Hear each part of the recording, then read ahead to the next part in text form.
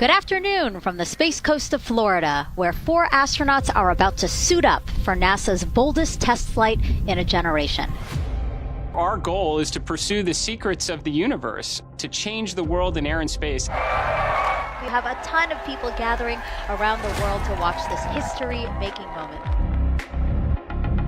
This crew cohesion, we're at the point now where we are ready to go fly. I've had shivers run up and down my spine a number of times. This mission is an opportunity for our generation. It's about human history. It's the story of humanity.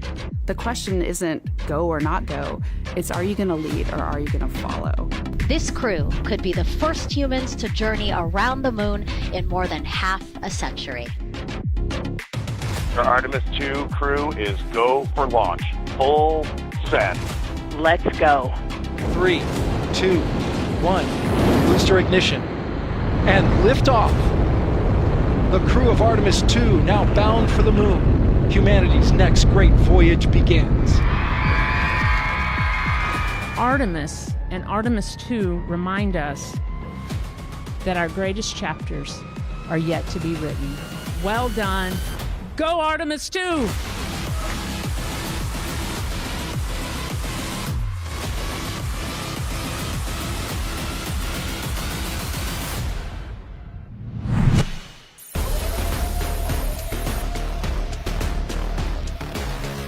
Point is the end game. The moon has now become the center, the focus of this mission. Artemis II is the first step in a sustained presence off of planet Earth in deep space. And if we are successful in doing that, I think Artemis II becomes just that first little teeny tiny curb that we stepped up on this really long journey.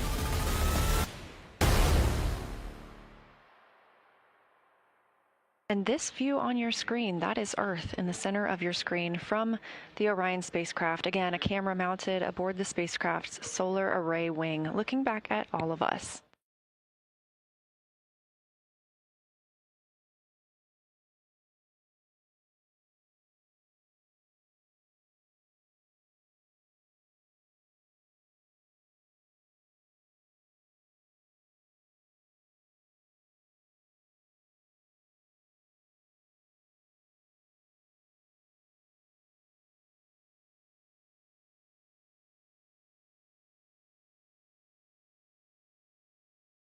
While the crew is in their post-sleep period and we have entered flight day 2, let's take a moment to get reacquainted with who's flying aboard Orion.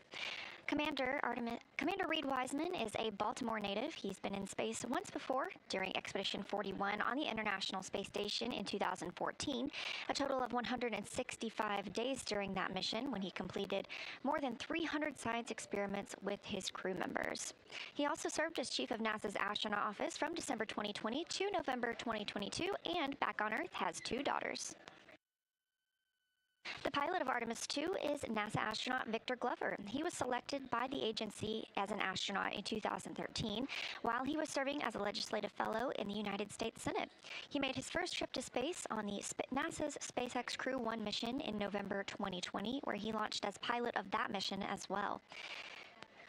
Victor is a U.S. Navy captain and naval aviator who served as a test pilot, racking up more than 3,500 flight hours in more than 40 different aircraft.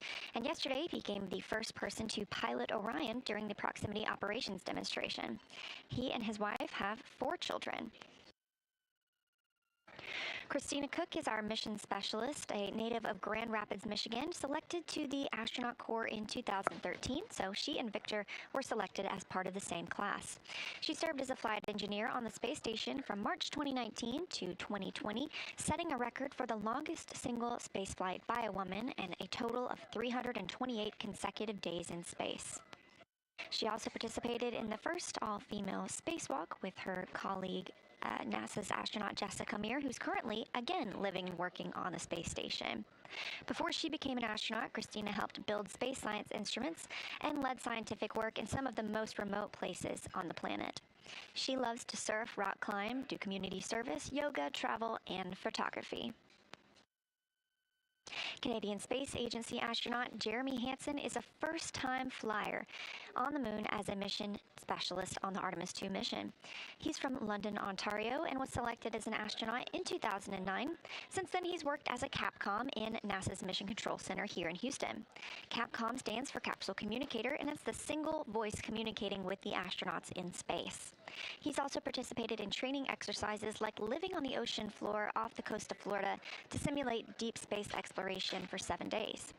In 2017, he became the first Canadian to lead a NASA astronaut class, and he also enjoys getting out on a sailboat, rock climbing, and mountain biking. Jeremy and his wife have 3 children. Those are your 4 Artemis II crew members, now over 30,000 miles from Earth, with an MET, or a mission elapsed time, of 20 hours and 51 minutes.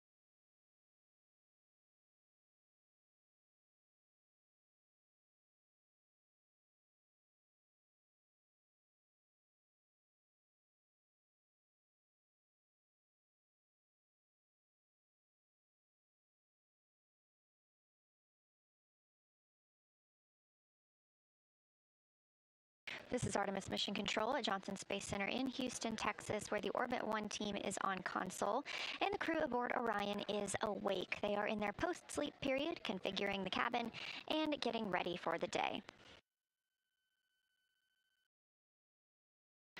They'll be speaking with the ground shortly for a vehicle status conference and daily planning conference. Talking with teams here on the ground about the status of their spacecraft as they prepare for a translunar injection burn this afternoon.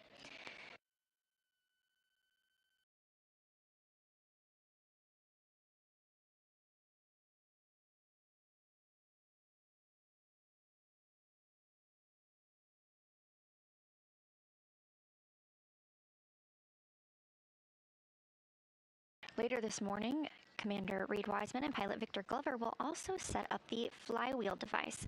That is an exercise device that provides aerobic and strength training. It's very compact. It's a power-free system that allows the crew to conduct daily aerobic and resistive workouts inside the spacecraft. They can do rowing, squats, and deadlifts and adjust the resistance levels as needed.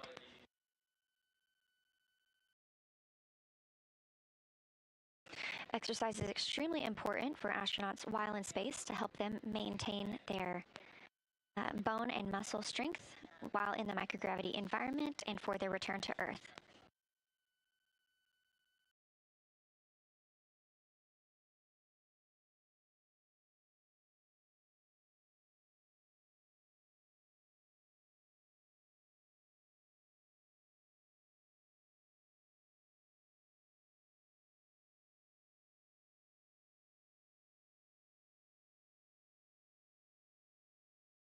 The crew will also have burn conferences and burn targeting today ahead of that translunar injection burn this afternoon. Again, translunar injection burn time scheduled to be 6:49 p.m. Central Time.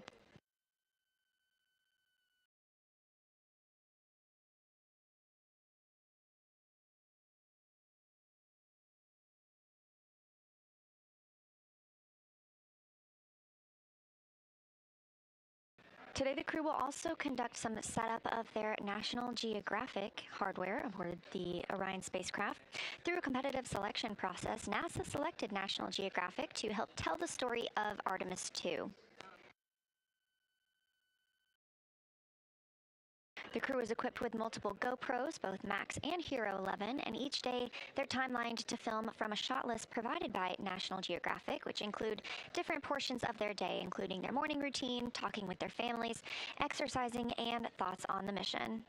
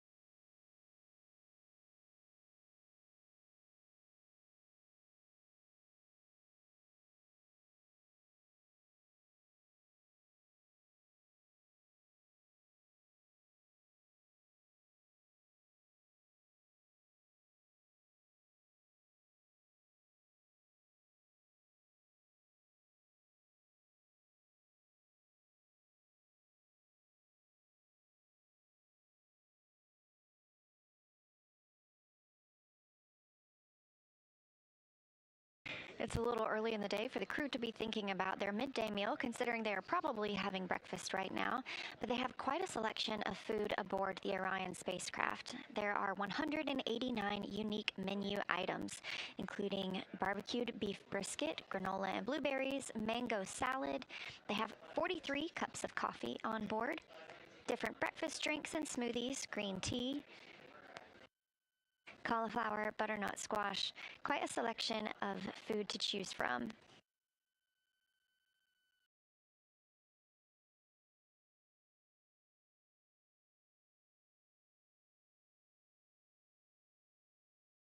After they have their midday meal, the crew has a little bit of downtime built into their schedule today.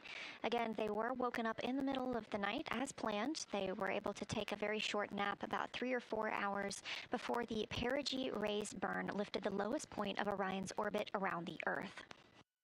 Once the perigee rays burn was complete, the crew was sent back to sleep and again woke up just about 45 minutes ago.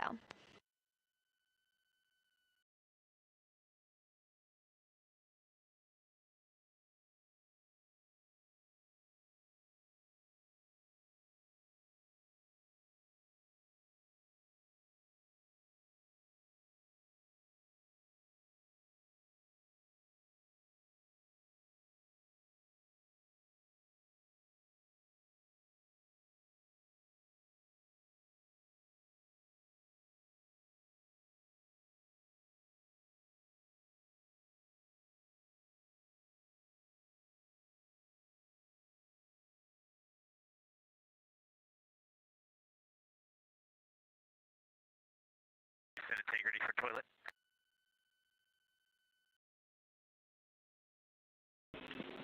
Good morning, Integrity. We're with you. Hey, we're complete. If you all want to start the flush early, that's up to you.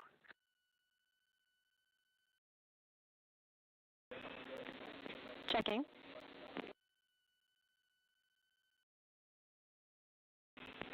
And we just want to confirm that you're talking about the wastewater dump.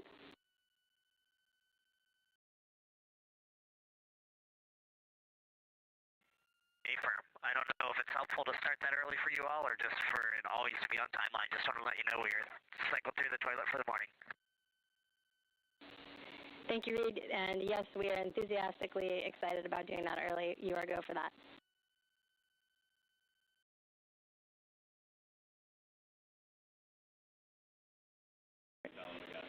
And Reid, we'll let you know when we're complete.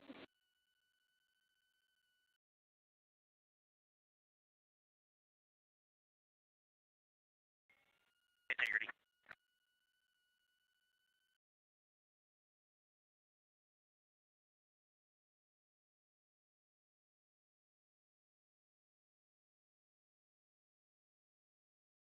The voice you hear speaking with the crew is coming from Artemis Mission Control here at Johnson Space Center in Houston, Texas. That is NASA astronaut Chris Birch. She was selected by NASA to join the 2021 astronaut class. You can see her there at the bottom of your screen. And she is serving as the CAPCOM today, the capsule communicator. That's the single person in the room that speaks directly with the crew, filtering information that they and the flight director gather from the mission control teams and relay to the crew any actions or information that they need to know. This helps keep communications streamlined and clear.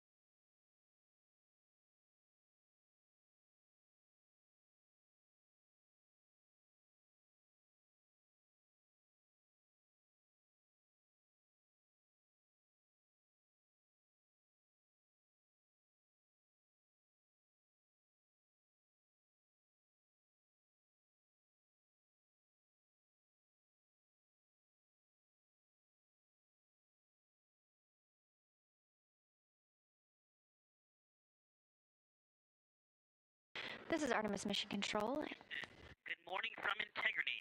We are ready to go for the morning conference. Good morning, Integrity. I have a couple of topics for you. First, regarding timeline, we have a PCD uplink in progress, and then you'll have updated flight plans that will end in Victor 2, version 2, as the most current.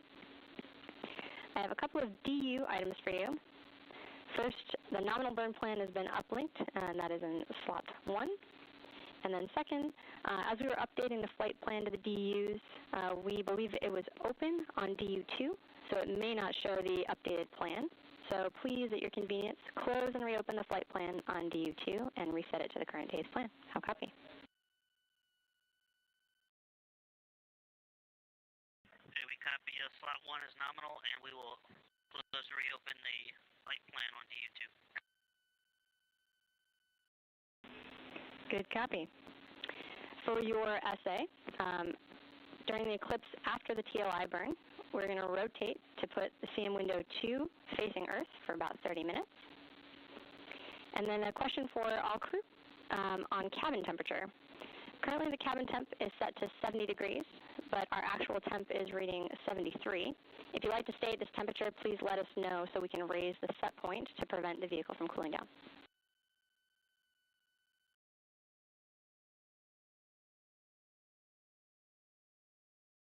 Yeah, Stretch, thanks for asking about the temperature. I think the consensus from the crew is no colder than this. We love it in here right now.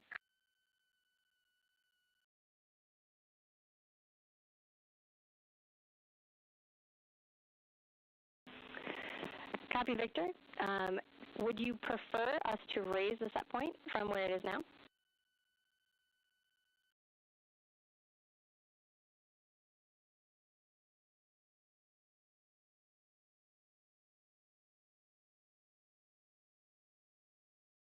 Yeah, we like this set point for daytime and then maybe up a degree at nighttime.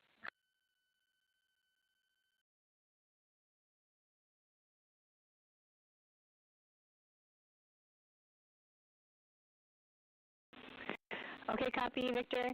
All right, our plan will be to raise the set point so that the cabin temperature stays at 73, and then we can plan to raise that a degree or two for sleep.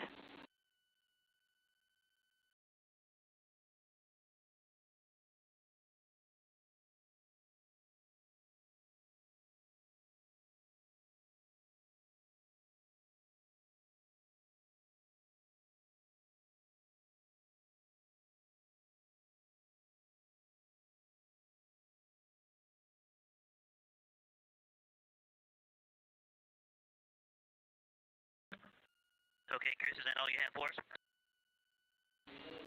One last item, and this is for Reid.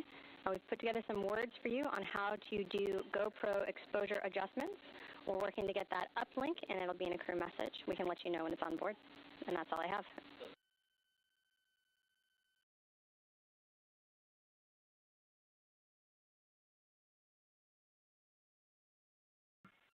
All right, Stretch, thank you for the, Chris, thank you for all the info this morning.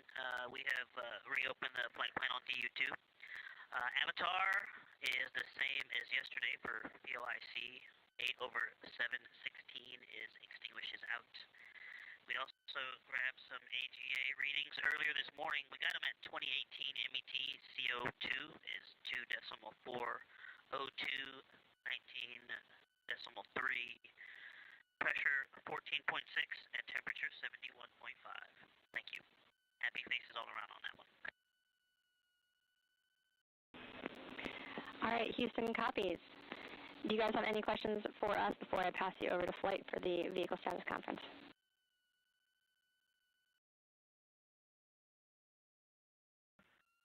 No other questions for you, and questions from the mission summary active watches were done for the timeline, and the D5 times were already set. Okay, we copy those reports. Thank you very much. All right, I'll pass you over to flight.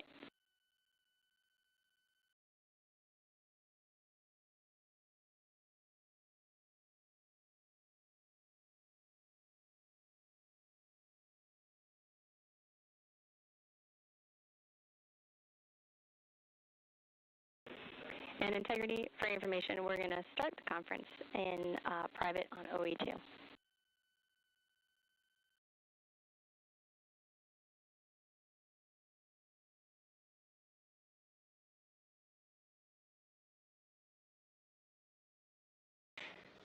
That was the Artemis II crew aboard Orion, also called Integrity, checking in with the ground here for their daily planning conference, getting some report outs from Capcom and NASA astronaut Chris Birch. Birch reading up to the crew that after the translunar injection burn and eclipse, the crew will be able to see the Earth out the window for about 30 minutes. And reporting the temperature inside Orion, currently about 70 degrees, which the crew enjoys and requested it a little warmer for sleep, so teams here on the ground are going to make sure that they keep the temperatures around those levels.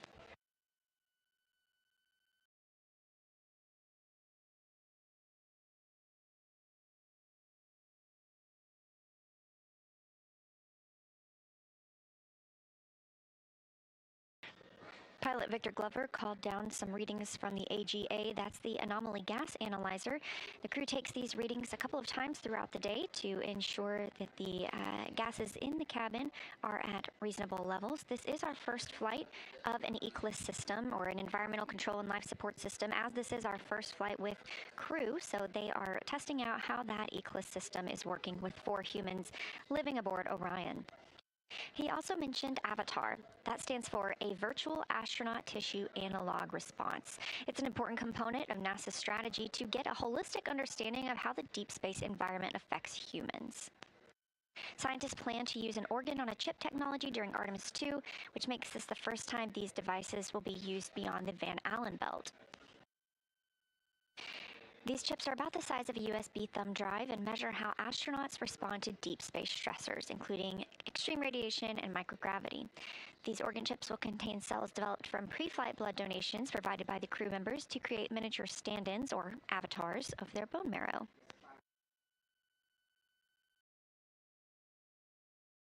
A key goal for this research is to validate whether organ chips can serve as accurate tools for measuring and predicting human responses to stressors. So to evaluate this, the scientists will compare AVATAR data with space station findings, as well as samples taken from this crew before and after flight.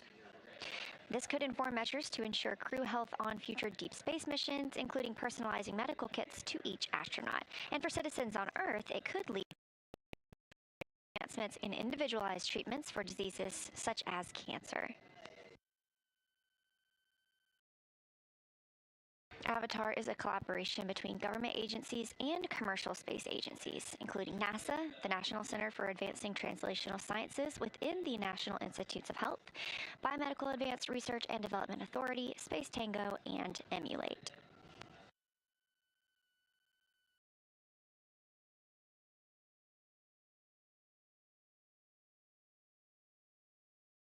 The crew now has the opportunity to talk with the flight director on a privatized loop, allowing them to ask questions or report anything about their Orion spacecraft after now it has been 21 hours and 18 minutes since their launch.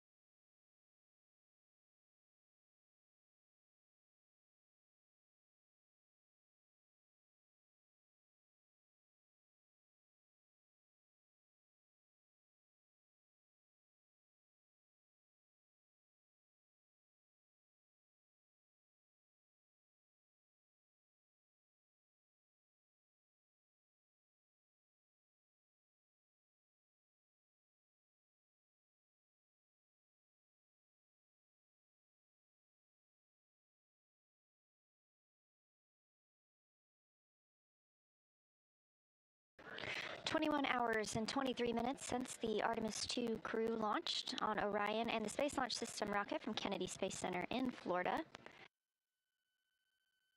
This is Artemis Mission Control Houston. You're looking at a visualization of Orion, now over 27,000 miles away from Earth. Today is a major burn for the crew. It is the translunar injection burn. We are expecting that in 3 hours and 50 minutes, or at 6:49 p.m. Central Time. A 5-minute and 49-second burn on the OMS engine.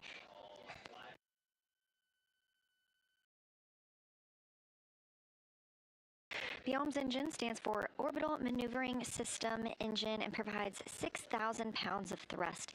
This is a refurbished engine. It has been to space 19 times on 3 different space shuttles before this mission.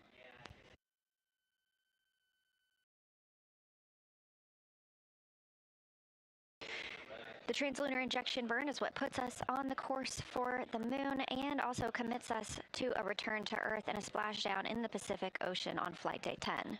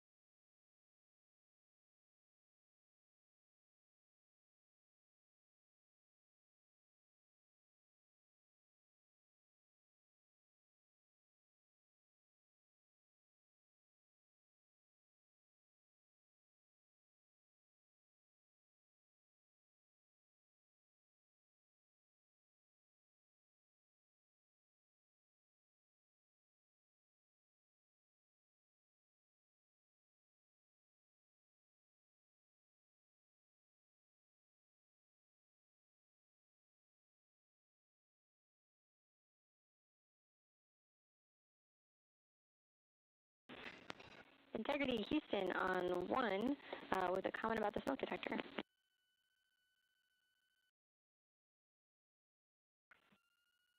Go on 1, Chris. We've seen several spikes in the smoke detector signal since crew wake, and we're guessing that this is probably associated with movement in that area, but we did want to give you a heads up that it seems to be sensitive. How copy?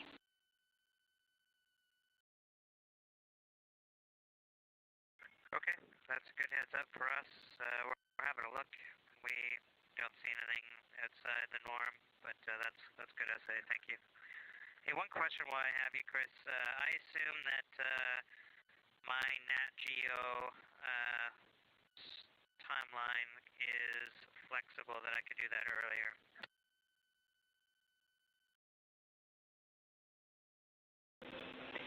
That is a good understanding, Jeremy. You can do that earlier. Okay, thank you.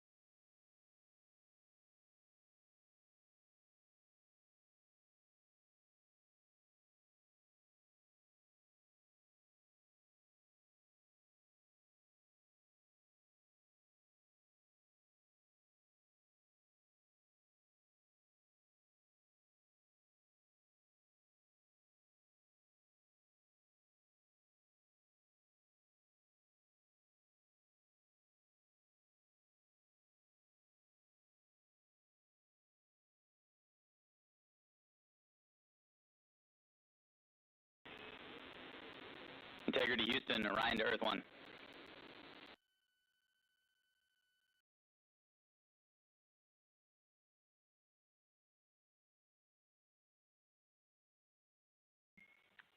Go for integrity.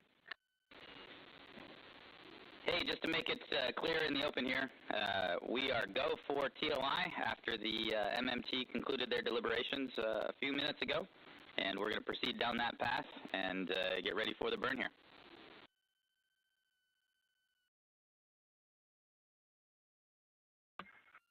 All right, Jeff, we love those words, and we're loving the view. We're falling back to Earth real fast, and we're looking forward to accelerating and heading back to the moon.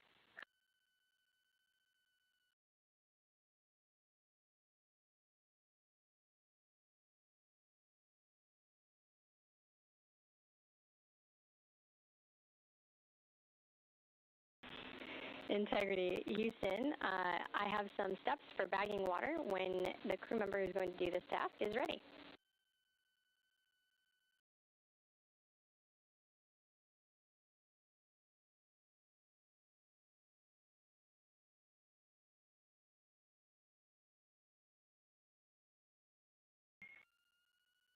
We'll call you back in a few minutes, Chris, for those words. Copy. Communications with... This is Artemis Mission Control. We just heard NASA Flight Director Jeff Radigan call to the crew aboard the Orion spacecraft for the Artemis II mission that the mission management team here at Johnson Space Center has pulled go for the translunar injection burn. We're targeting that burn at 6:49 p.m. Central Time, a 5-minute and 49-second burn on the orbital maneuvering system engine aboard Orion that will send them beyond the moon and commit them to their return to Earth.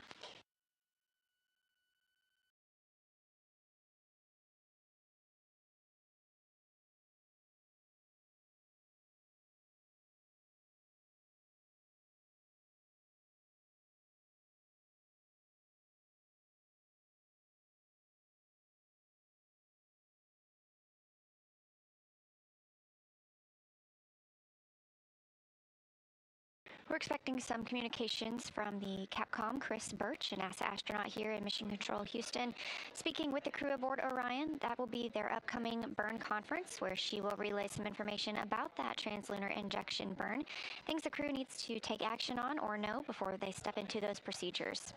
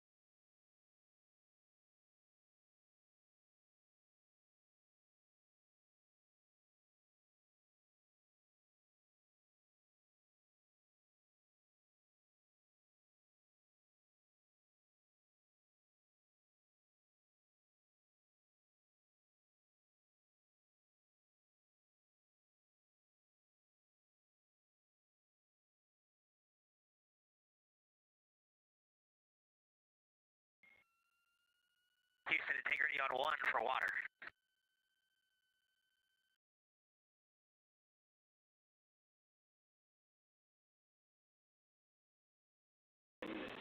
All right, integrity.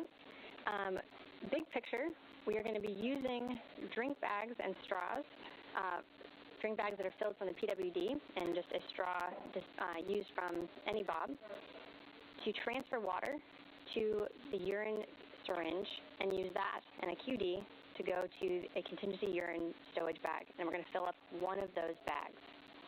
We believe that this is going to take 2 crew to perform because the interface between the straw and the syringe itself is quite, it does not have a perfect seal. And so it's going to take 2 hands to manipulate the syringe and another set of crew hands to apply back pressure on the PWD. I'm going to give you a procedure reference that has some excellent photos for what we're going to try and achieve in a reverse order from what is listed in the procedure, and then I have the stowage locations for these items when you're ready. How copy?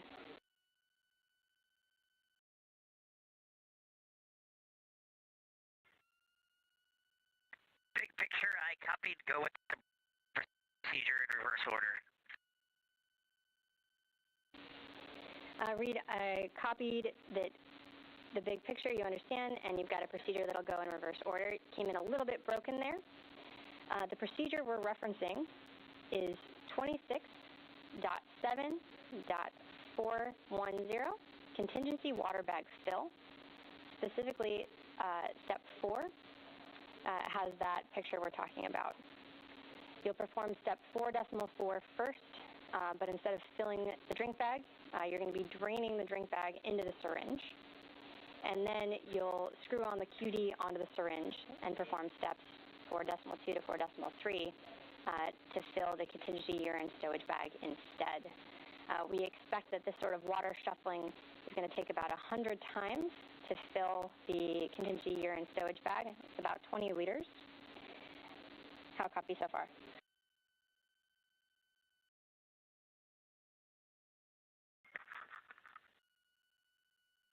think I copy enough so that we can get started, and if we have questions, we would call you. Continue, please.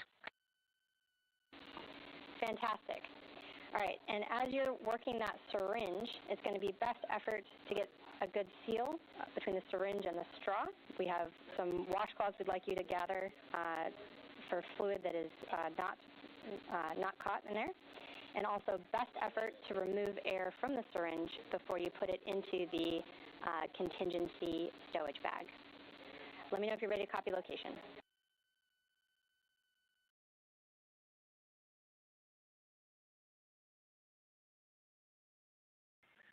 Ready to copy the locations. All right, you're going to gather the contingency urine syringe in locker D, JSB labeled urine bag 1. You're going to gather the contingency urine stowage bag from the same locker, Delta, JSB labeled urine bag 1, same bag. You'll use 2 unused drink bags, 1 straw, any bob, and you'll gather 2 washcloths from that same locker, Delta, bag 3, and they should be inside a fecal canister with serial number 1039.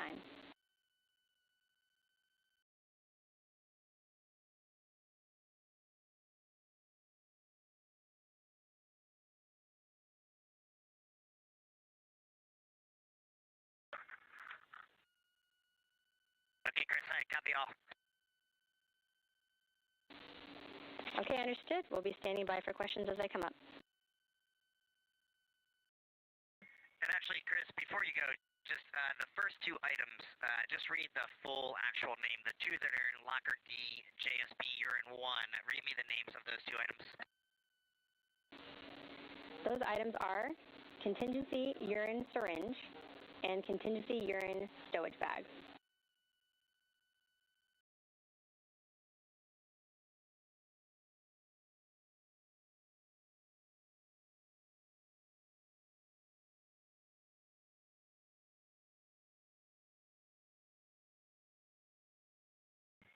Contingency urine syringe and contingency urine stowage bag, correct?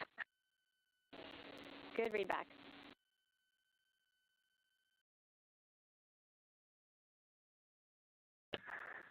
Okay, we'll do our best and we'll call you if we got questions. We know the big picture, we know what we got to do, and it's the little details that we might give you a call on later. Sounds good, thanks. Hey, with TLI around the corner, do you have a deadline when you want this complete by? And Reid, that'll be best effort to get as much water in that bag up until TLI.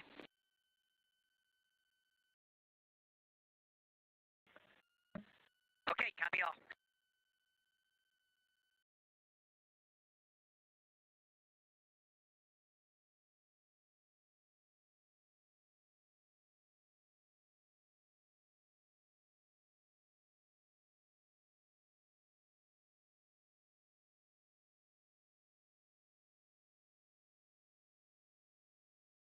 This is Artemis Mission Control, 21 hours and 43 minutes since liftoff yesterday of the Artemis II mission. Capcom Chris Birch here in Houston calling up to the crew some instructions about filling water in contingency urinal bags. There was a water valve issue that has since been resolved but noticed yesterday after launch. So the flight control team has determined that the crew should bag some water before translunar injection as a precautionary step due to that issue that they have seen. Obviously, they have demonstrated the ability to get the water from all 4 tanks and operated that system with confidence over the last 21, almost 22 hours. So this is completely precautionary, but the crew will use a syringe and a straw to store water in these contingency bags, and they have been instructed just to gather as much as possible before TLI. Again, the water continues to operate as expected, but this is a precautionary step due to the valve issue noticed yesterday.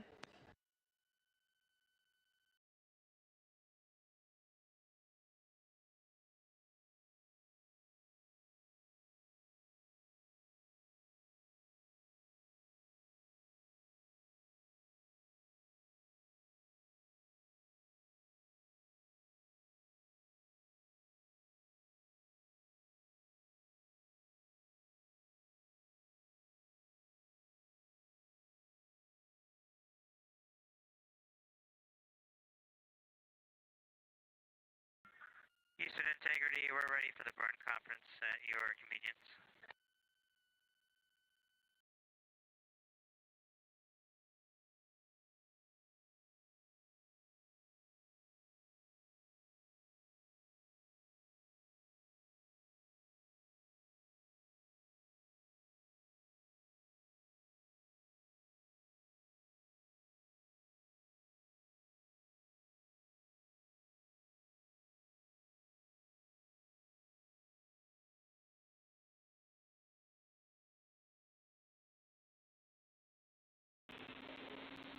Integrity, we're ready for the burn conference. Our preliminary burn plan is on board.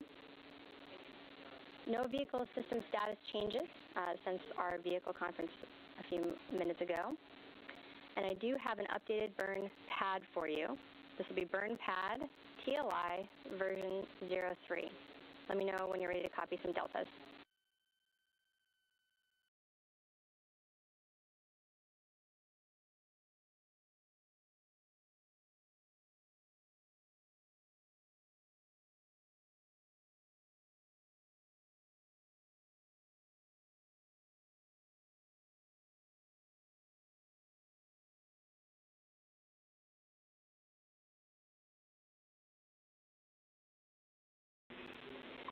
Integrity 1 go back, you will see on board burn pad TLI version 01. UTC of ground generation will be 92 days, 17 hours, 40 minutes, 0 seconds.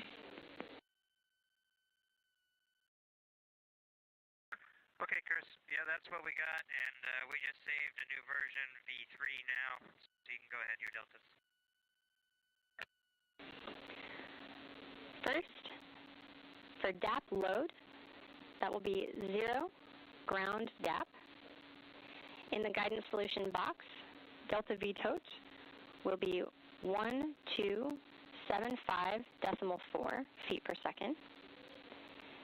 For XYZ delta V, Y is going to be 338.1, and Z negative 273.6. How copy?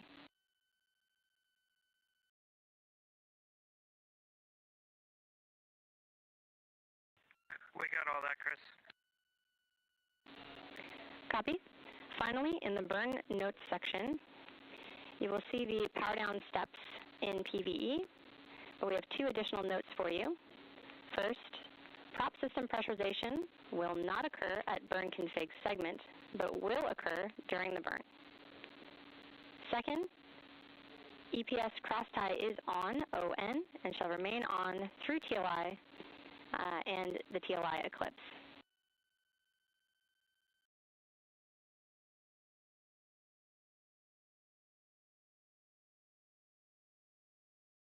Okay, we copy the prop system config at TIG, and then the cross tie will be on through the eclipse. Good words. What questions do you have for us?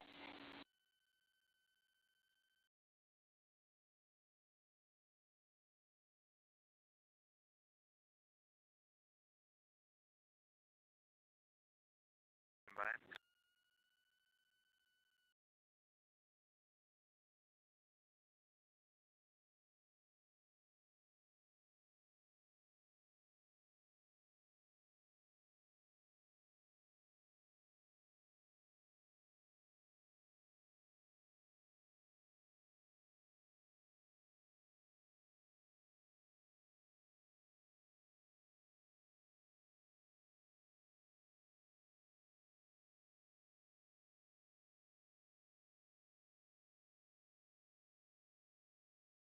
Okay, Chris, I think we only have one question for you. It just has to do with optocoupler response and who's going to be prime for that if we have good comm. Are you planning to take care of that from the ground if we get one of those? Or do you want us to just execute our trained response if we see that and just run it out of caution and warning? And Jeremy, if we have that optocoupler glitch, we will take the response from the ground.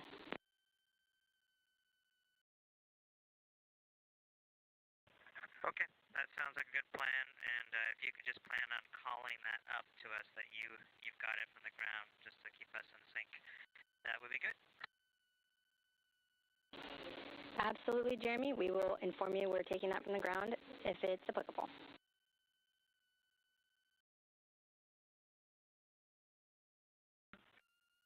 All right, great. We will start executing this timeline.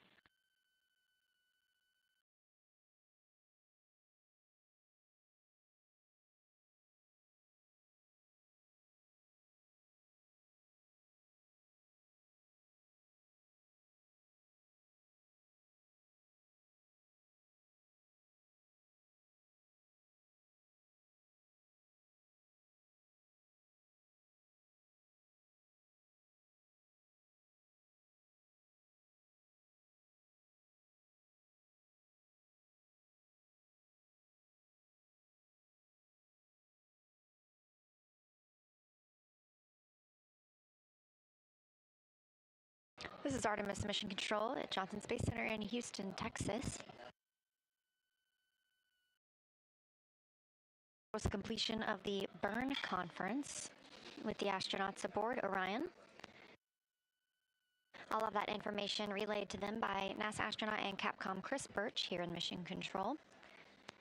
Reporting that the translunar injection burn, again, we're targeting 6:49 p.m. Central Time for that. The delta V for that burn will be 1,275 feet per second.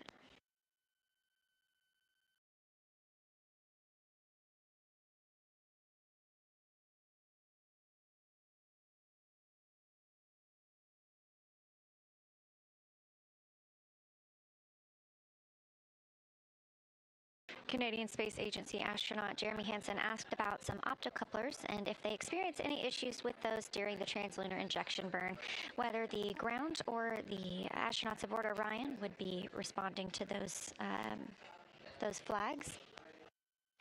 Optocouplers are scattered through both the command module where the astronauts are and the service module, avionics systems. Optocouplers use light to pass signals between circuits, but keep them electrically isolated. This allows different systems on the spacecraft to talk to each other without spiking them electrically. So this keeps that electrical noise low, and they're reliable in radiation-heavy environments. The ground or Reid, if they have good communication with the vehicle, they will take the lead on any optocoupler flags.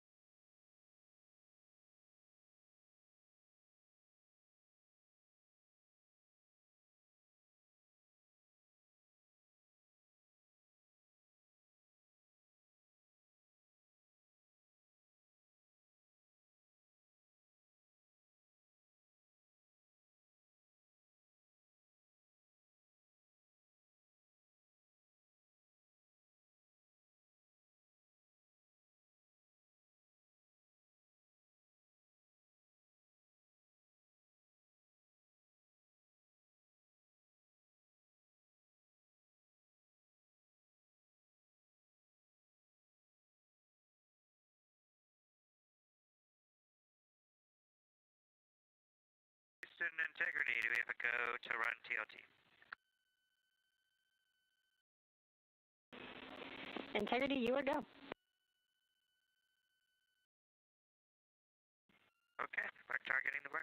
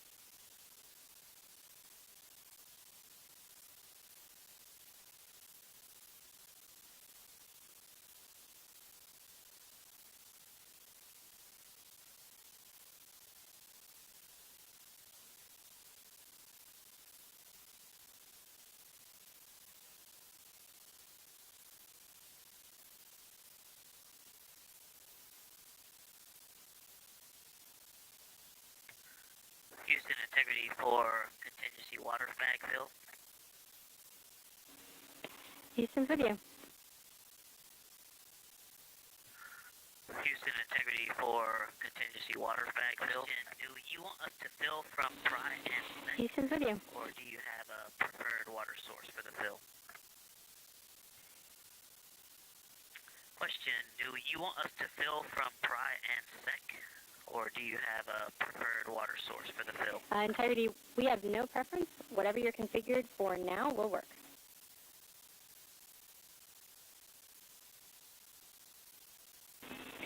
Integrity, we have no preference. Whatever you're configured for now will work.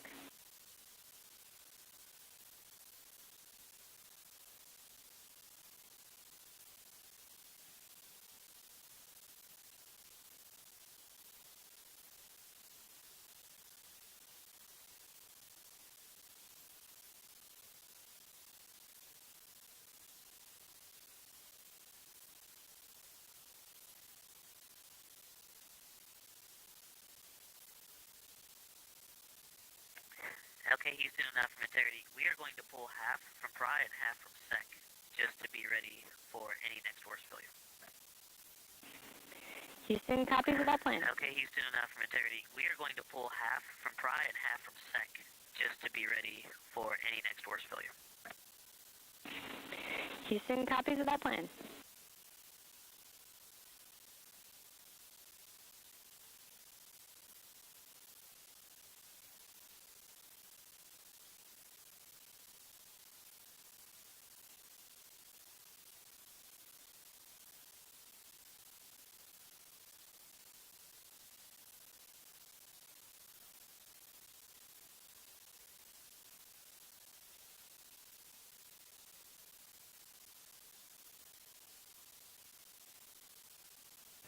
Now 22 hours since liftoff of Artemis II and our 4 astronauts aboard Orion. They are 24,000 miles away from Earth and actually getting closer to Earth as they are in this high Earth orbit.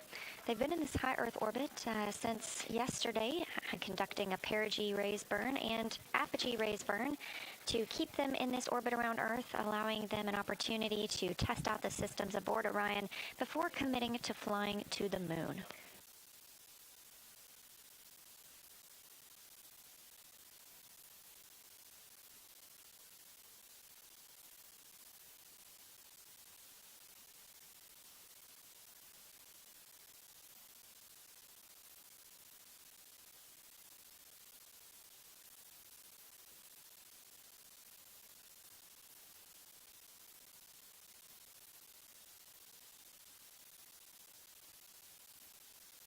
Currently aboard the Orion spacecraft, Commander Reid Wiseman and pilot Victor Glover are going to be setting up the flywheel hardware.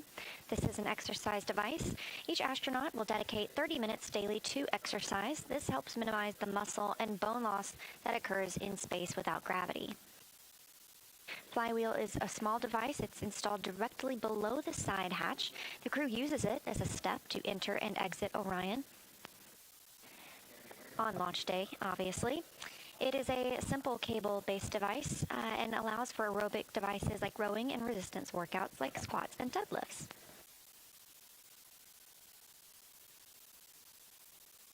It's best compared to working like a yo-yo. It is a resistance, so the astronauts receive as much load as they put into it, and they can max out at 400 pounds. This is a comparison to the International Space Station. This very small device is pretty opposite from what the astronauts have available there. Several exercise machines that collectively weigh more than 4,000 pounds and occupy about 850 cubic feet. Integrity Houston, preliminary targeting is complete, and we have good targets on board. We will continue to plan for no intermediate targeting. Good copy. Okay. Integrity copies, good targeting, and we'll plan to skip intermediate targeting. Good copy.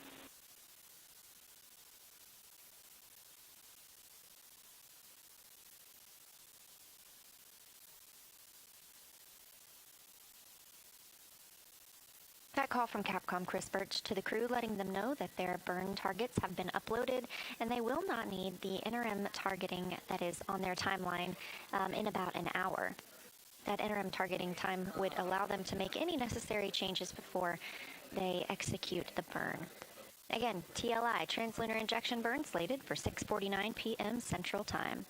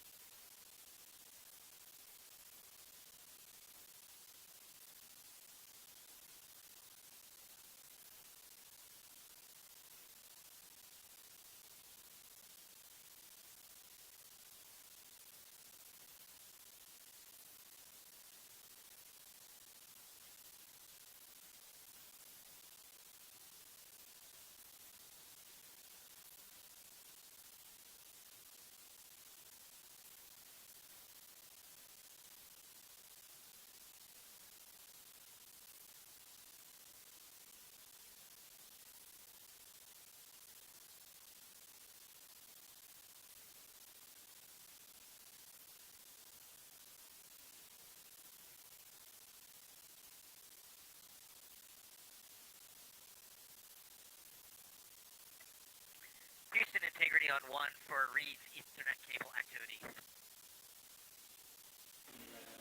Go ahead, Reid. Houston, integrity on 1 for Reid's Ethernet cable activity right now is being used by the docking camera. Do I have a go ahead, Reid. Connect that Ethernet cable there and connect the new Ethernet cable over to the top 1 Ethernet port right now is being used by the docking camera. I'm checking. Do I have a go to just disconnect that Ethernet cable there and connect the new Ethernet cable over to the 4K encoder? And Reid, that is a good plan. You can disconnect that existing Ethernet cable and continue with the 4K encoder install. And Reid, that is a good plan. You can disconnect that existing Ethernet cable and continue with the 4K encoder install.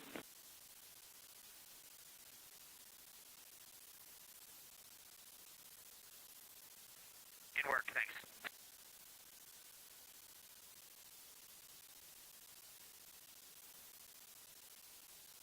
The view on your left, clearly visualization from the Artemis Real-Time Orbit website. You can check this out yourself by going to nasa.gov, searching AROW, A-R-O-W, for Artemis II. It allows you to see where the spacecraft is at in relation to the Earth and the Moon.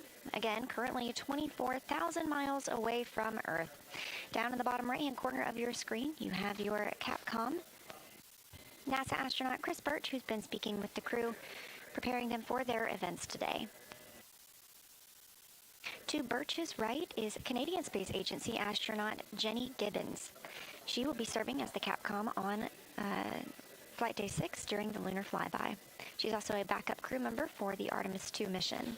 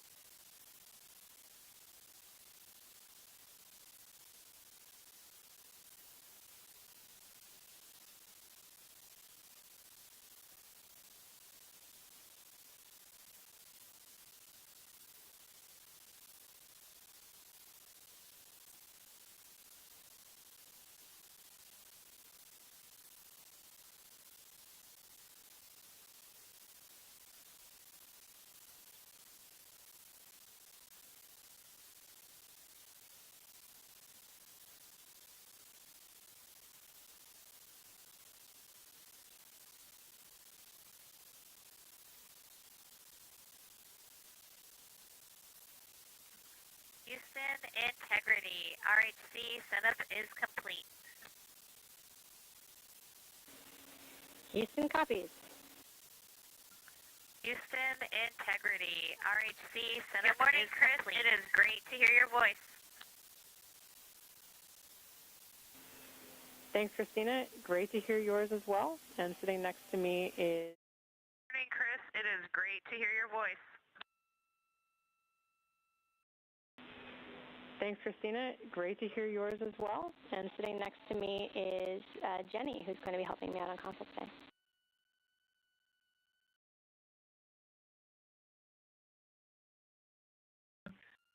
Jenny Gibbons, hello from your crew.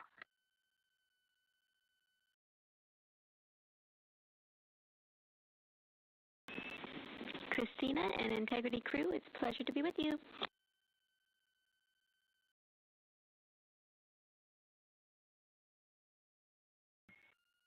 Great to hear your voice, Jenny. How was the launch? My launch experience was pretty darn good. I don't think it was as good as yours, so it's great to see you guys off the planet.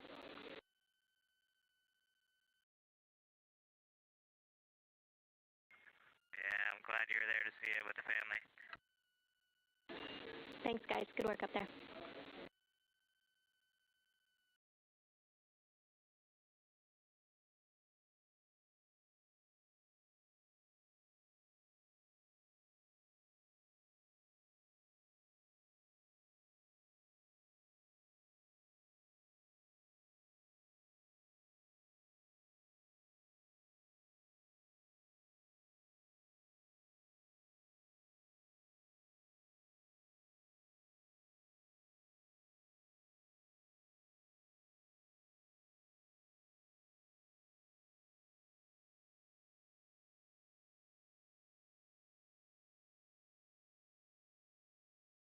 This is Artemis Mission Control, 22 hours and 10 minutes into the flight of Artemis II.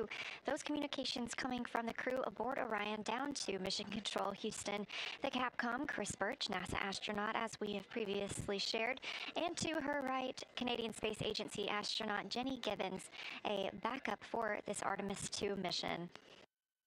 Really kind words from both the crew and the Capcom.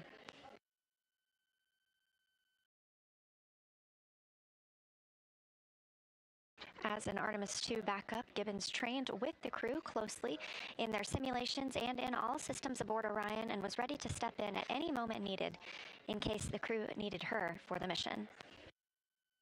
She's now serving them from the Earth side by sitting with the Capcom throughout the flight, and we'll be hearing from her on Lunar Flyby Day as well.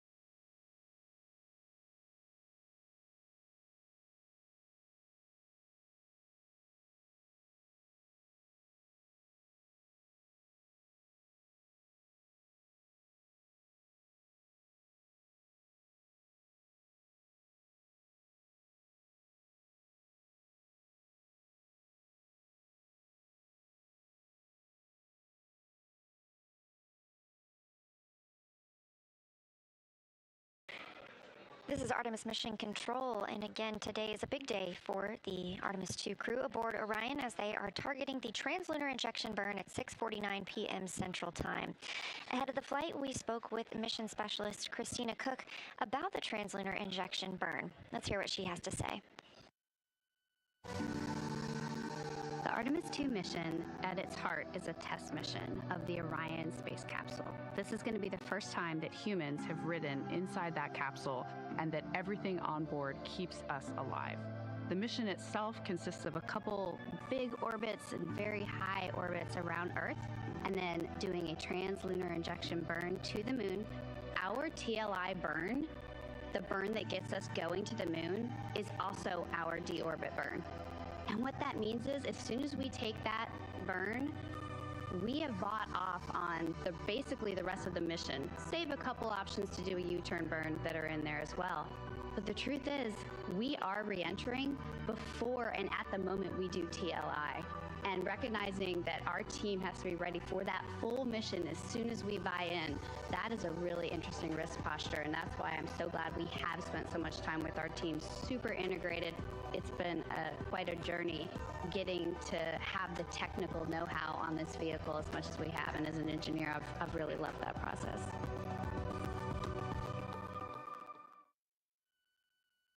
A great breakdown from NASA astronaut and mission specialist on Artemis II, Christina Koch, explaining the translunar injection burn is not only the burn that commits them to going to the moon, but also the burn that commits them to their splashdown in the Pacific Ocean. She mentioned there are a couple of options for a U-turn. If that was necessary, teams on the ground do have a couple of options previously discussed in briefings ahead of the mission where they could bring the crew home potentially a little bit early, but this really is the decision point. And earlier today, the mission management team gave the go for the Artemis II crew to perform that translunar injection burn and continue with the mission. Prior to translunar injection burn, and at this point, Orion has been in a high Earth orbit, and we are on the Deep Space Network. This is a little bit of a monumental moment of itself because it's the first time in over 50 years that we have had humans back on the Deep Space Network. Because the International Space Station is in a low Earth orbit, we use the tracking data relay satellite systems to communicate with those crew members. But because the Artemis II crew is traveling so far from our home planet, we are taking advantage of the Deep Space Network available.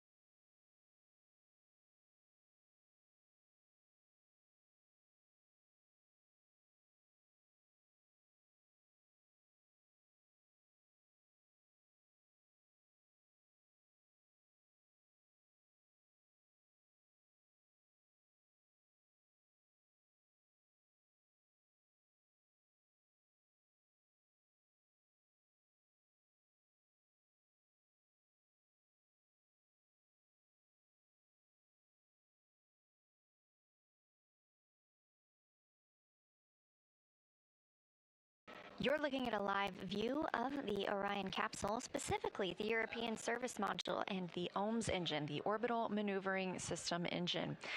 Orion is currently over 20,000 miles away from our home planet of Earth. And the engine that you see here, that large one in the center, is what will be used to execute the translunar injection burn this afternoon, 6:49 p.m. Central Time, for the start of that burn. Some fun facts about the Orbital Maneuvering System engine. This is a NASA-provided and refurbished engine, and before this mission, it had already been to space 19 times on 3 different space shuttles. It has 6,000 pounds of thrust, and if you strapped it to a car here on Earth, it would accelerate from 0 to 60 miles per hour in 2.7 seconds. That kind of power is what we need to take the crew out of a high Earth orbit, send them beyond the moon, and bring them back home.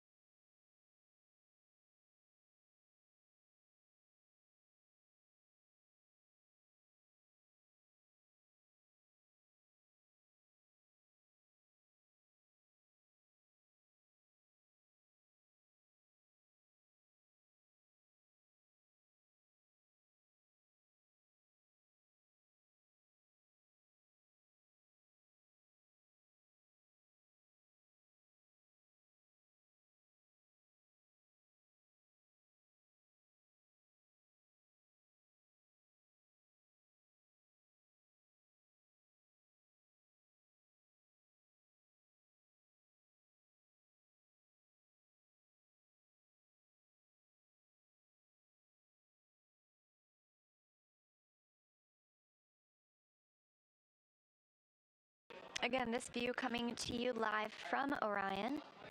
Now 22 hours and 19 minutes into the Artemis II mission, approximately 10-day mission. The view you see is coming from a camera on the tip of one of the 4 solar arrays on Orion.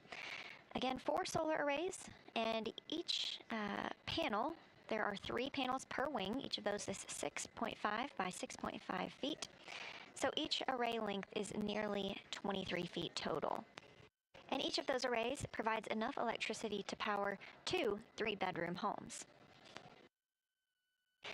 These cameras on the ends of the solar array wings can be used for spacecraft inspection and, obviously, capturing amazing views.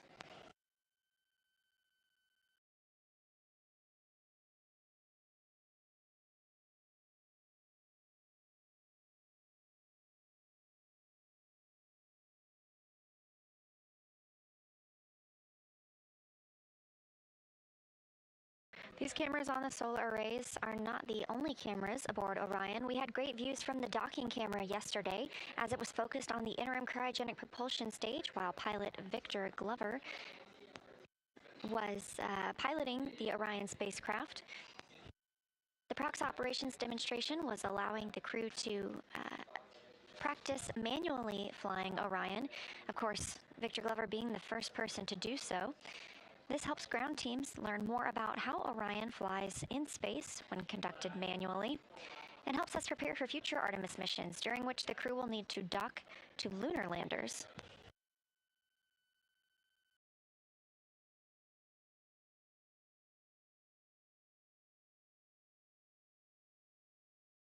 We also have plenty of cameras inside the spacecraft, whether they are iPhones or Nikon cameras. We expect to get some great imagery from the crew, not only of the Earth and the Moon, but also of their life inside Orion.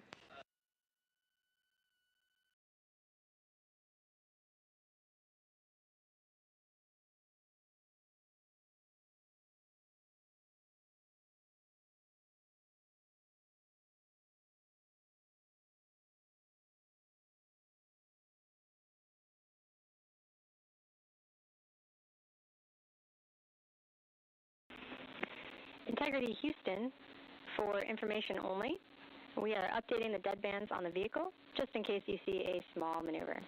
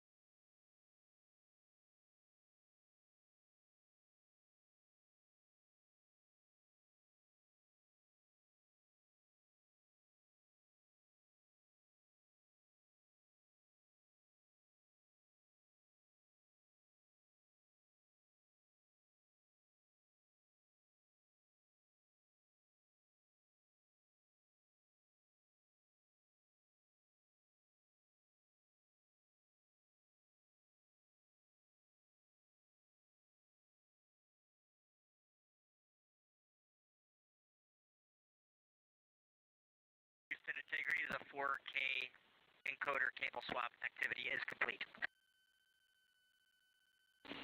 Houston copies.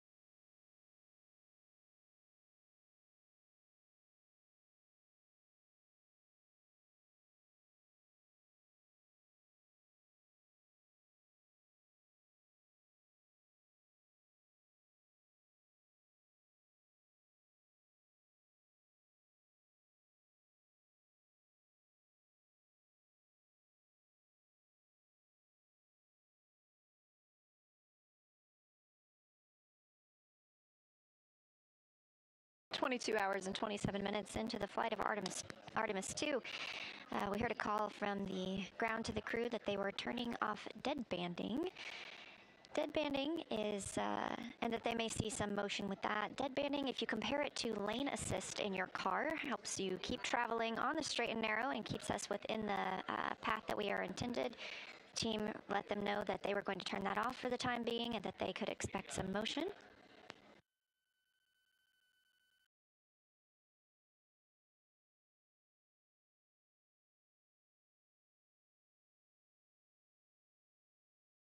Per the timeline, Commander Reid Wiseman and pilot Victor Glover are continuing to step through that flywheel hardware setup.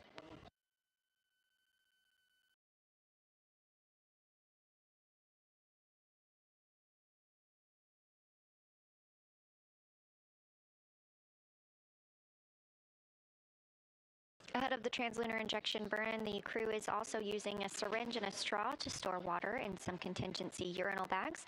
There was a water valve issue noticed yesterday. It was resolved, and the crew has been able to get water from all 4 tanks and operated that system as expected over the last now 22 hours and 28 minutes. However, this is a precautionary measure ahead of the translunar injection burn to take some of that water and store it in these bags.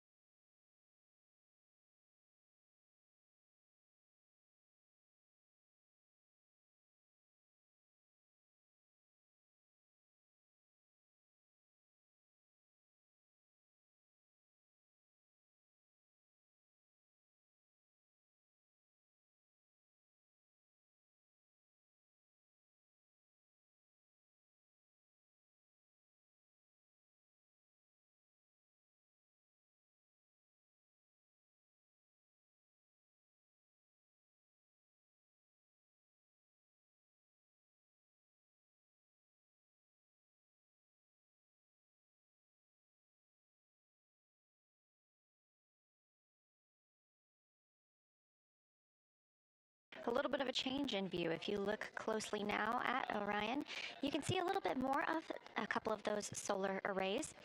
Because the crew members are setting up the exercise device and preparing to get in their required exercise for the day, teams make sure to park the solar arrays. This helps prevent any loads being imparted on them that could potentially damage them while the crew is exercising in Orion.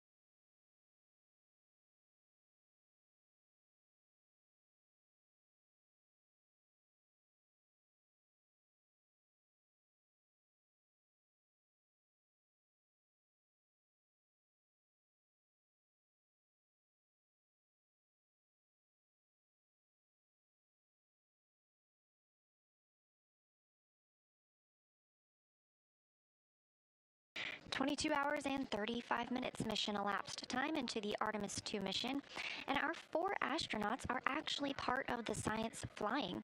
Saliva can tell us a lot about astronaut health, so before, during, and after their journey around the moon, Artemis II astronauts will be collecting saliva samples. These samples will help scientists probe how their immune system reacts to deep space, so NASA can ensure that humans, instead of viruses, thrive in space as we venture to the moon, Mars, and beyond. Let's take a look. Artemis II astronauts' saliva tell us. Saliva can tell us a lot about astronaut health. Just one tiny sample provides a window into what's happening into a crew member's body. When Artemis II flies around the moon, the crew will provide saliva samples called immune biomarkers, which probes how the immune system reacts to deep space travel. This research builds on studies we've done before. Astronauts aboard the International Space Station collect liquid saliva samples with tiny oral swabs that roll around in their mouths. They also provide dry samples by blotting their saliva onto special paper that's carefully preserved at room temperature and brought back to Earth for analysis. Artemis missions won't have much onboard room for a refrigerator to store liquid samples. As a result, crew members will take dry samples periodically during their mission so that researchers can see how their immune system changes over time. NASA has been using saliva samples to help understand astronauts' health for decades. During the shuttle program, they discovered that dormant viruses in our bodies, including the one that causes shingles, can reawaken in space. Researchers are unsure why this happens, but think it has something to do with how the body responds to the extreme environment of space, including changes to circadian rhythms, stress, diet, radiation exposure, and weightlessness. By knowing more about how deep space travel affects the immune system, Artemis missions will help NASA ensure that humans, rather than viruses, thrive in space as we venture onward to the Red Planet and beyond.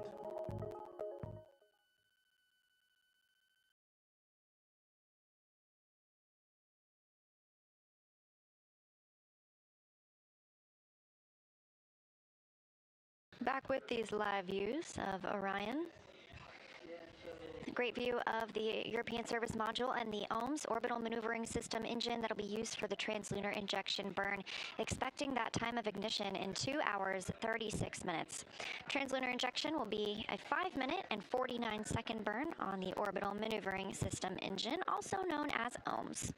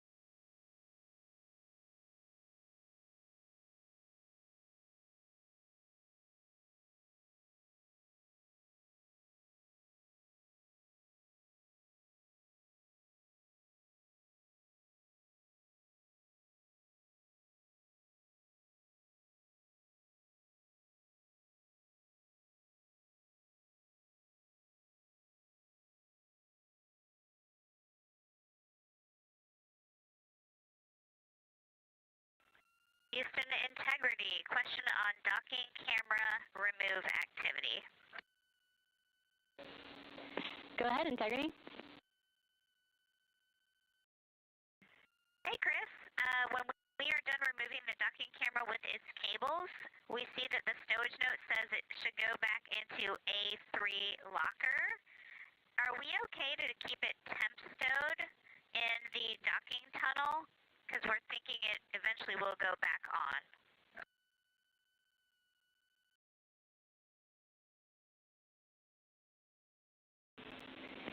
Christina, that sounds like a great suggestion to us. Thanks. Thank you.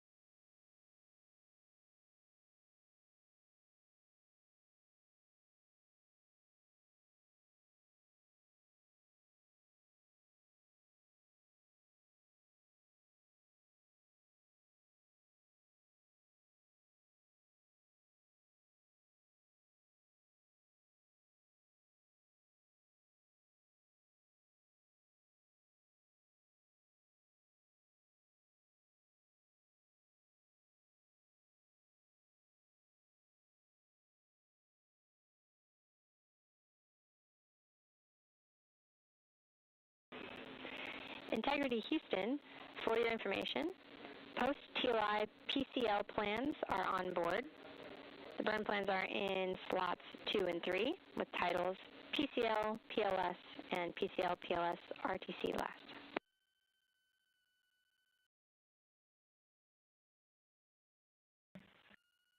We see the same. Thank you.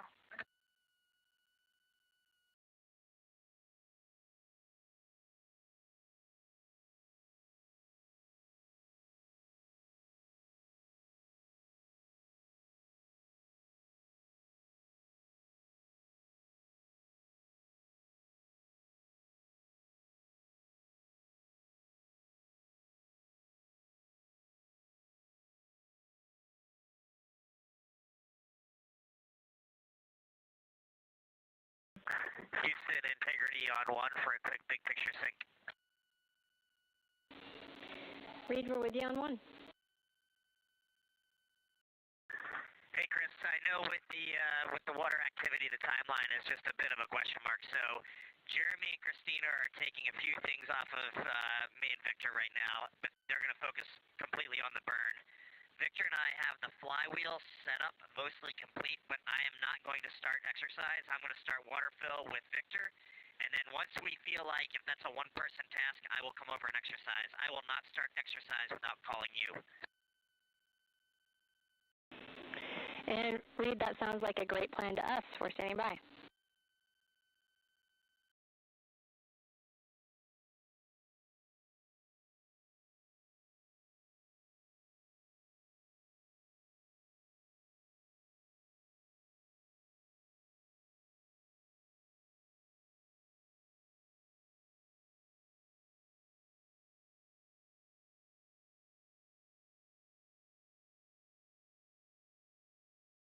mission integrity for AGA readings. Christina, we're ready for those readings. CO2, 1.6. O2, 19.0. Pressure, 14.5. Temperature, 71.2. Copy all. Good readings.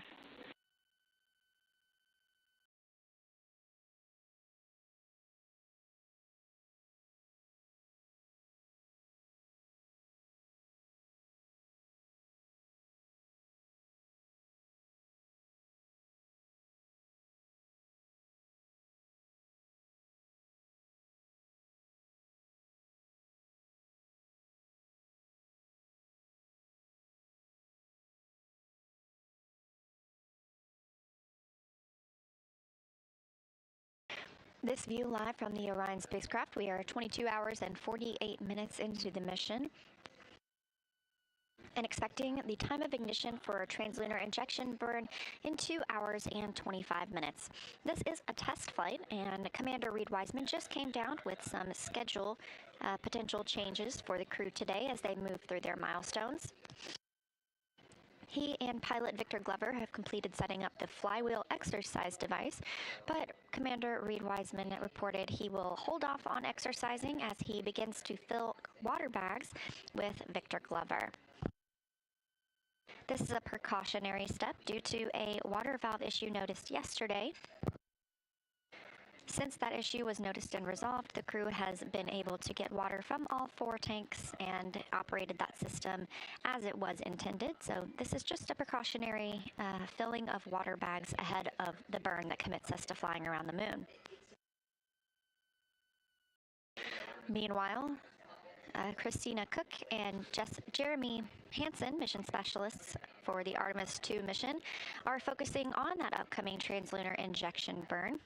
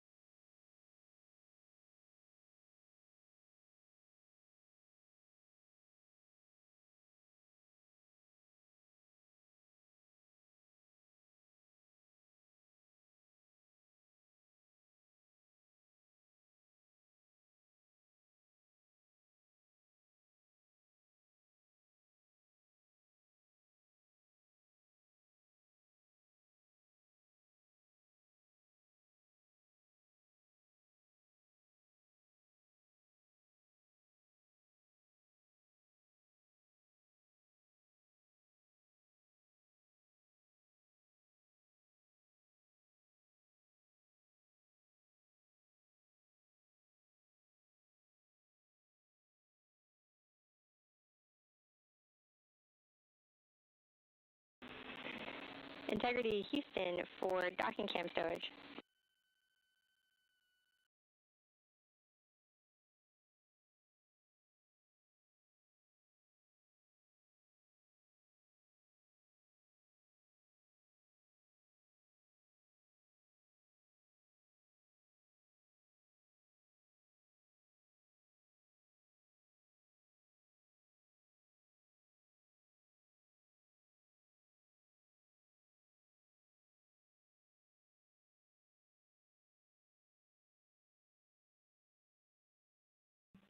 Go ahead. Christina, one follow-up with the docking cam. We'd like to do our best to protect it, and so our recommendation is if you'd like to leave it temp stowed, please use the case it flew in, or you're welcome to stow it in the locker Alpha 3 per the stowage note. Just best effort to protect our little docking camera friend.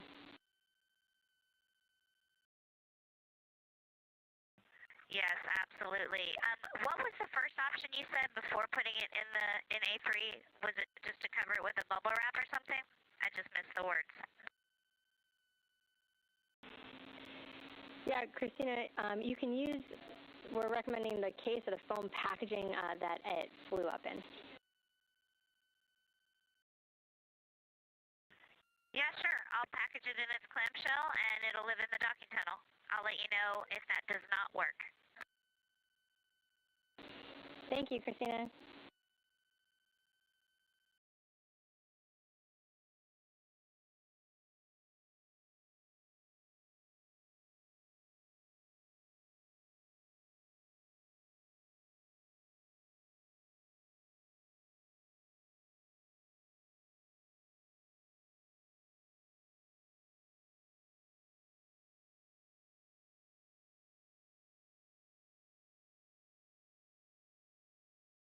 Just heard some words from NASA astronaut and Capcom capsule communicator Chris Birch to astronaut Christina Koch aboard Orion, discussing where she will stow the docking camera.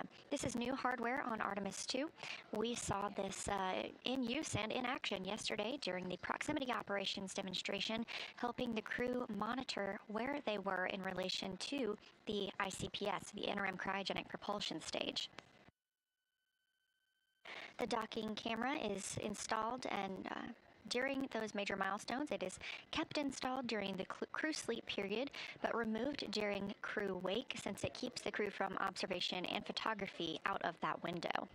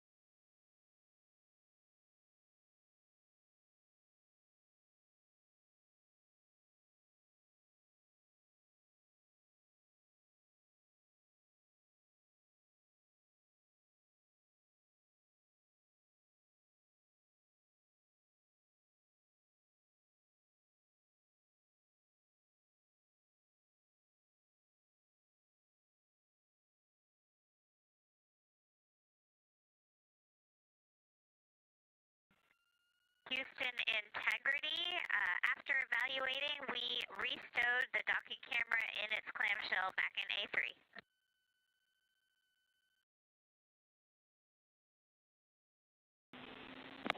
Copy, Christina. Docking cam is in A3. And for you and the rest of Integrity crew, please stand down from toilet usage while we perform a wastewater dump.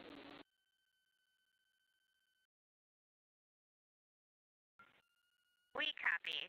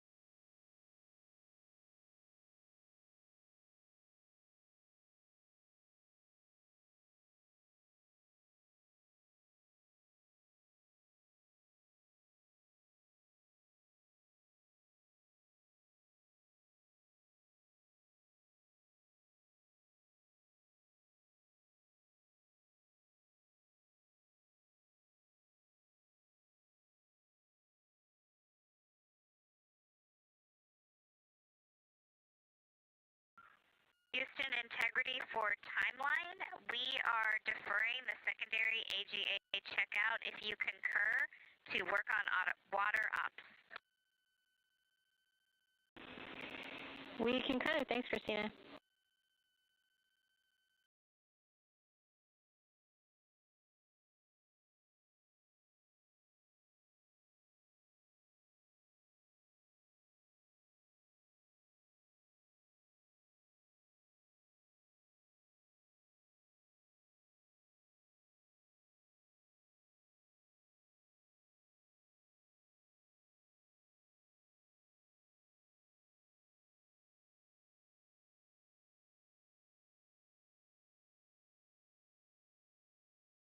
Over 23 hours now since the launch of Artemis II, the first flight of Orion on the SLS with humans aboard. View on the left side of your screen, coming to you live from the Orion spacecraft, now about 18,500 miles away from Earth. It's quite a distance compared to when the Orbit 1 shift came on console today, about 3 hours ago. We were approximately 25,000 miles away from Earth. We will continue to get closer until we reach the point of our translunar injection burn at 6:49 p.m. Central Time. At that time, we'll be about 115 statute miles over Earth. And then the OMS engine that you see on the left side of your screen, that's the orbital maneuvering service engine. It will conduct a 5-minute and 49-second burn that commits the crew to their flight around the moon. This also commits the crew to their splashdown in the Pacific Ocean. And the mission management team here at Johnson Space Center gave the go for that burn this morning.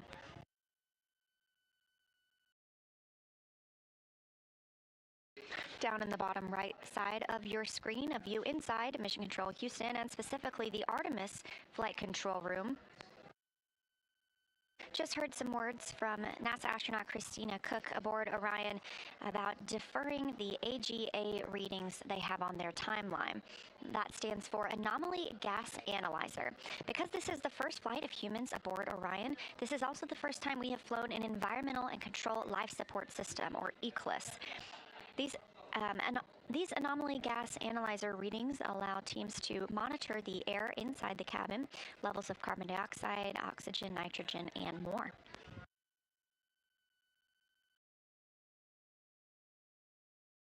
The team is focused, the team of astronauts, I should say, on setting up for the burn, as well as gathering some water from their systems on Orion. They are putting water into bags as a precautionary step ahead of translunar injection burn. There was a valve issue with their water yesterday. It was resolved, and they've been able to use it as planned, so this is completely precautionary ahead of this burn that sends us around the moon.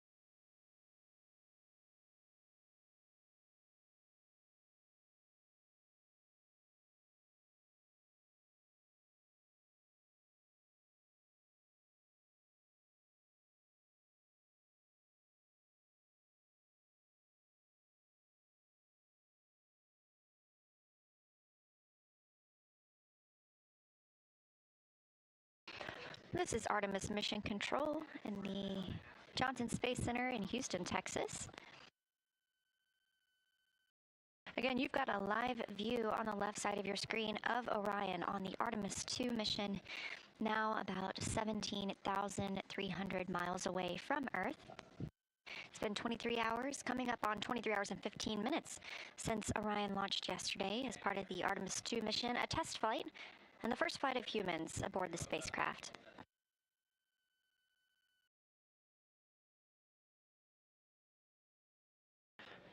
It may seem quiet from the crew aboard Orion, but they are awake and they are very busy.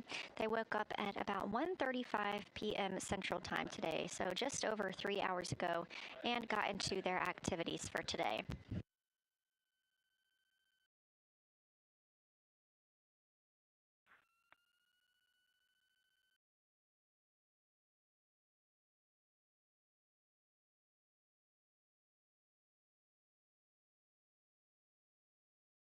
Some of the things the crew has been working on today include preparing for the burn by participating in burn conferences and targeting.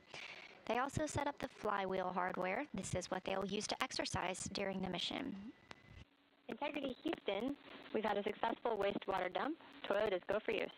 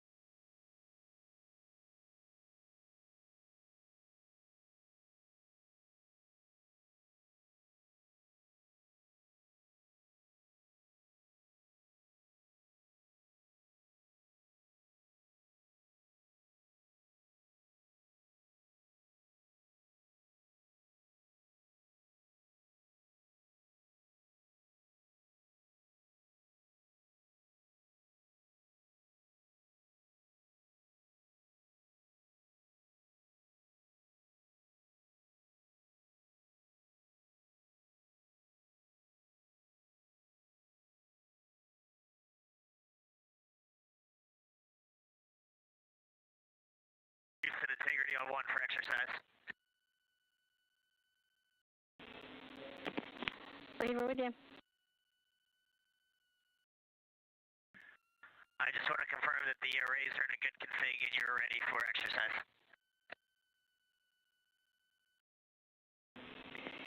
Reid, yes, we are go for exercise. Thanks for checking. Okay, I can't promise this is going to be the full protocol, but I'll at least give it a shot here in the cabin. We have a lot of other work going on, so I may have to defer, but let's give it a try. Here we go. Understood. We're interested in how it goes.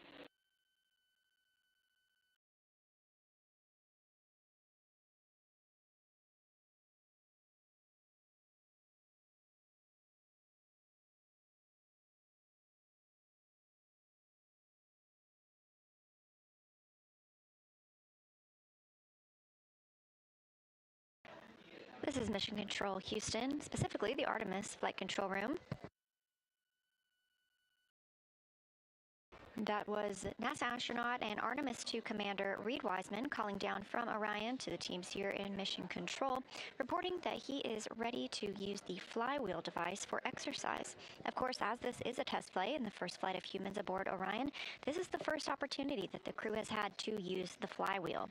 They are slated to exercise for about 30 minutes per day each. And this flywheel allows a compact system that the crew can use for both aerobic and strength exercises. In total, the flywheel weighs only about 30 pounds, and it's the size of approximately a carry-on suitcase, and that's compared to about 4,000 pounds of exercise equipment on the International Space Station.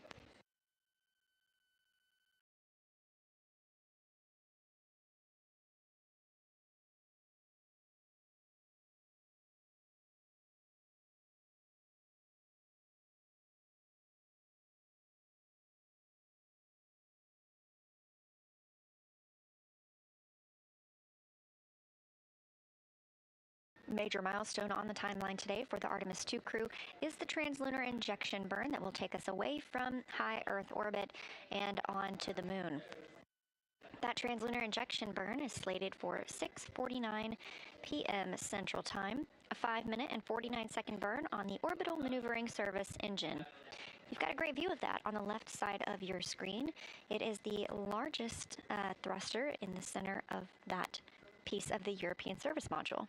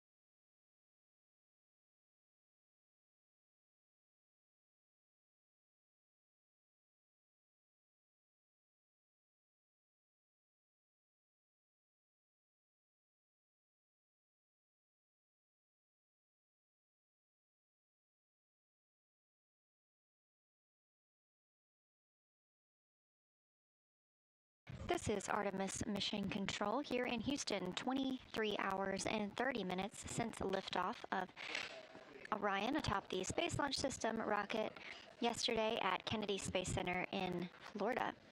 We're live here at Johnson Space Center in Houston, Texas, continuing to monitor the mission.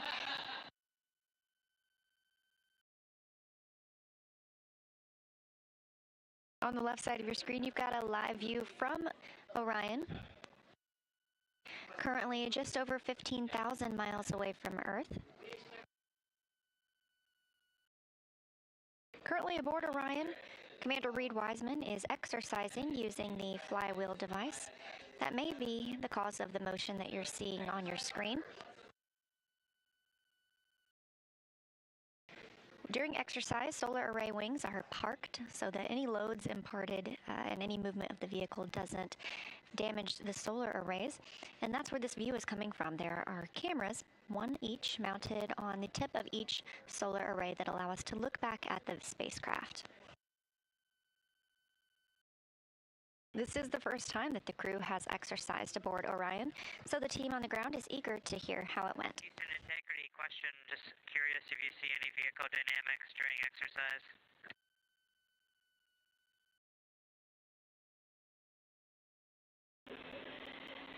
Jeremy, funny you should ask.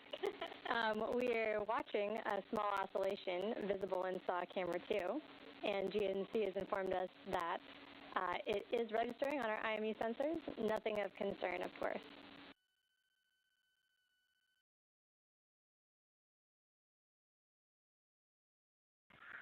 Okay, copy. We'll keep Reid exercising.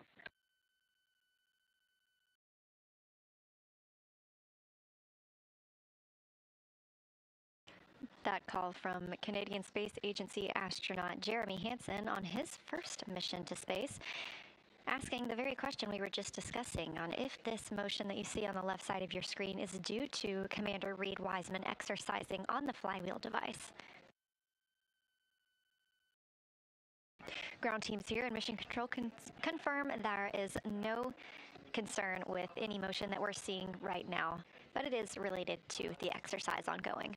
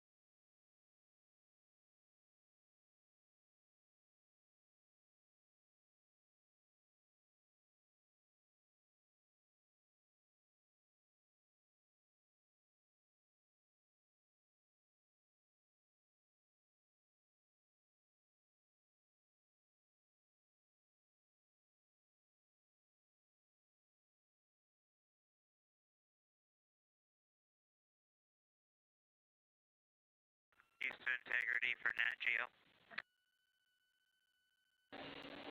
Go ahead, Jeremy. Two questions for you. I did the settings on the GoPro Max, and when I turned it on, everything was wiped clean. So all those settings I updated, and then I turned it off and turned it back on, and 360 video was not there again. So is this something we're going to have to do every time we power cycle the GoPro Max, is re-establish 360 video?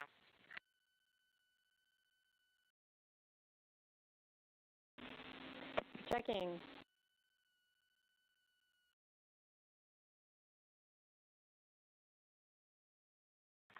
And the other thing you can check on for me is I've got a second GoPro Max here. I expect it is a spare. Where do you want it stowed for the mission if we don't need it?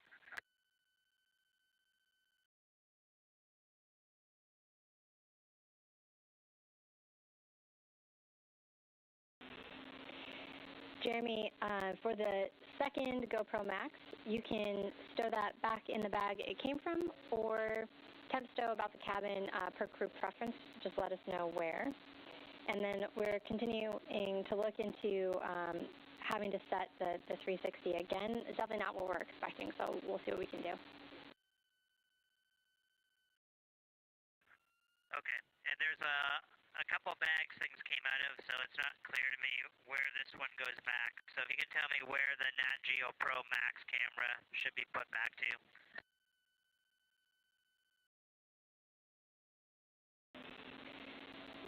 Jeremy, we'll have you stow the spare in bag 1, yellow label.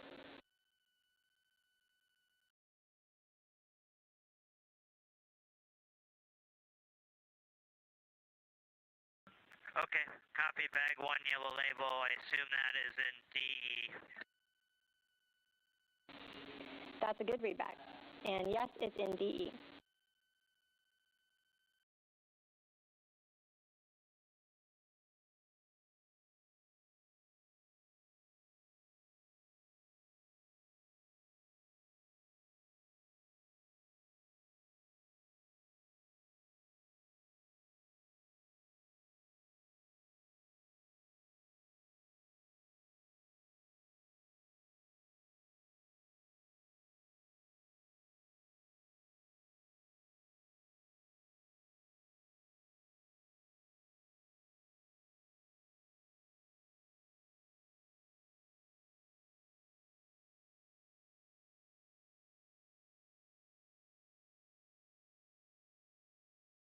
This is Artemis Mission Control, and you've got a live view of the Orion spacecraft from a camera on the tip of one of its solar array wings. You can see some movement from the spacecraft. It was previously discussed with the crew that Reid Wiseman, commander of the Artemis II mission, is currently exercising on the flywheel device. This is the first time that the astronauts have exercised inside Orion, and so we are seeing some movement from his exercise. This is not completely unexpected, and the solar arrays are therefore in a parked position. This helps protect them from any loads that may be imparted while anyone is exercising in the spacecraft.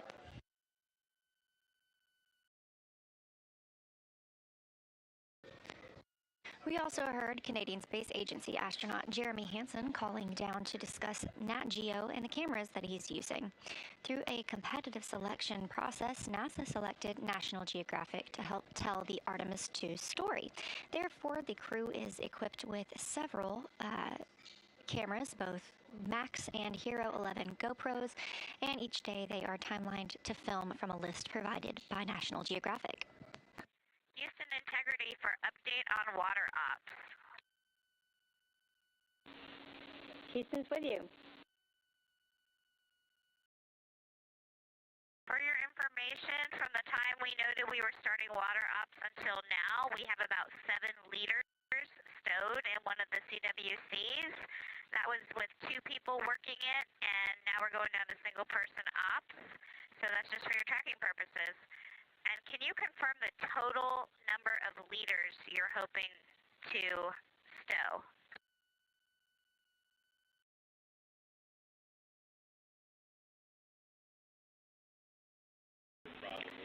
Copy, Christina, checking.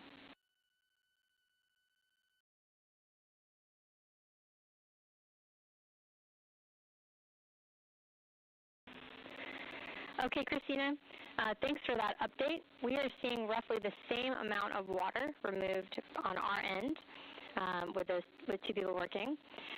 We are probably going to work on this for another 20 minutes before we call you off, and then we will take as much water as we can get from those 20 minutes. How copy? We copy all, thanks. And do you have high confidence in your readings? If so, we will stop tracking on our end.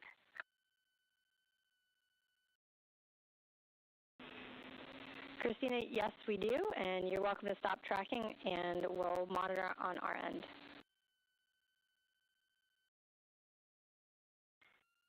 Copy all, thank you.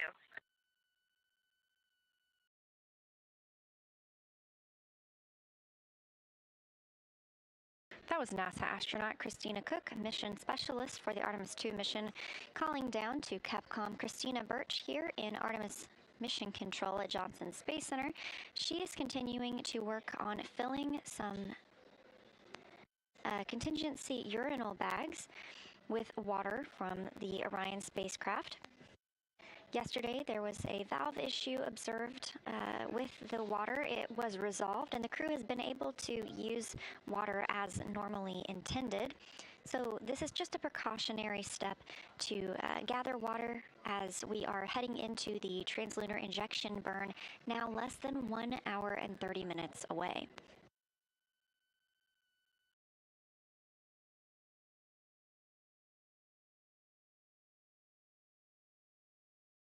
It's been 23 hours and 45 minutes since liftoff. Orion currently 13,500 miles away from Earth.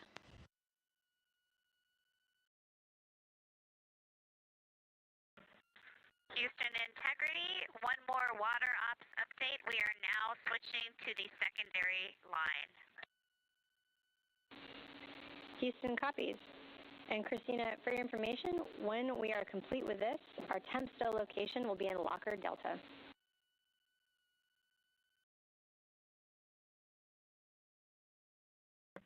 Copy.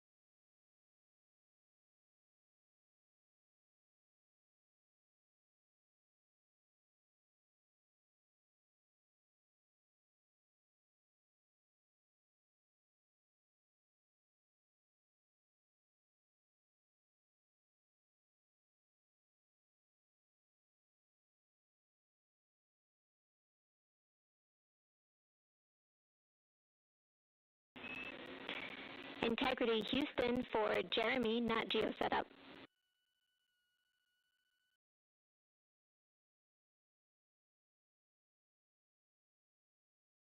Go ahead, Jenny. Hey Jeremy, what you called down previously about the unexpected settings wipe was a surprise to us as well.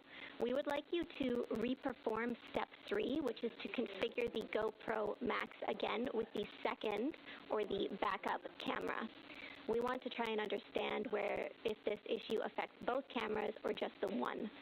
We think it might be a rad hit or something. Okay. Luckily, Reid was in the way. I didn't stow that one yet, so I'll go ahead and swap them up and see what happens. All right, thanks. Good job, Reid.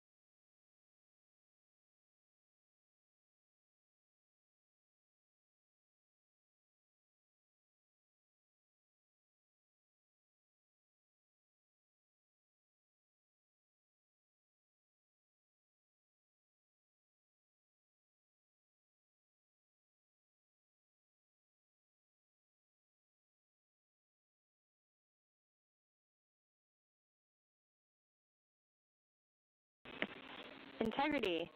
Plus X flange heaters are on and prop avionics are configured.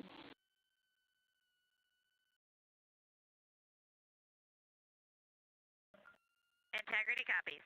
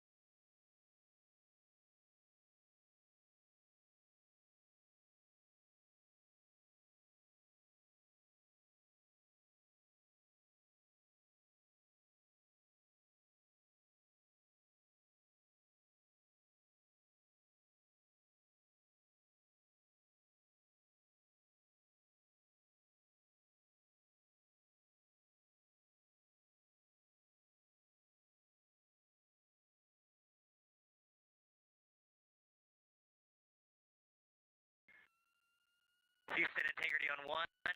If you have about 60 seconds for a flywheel big picture, I would like to give it, but it's not critical. I can do it later today. Reid, we're ready for it. We'll take it now. Okay, first things first, huge kudos, it works. The sound suppression is also fantastic. Nobody in the cabin wore earplugs. Nobody had the need to wear them. We were able to communicate at a conversational level. I could hear all radio calls, so that's a huge win. Completed the full 30-minute profile in aerobic. Exact same as the training on the ground. The same forearm muscular tiredness, but a really good cardio workout. Very pleased with that.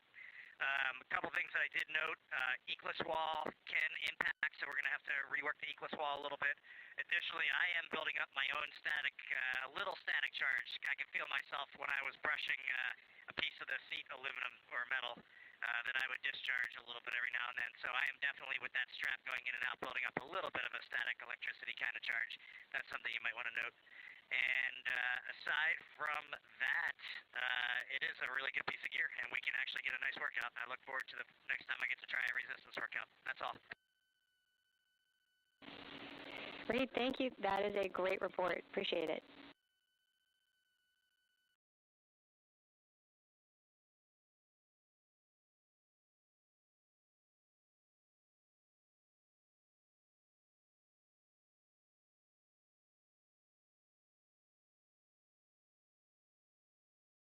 This is Artemis Mission Control in Houston, Texas. Commander Reid Wiseman has completed exercise on the flywheel device.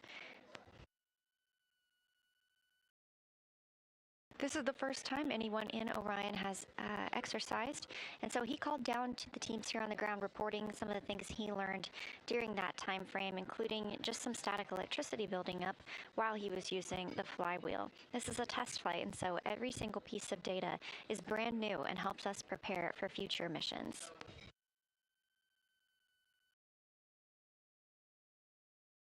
We also have our own visual indicator that that exercise is complete. If you take a look at the picture on the left side of your screen, that's a live stream from a camera on the one solar array wing of Orion, looking back at the European Service Module and the OMS engine, the orbital maneuvering system. While Reid Wiseman was exercising, we were actually seeing some movement due to the loads imparted on the spacecraft. Those solar array wings are parked during that time frame to keep them protected and safe from those loads. So during that exercise, we saw some movement. Obviously, that's now completed, so Orion is back in a still configuration. The spacecraft continues to get closer to Earth, now 11,790 miles away. When the Orbit 1 team came on console at 1:30 p.m., so about 4 hours ago, we were approximately 25,000 miles away from Earth. We'll continue to get closer and closer to our home planet until about 6:49 p.m. Central Time. We will be 115 statute miles away from Earth at the time of the translunar injection burn. The mission management team here in Houston gave the go for the translunar injection burn earlier today. That's the burn that will commit us to flying by the moon. Since launch, we've been in a high Earth orbit and maintained there thanks to some perigee and apogee raised burns. This translunar injection burn is what commits the crew to the full length of the mission, sending us beyond the moon for the first time in over 50 years and bringing us home for a splashdown in the Pacific Ocean.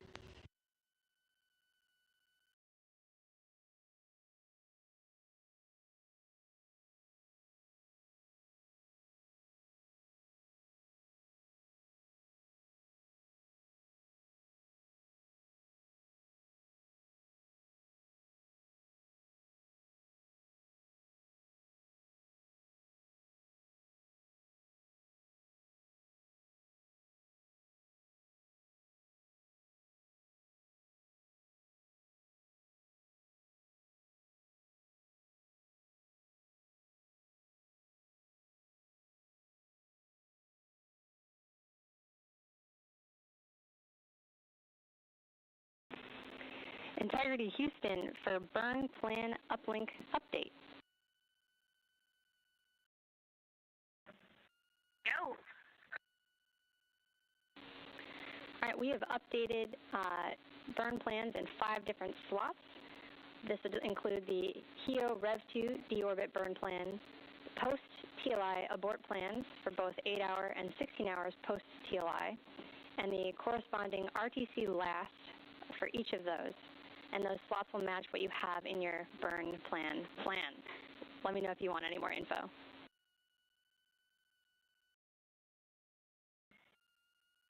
Copy, Chris. Thank you. I see those in burn plan list and understand they'll match what we have in the burn plan. And the words that you said, there are no deltas, right, to our training or any of the things, the materials that we have. Is that correct? That's correct. Awesome. Great to see it starting to populate.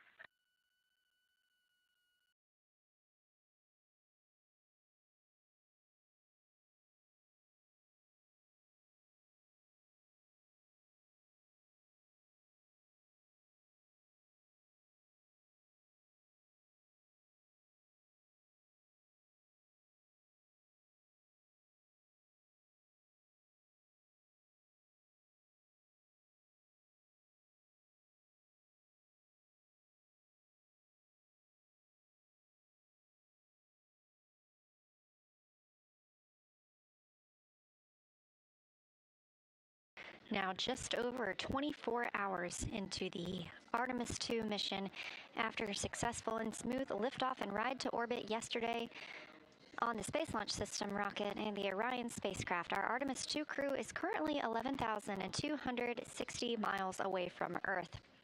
This is a visualization of the spacecraft as the teams are reconfiguring cameras ahead of the translunar injection burn. Translunar injection burn time of ignition is targeted for 1 hour and 12 minutes from now. That correlates to 6:49 p.m. Central Time. That burn will be using the orbital maneuvering system engine thruster on the European service module attached to Orion. It'll be a 5-minute and 49-second burn when the spacecraft is just 115 statute miles above Earth.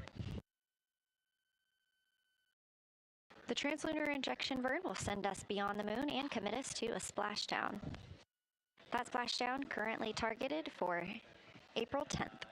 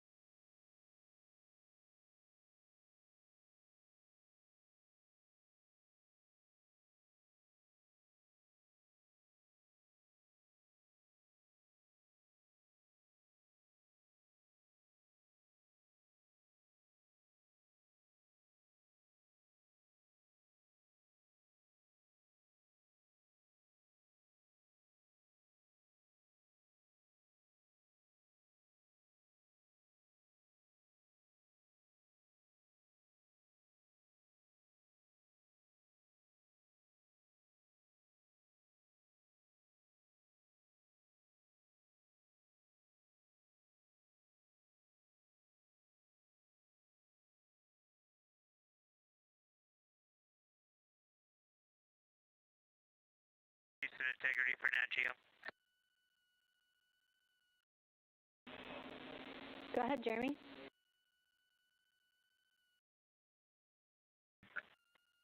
Yeah, I seem to be getting intermittent, but the same signature from the other GoPro Max as well. That if I power it off, even when I leave it plugged in, so I don't think it's a battery issue, it defaults or it comes back on into regular video, not 360 video. So I think we just to ensure it's in 360 video every time we power it on.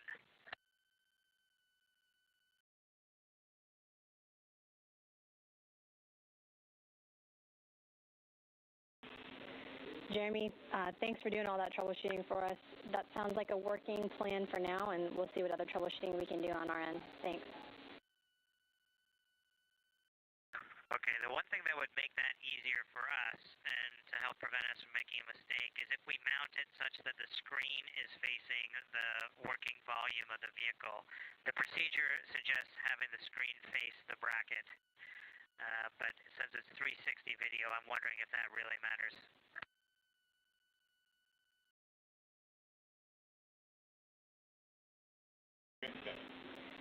Copy, Jeremy.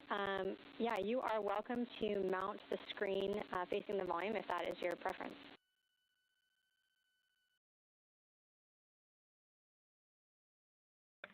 Okay, that's what we'll do.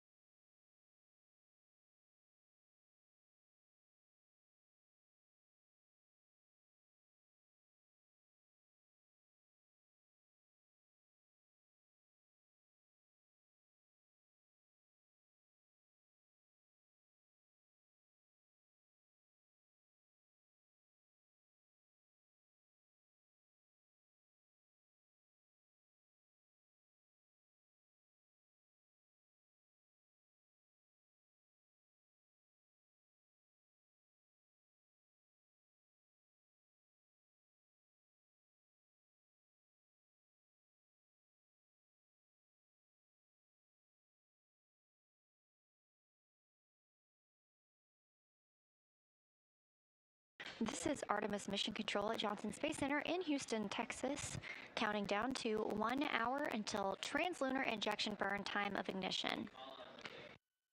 On the left, the data visualization you're seeing is ARROW, the Artemis real-time orbit website. If you look closely, you can see we are now under 10,000 miles away from Earth. That will continue to decrease until we get to 115 statute miles above our home planet. That'll be the closest the crew is to the planet until they return for their splashdown on flight day 10.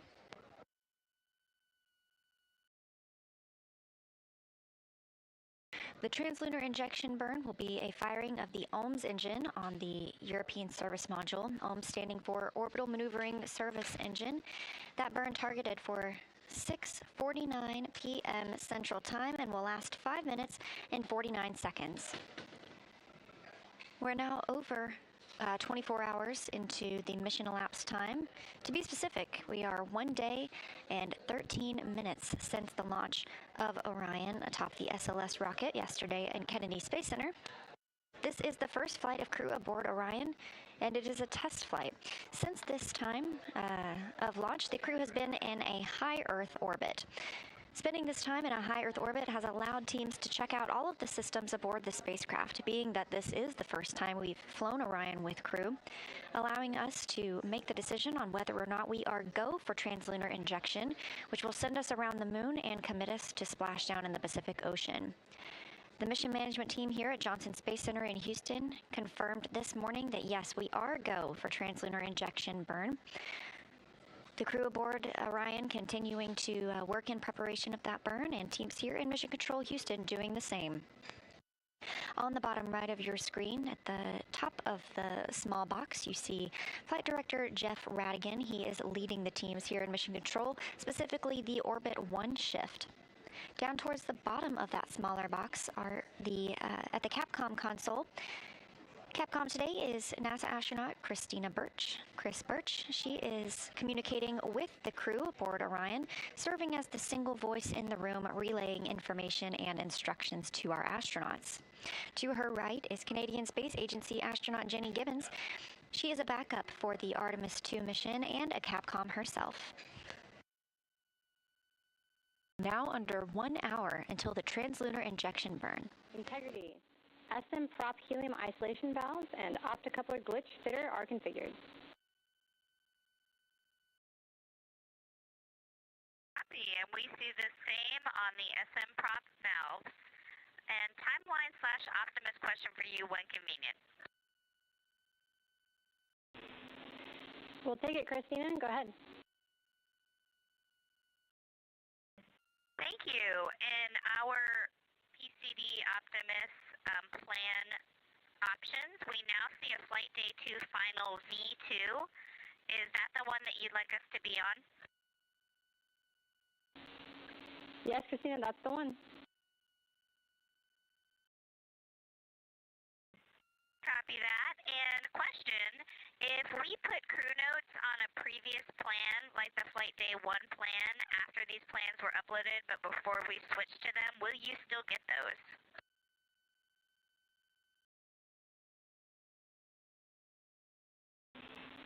Christina, that's a great question. We're going to investigate and get back to you on that. Copy, thanks.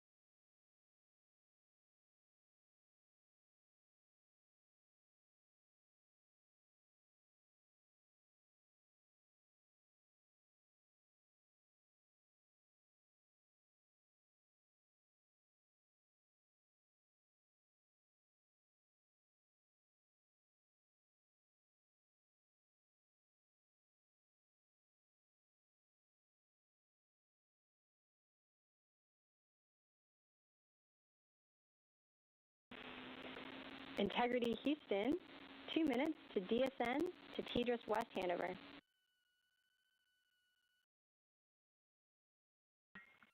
Integrity.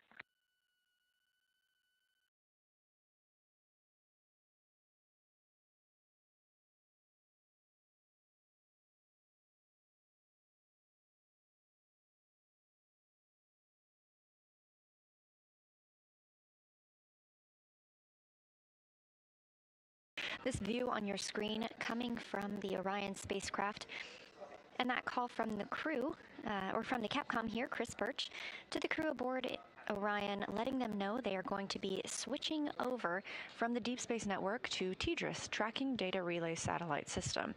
This is the same communication system that we use aboard the International Space Station, and we're able to use this right now because the crew is getting closer to the Earth as we speak. Orion is now about 8,600 miles away from our home planet, and again, that will continue to decrease until the TLI burn, now 55 minutes away. At the lowest point of their orbit, they will be just 115 miles above Earth when that burn begins.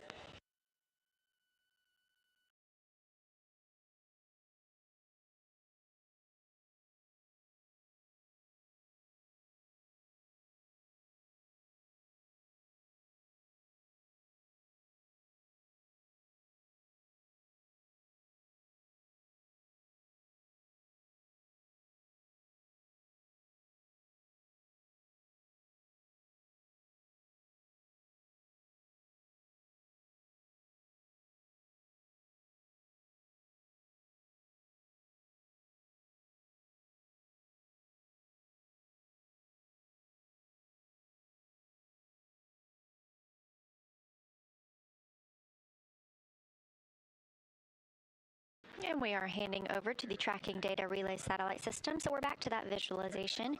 The Artemis Real-Time Orbit website, also known as ARROW. You can access this at any time by visiting nasa.gov, searching for ARROW. This gives you a great time, day or night, to see where Orion is in relation to the Earth and the Moon.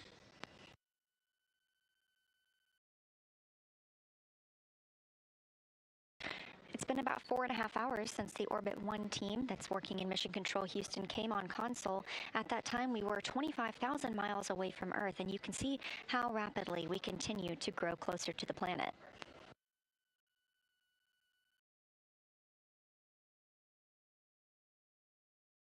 The crew woke up at about 1:35 p.m. Central Time today and has since been moving through their timeline, which included setting up the exercise device, Commander Reid Wiseman using that flywheel exercise device for the very first time. The crew has also been filling water bags. There was a water valve issue yesterday. It has since been resolved, and the crew was able to use the water dispenser as planned. However, this is, again, precautionary ahead of the translunar injection burn to go ahead and get some water out of those 4 tanks aboard Orion.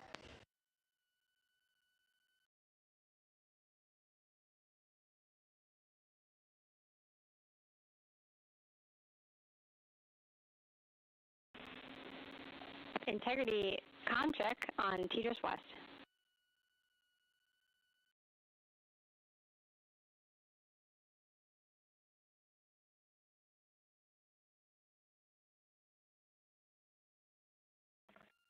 Loud and clear on TDRS. How us? We have you the same. And Christina, while I have you, with our proximity to TLI, we'd like you and Victor and whoever else is working on the water bag ops. Please stand down and we will focus on our TLI prep.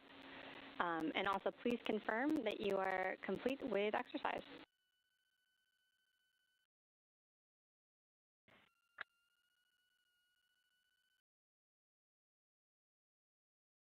Okay, we copy. Victor did get a tiny bit in, but he is standing down, so we are complete with exercise. We also stood down from water ups. Looking forward to TLI.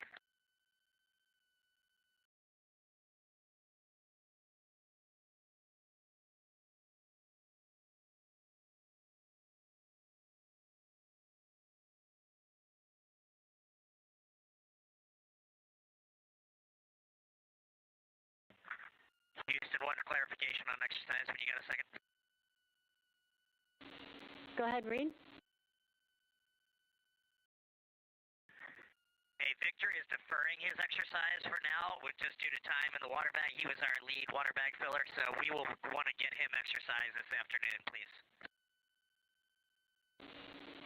Copy. We will find a time to make that happen.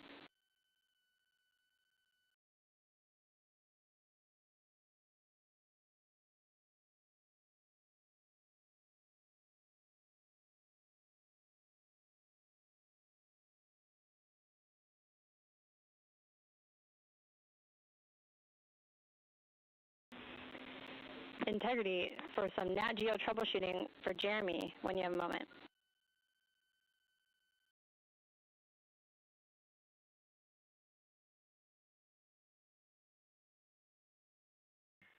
Go ahead.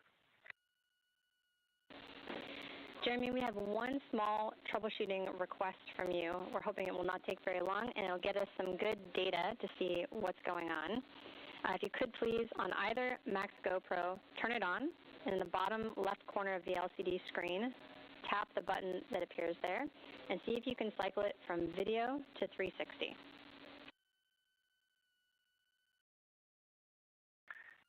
Yeah, I can. That's how I've been getting it to 360 mode, is by tapping that. Okay. Copy, Jeremy. Thanks. Good data. And then for Reid specifically, but also the entire crew, there is a crew message on board for GoPro exposure adjustments.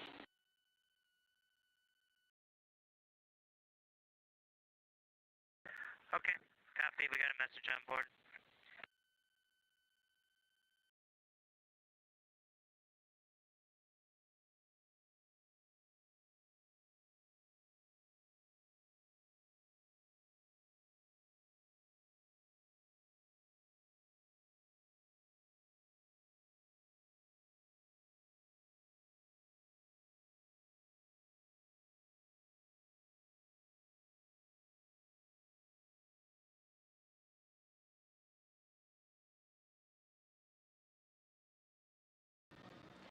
One day and 25 minutes mission elapsed time into the Artemis II flight, the first flight of humans aboard the Orion spacecraft.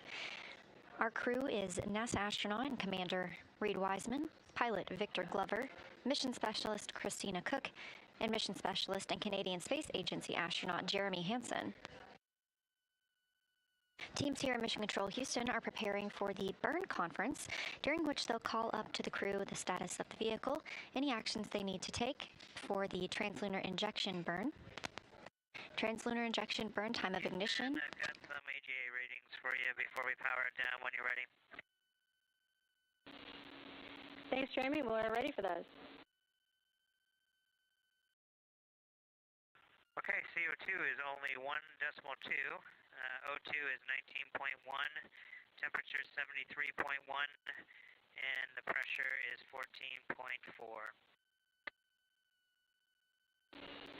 Copy. Great readings. Thanks.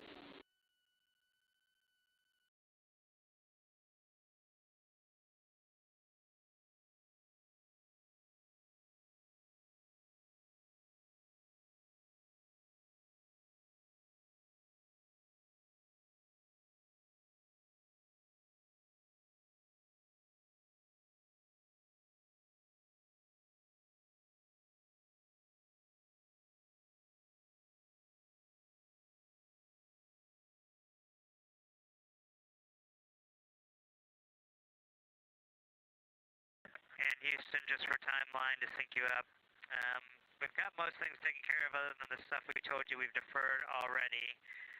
The portable speaker, we've got it out, but we're not going to turn it on.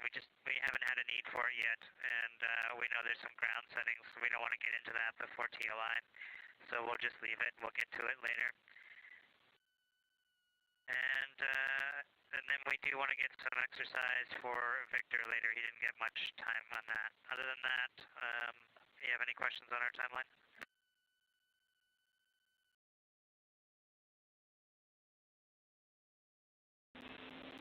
Thanks for the update, Jeremy.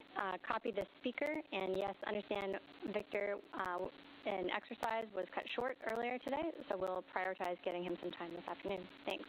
No further questions.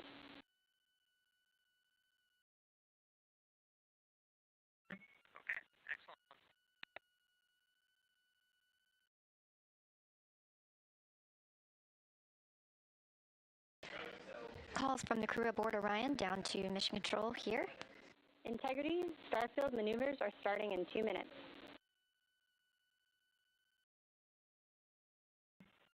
Integrity copies. That's the voice of Canadian Space Agency astronaut Jeremy Hansen. He was previously working with the National Geographic equipment and on that timeline, troubleshooting some of the camera settings that he was having trouble with. The crew is capturing different facets of their life aboard Orion through that National Geographic timelined activity.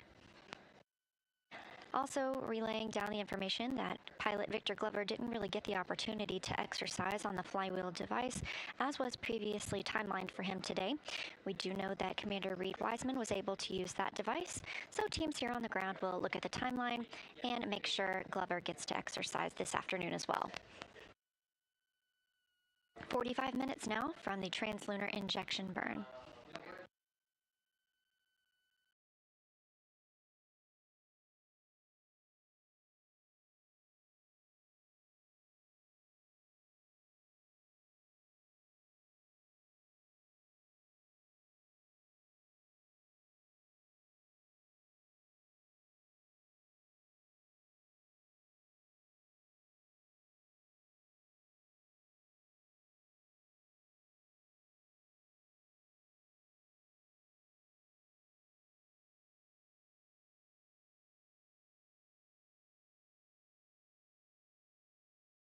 Houston Integrity, we just want to make sure in step 15 there's no change to the final burn plan.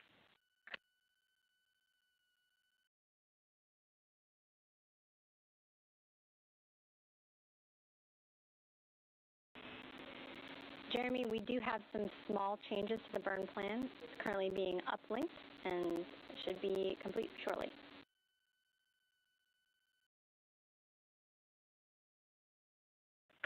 Okay, copy that.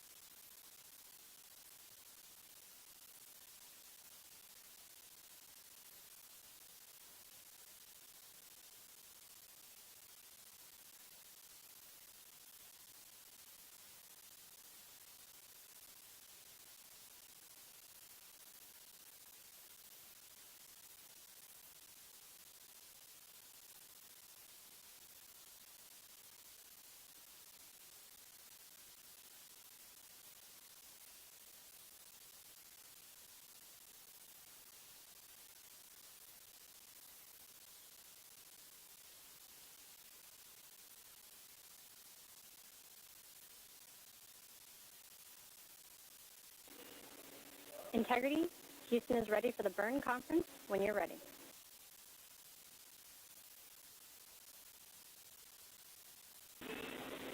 Integrity, Houston is ready for the burn conference when you're ready.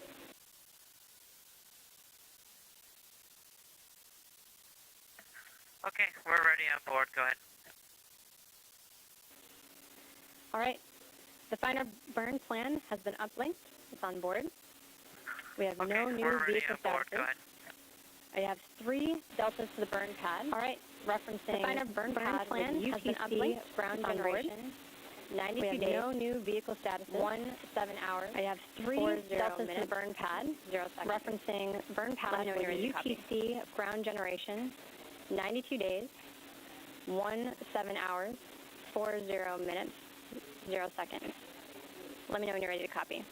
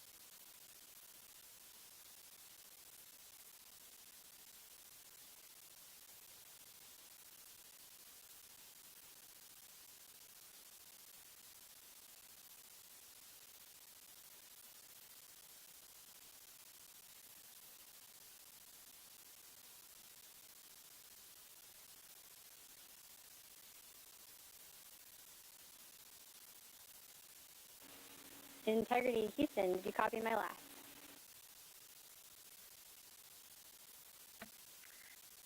Yeah, we did. Well, we copied, you're talking about Integrity the UTC Houston, time. did you We copy called my you, last? but then didn't hear back, so I'll just start over.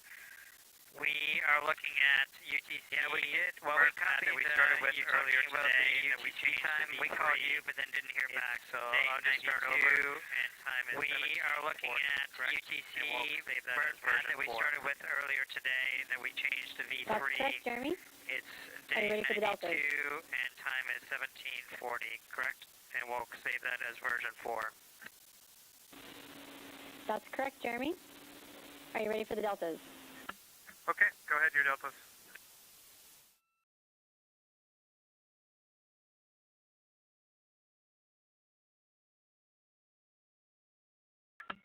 Okay, go ahead, your deltas. All right, all three are in the guidance solution box. Delta V totes, 1276.3 feet per second. TGO, 5 minutes, 50 seconds. Delta V feet per second, Z direction, negative 276.7.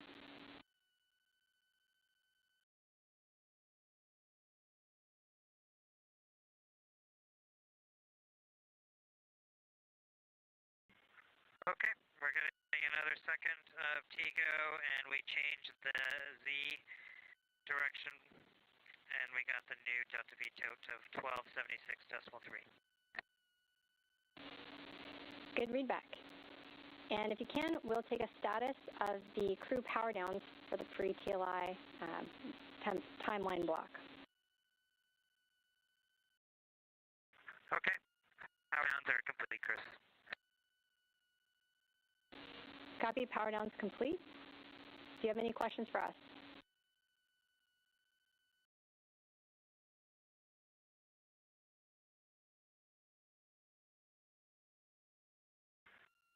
We don't have any questions, and I guess we might as well ask you for a go for targeting at minute 31.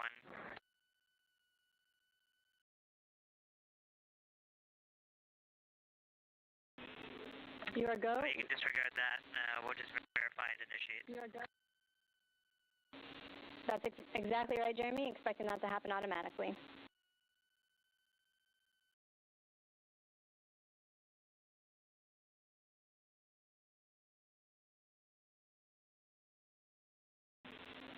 And integrity starfield maneuvers are complete.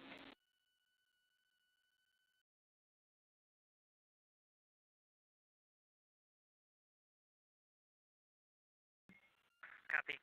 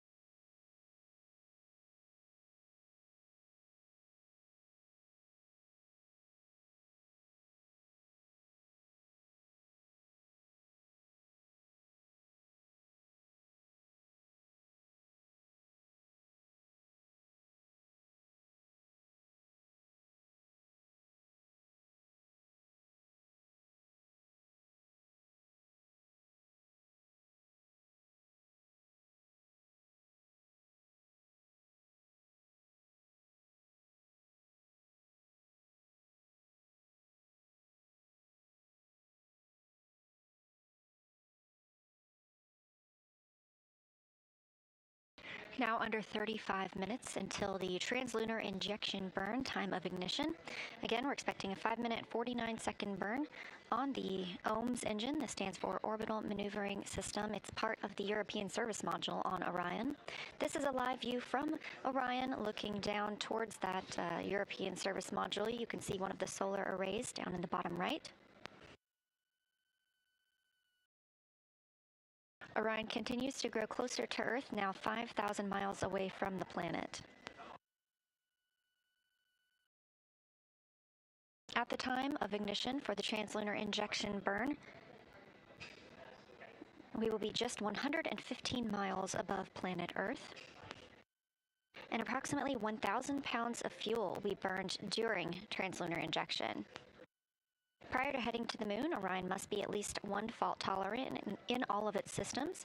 Mission management team earlier today did poll go that we are ready for the translunar injection burn on time tonight.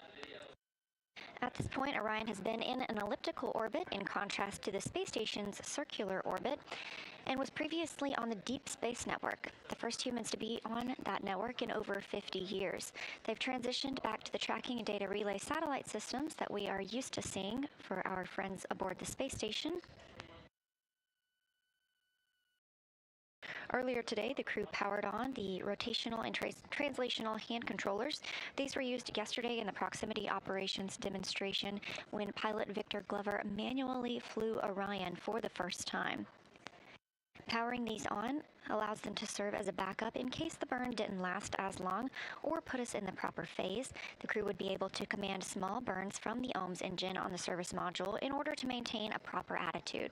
But all systems are looking good ahead of translunar injection burn, again scheduled for 6:49 p.m. Central Time.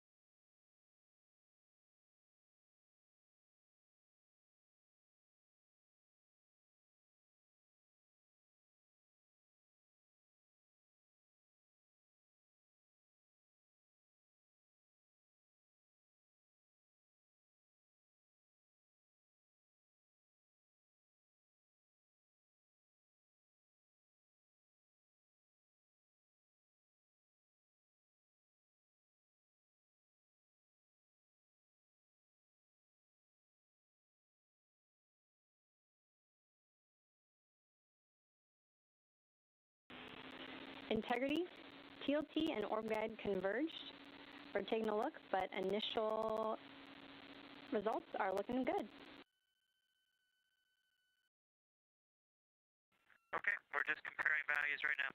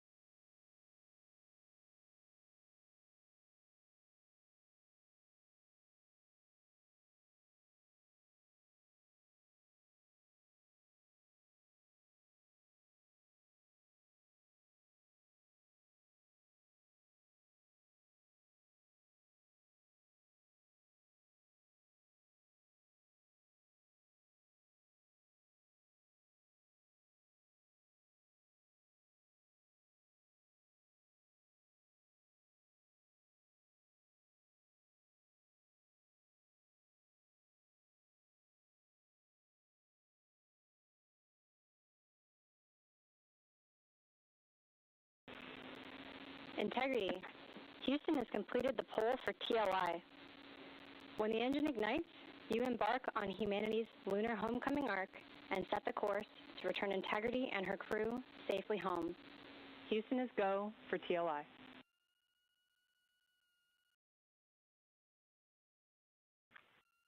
Integrity copies, and your Integrity crew is go for TLI. With this burn to the moon, we do not leave Earth, we choose it.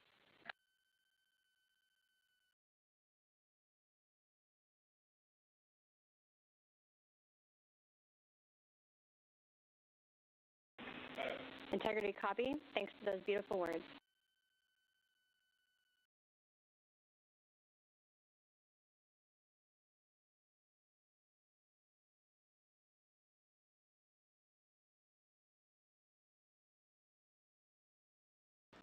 Those thoughtful communications coming from Mission Control Houston and Capcom Chris Birch, NASA astronaut, reporting up to the crew aboard Orion that they are go for translunar injection. Equally thoughtful words coming back down from mission specialist NASA astronaut Christina Koch, ready for translunar injection to fly by the moon and also return home to our planet.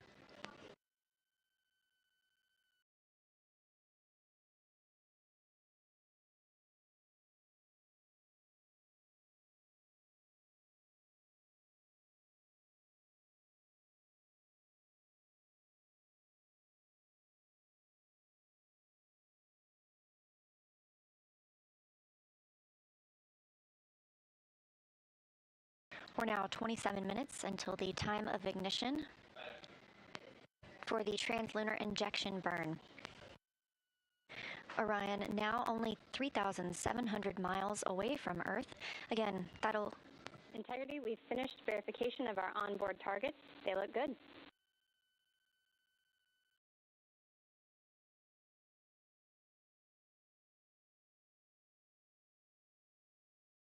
Okay, Chris, our comparison looks good as well. We copy.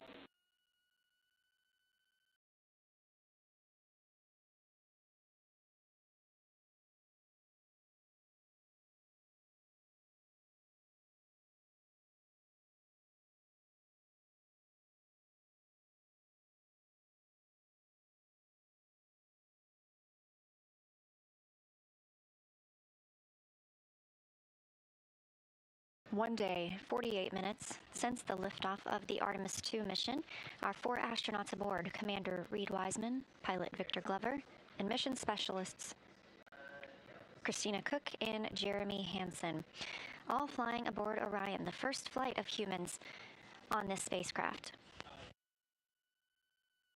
We are 25 minutes away from the time of ignition of the translunar injection burn. This is a 5-minute, 49-second burn on the orbital maneuvering service engine on the European service module. The view on the left side of your screen, looking down towards that portion of the spacecraft, you can see the solar arrays, which gather power from the sun and store that in Orion's batteries. The spacecraft now 3,400 miles away from Earth. That'll continue to decrease until the time of ignition for translunar injection, when the spacecraft will be just 115 miles above our planet's surface.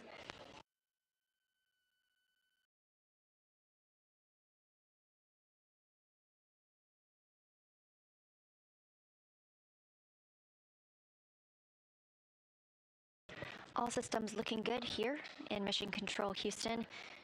Teams have given the final go for Orion. The first of those came this morning from the mission management team here at Johnson Space Center, and the most recent coming from the flight controllers in Artemis Mission Control.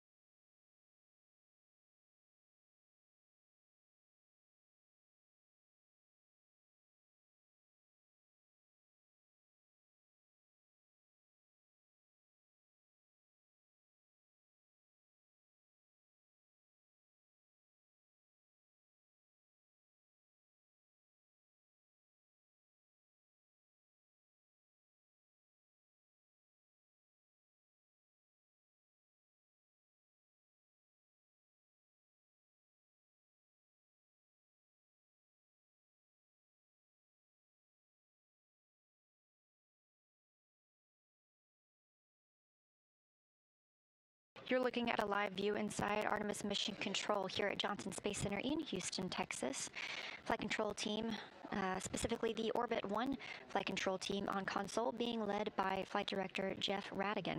You've also been hearing the voice of Capcom Chris Birch, a NASA astronaut communicating with the crew aboard Orion.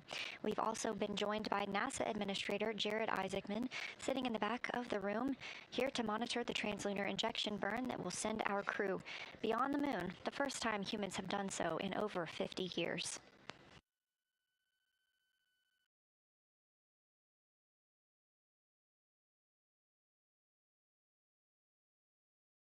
Orion is now under 2,800 miles away from Earth.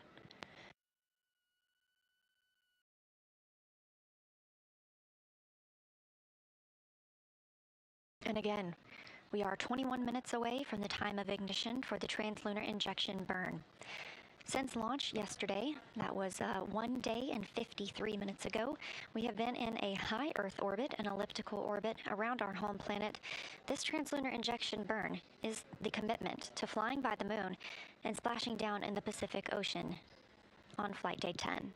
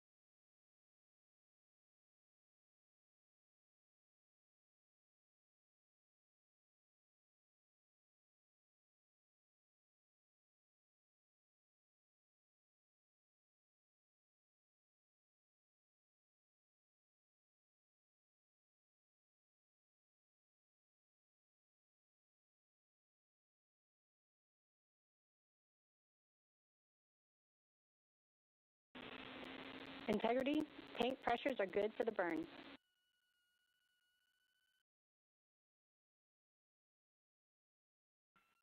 Integrity copies.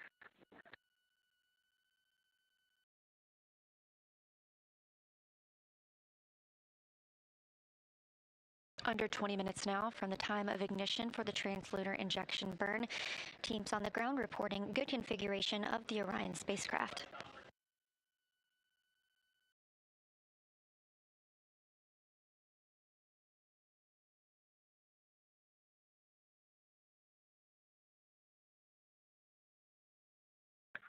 All right, and Houston, we're showing DBDT, it's fluctuating, but 0.0129, and as it's still going positive up to 0.005.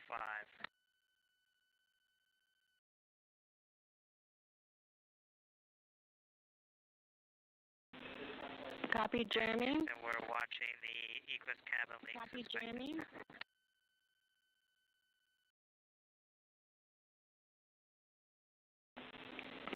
Jeremy, we see DPDT stable. We want you to continue to monitor.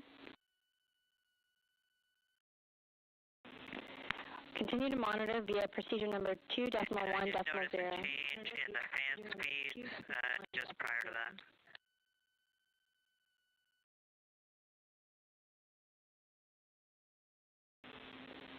Copy, Jeremy, and that tracks with our actions here on the ground. We were just changing the ARS state.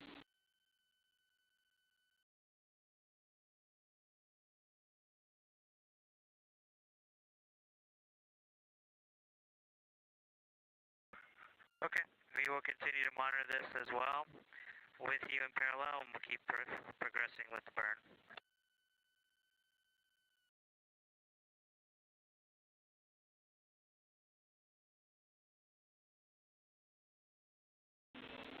That's a good read back, Jeremy. We're following along with you.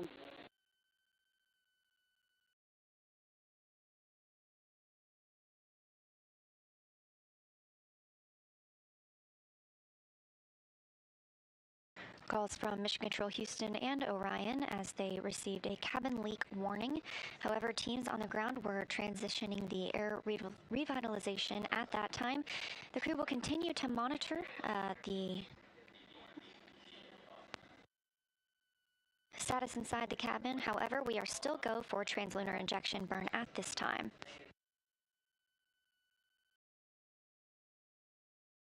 The solar array wings are in motion ahead of this burn. We position the solar array wings so that there are no loads imparted on them during the burn, keeping them safe from damage.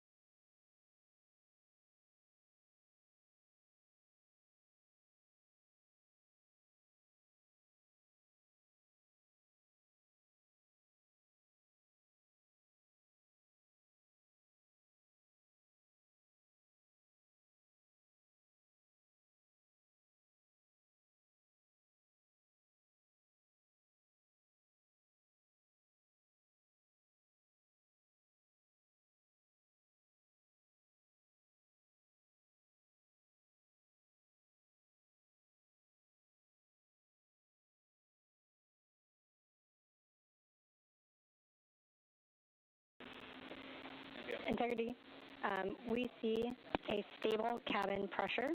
We believe that this is associated with commanding we were doing for ARS, and we will be doing some suspected leak cleanup actions after TLI. For now, we are continuing to press for TLI. Okay. Crew's feeling good about where we're at right now. That is all tracking, and we are go to continue. Houston copies. Thanks, Jeremy.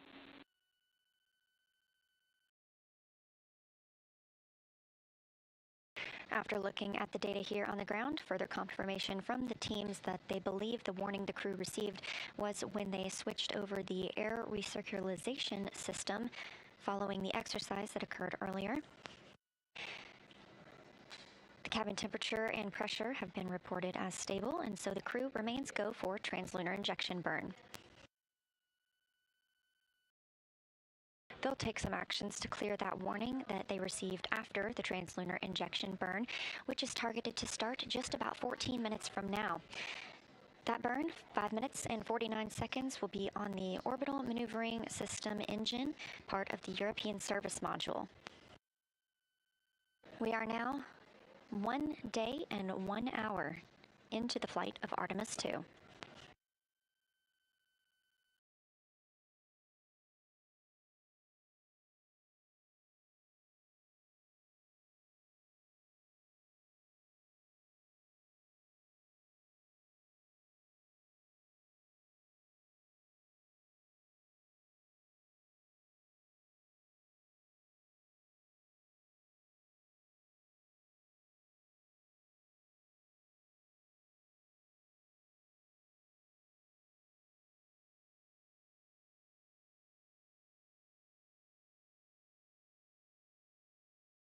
"13 minutes from the time of ignition, Orion just about 1,300 miles away from the Earth's surface. Integrity, maneuver to burn attitude starting in 2 minutes.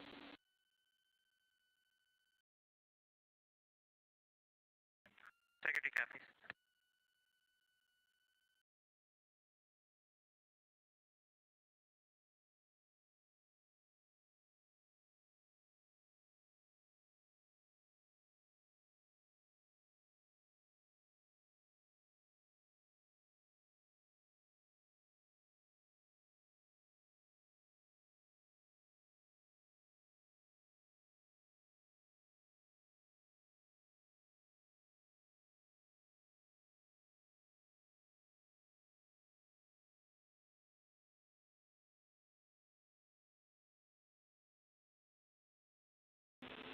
Integrity, saws are configured for the burn.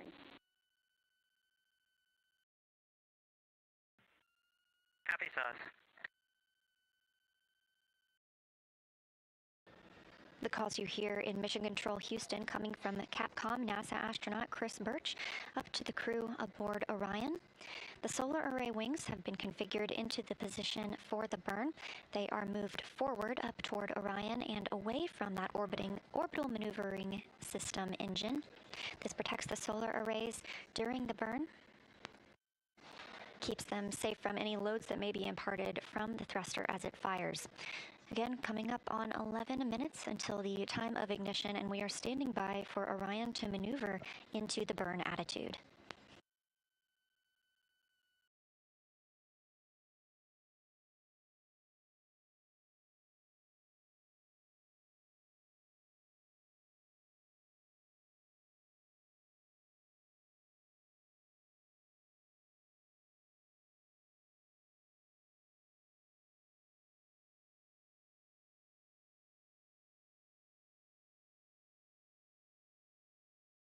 Orion now just 1,000 miles above Earth.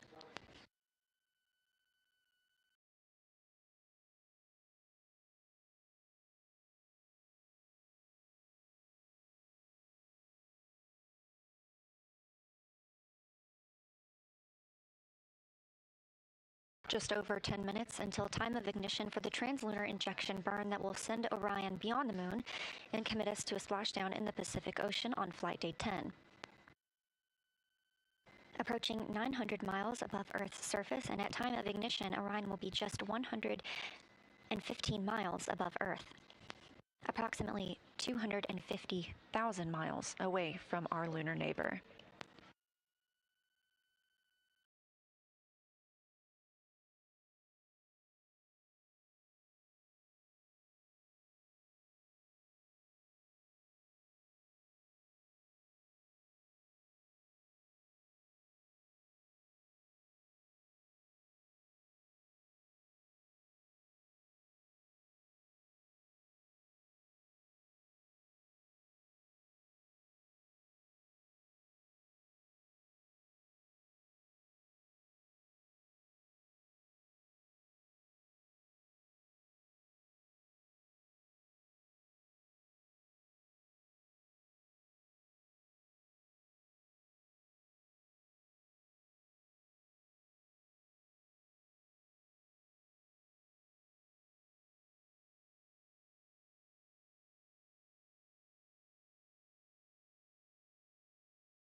Quiet here in Artemis Mission Control at Johnson Space Center in Houston, Texas, as we approach the translunar injection burn.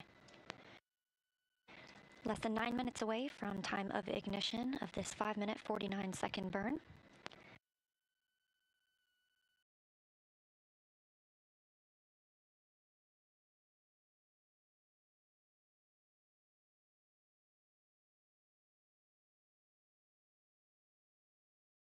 Again, the crew received the go for this configuration this morning to proceed with translunar injection from the mission management team here at Johnson Space Center.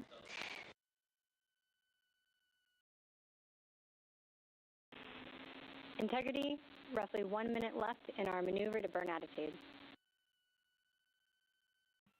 Okay, we show the same.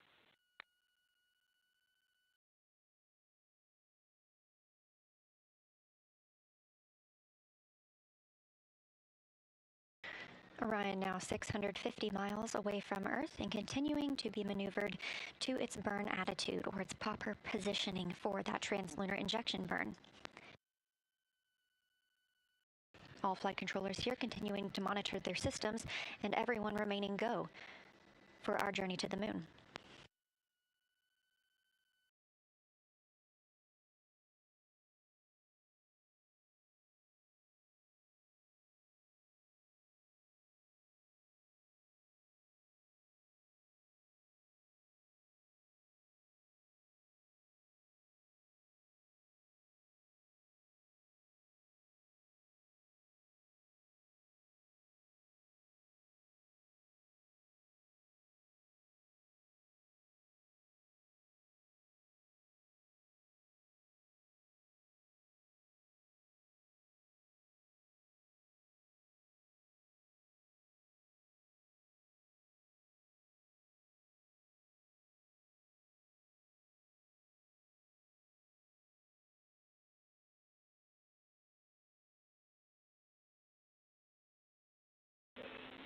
Integrity, Orion is in burn attitude.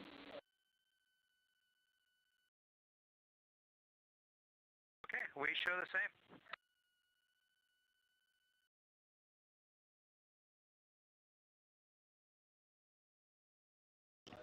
Capcom Chris Birch confirming to the crew that Orion is in the proper attitude, the proper positioning for the translunar injection burn, now less than 6 minutes and 20 seconds away.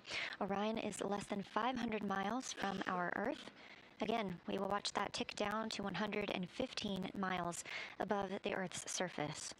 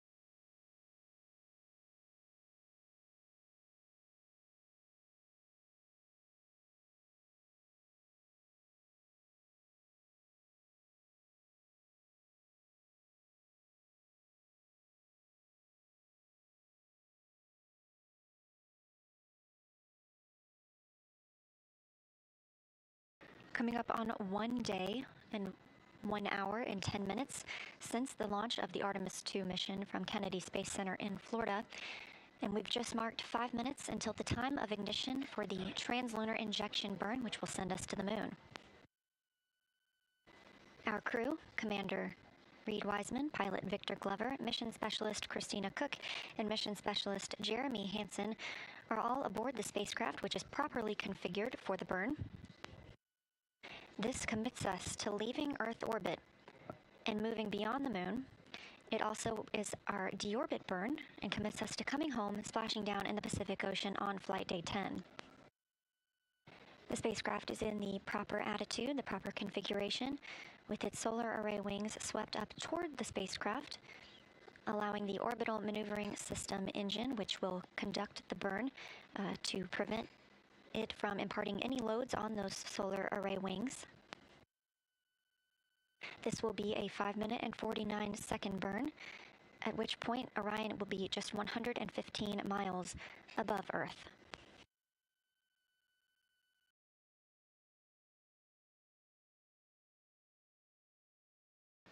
It remains quiet here in Artemis Mission Control at Johnson Space Center in Houston, Texas, as teams continue to monitor their systems. Everything's still looking good, and everyone go for translunar injection.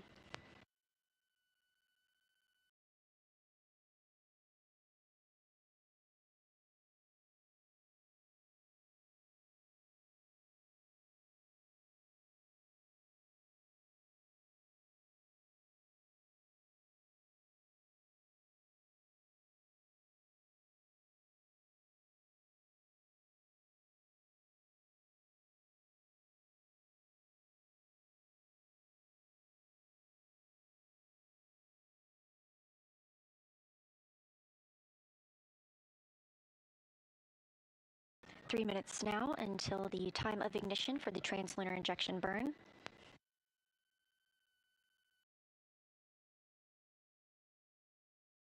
Orion now 190 miles above Earth's surface, 248,600 miles away from the moon.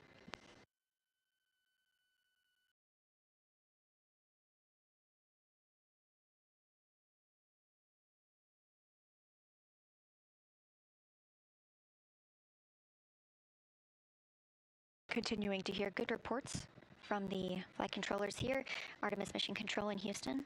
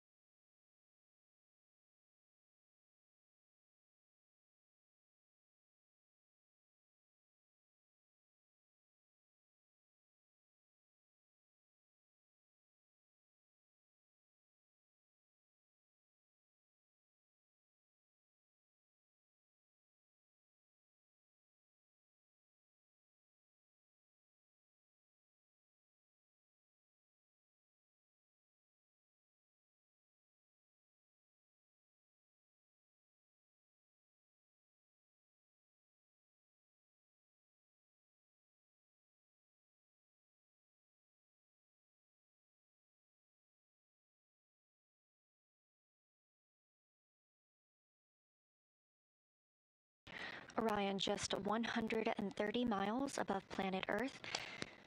As we mark 1 minute until the time of ignition of the translunar injection burn, correction to an earlier report, that will be a 5 minute and 50 second burn on the orbital maneuvering services engine.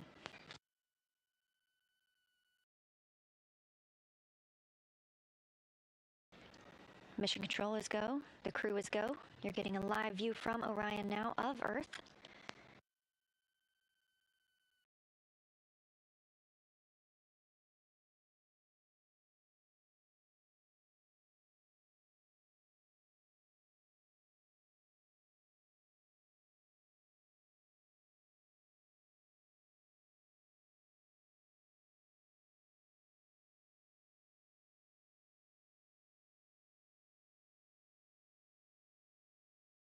Ten seconds until translunar injection burn start.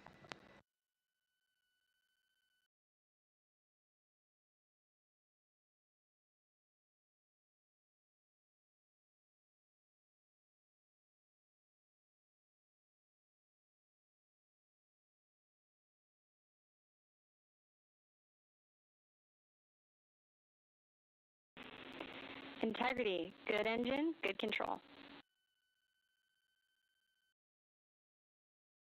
Sure the same. Feels great up here. At MET, mission elapsed time of 1 day, 1 hour, and 14 minutes into the Artemis II mission. As Orion was flying 115 statute miles above Earth and 247,600 miles away from the moon, we have the start of the translunar injection burn that will send the crew around the moon, the first humans to do so in over 50 years.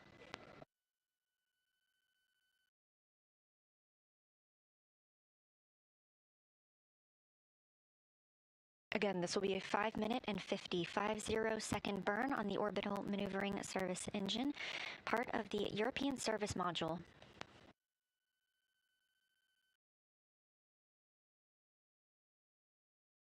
Continuing to hear good calls here from Prop in Artemis Mission Control in Houston, Texas.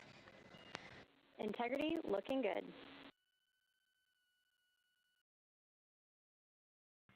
Integrity copies.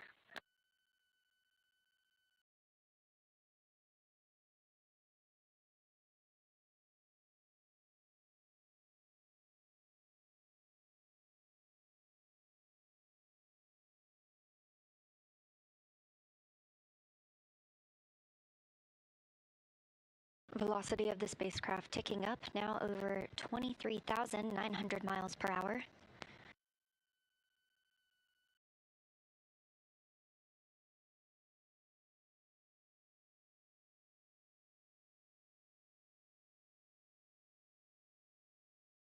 Two minutes into this 5 minute and 50 second burn. Continuing to get good calls here in Mission Control Houston from all flight controllers. Integrity, we copy the enabled caution, no crew action. Okay, integrity copies.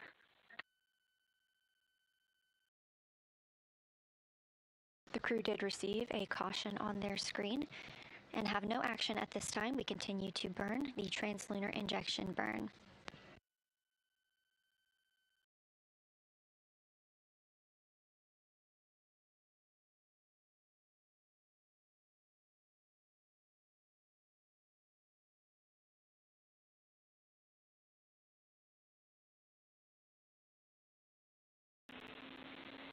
Integrity, similar caution, no crew action.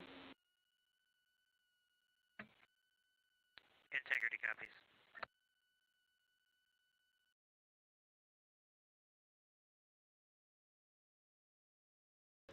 Over 3 minutes now into the translunar injection burn.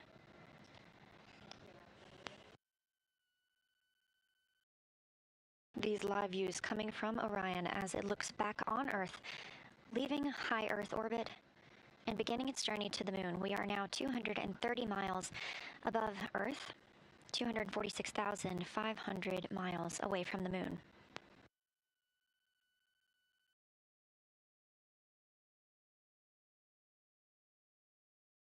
Again, this burn started on time, MET, mission elapsed time, 1 day, 1 hour, and 14 minutes.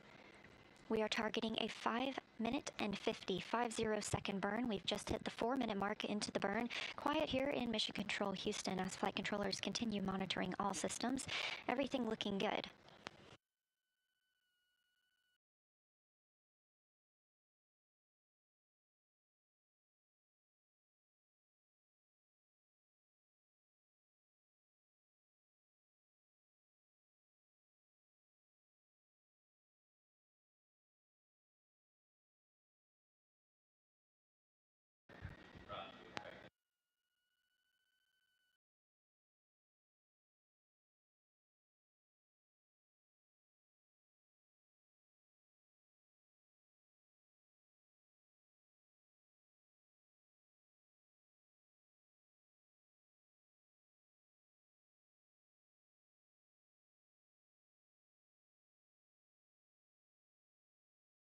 We have 1 minute left in the translunar injection burn.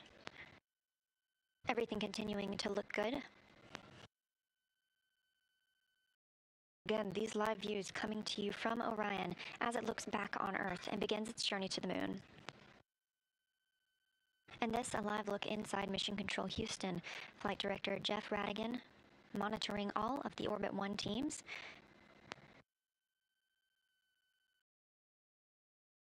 NASA Administrator Jared Isaacman has also joined us in the room to monitor the translunar injection burn.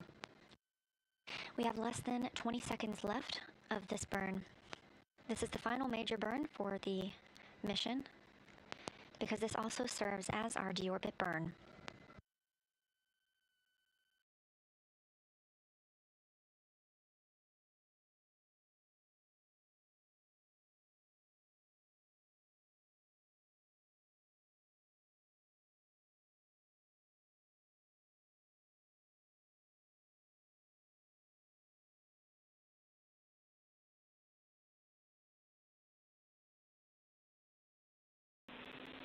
Integrity looks like a good burn. We're confirming.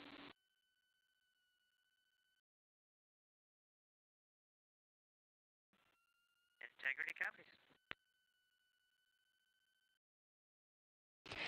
Confirmation from teams here on the ground to the Artemis II crew aboard Orion. We have translunar injection burn cutoff and early reports that it was a very good burn.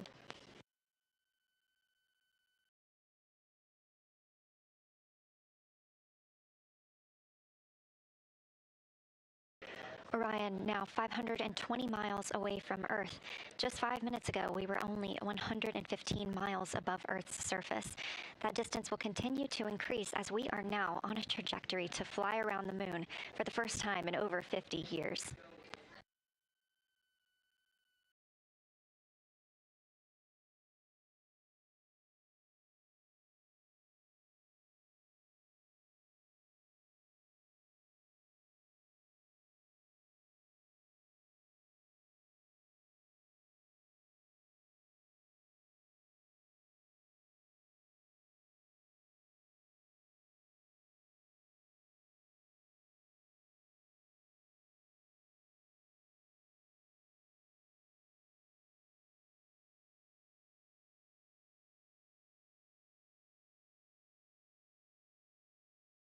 Live views from the Orion spacecraft as it looks back on Earth following completion of the translunar injection burn. The burn that commits us to flying around the moon. It also commits us to a return to our home planet on Flight Day 10 and a splashdown in the Pacific Ocean. But for now, these views of Earth as Orion starts its journey.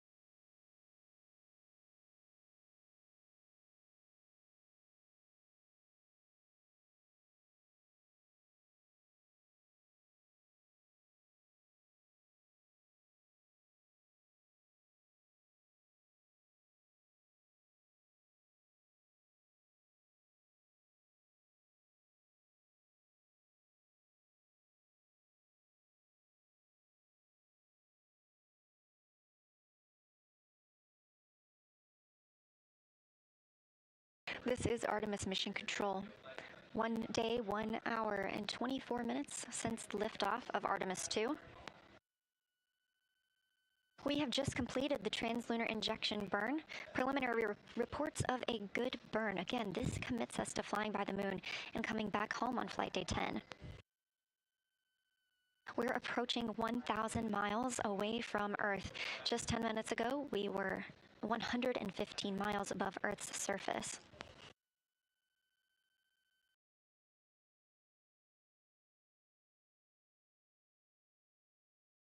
Since launch, Orion has been in a high Earth orbit. This allowed the teams to check all systems aboard the spacecraft and gain that confidence that for this first flight of humans aboard Orion, we were go for translunar injection and a flight to the moon. That go that came this morning from the mission management team and later this afternoon from the flight control team in Houston. Crew reported that they were go as well, and now we are going.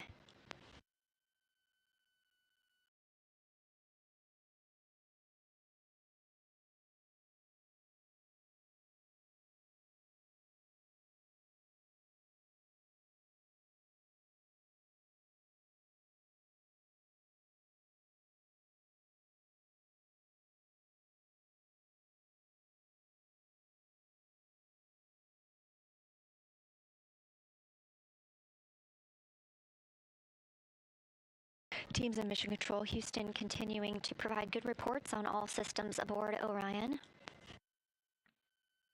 Houston Integrity, we just wanted to share a little bit of the sentiment up here as we came around the planet, and we're zooming over just 100 nautical miles above it, if you got a moment.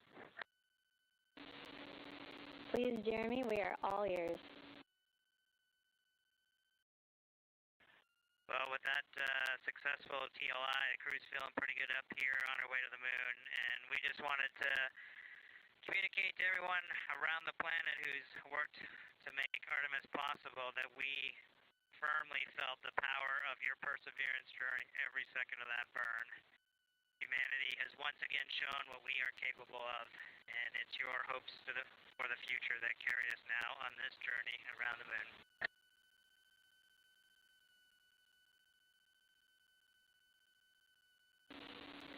Thank you for those words.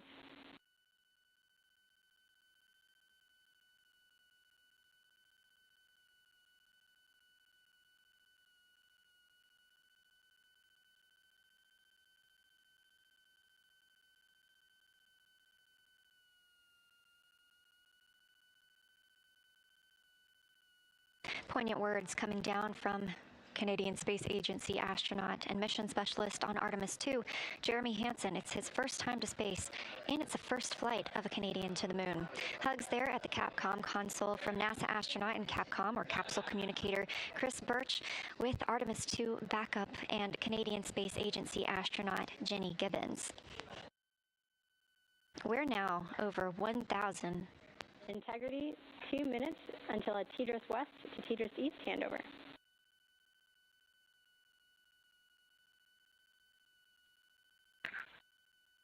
Integrity copies. Now over 1,500 miles away from our planet, that distance continuing to increase.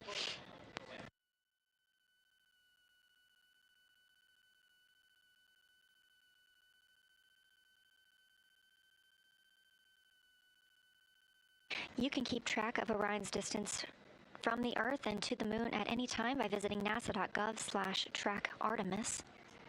We are currently 242,800 miles away from the moon and continuing to get closer. We will do so until flight day 6 when we make our closest approach during the lunar flyby.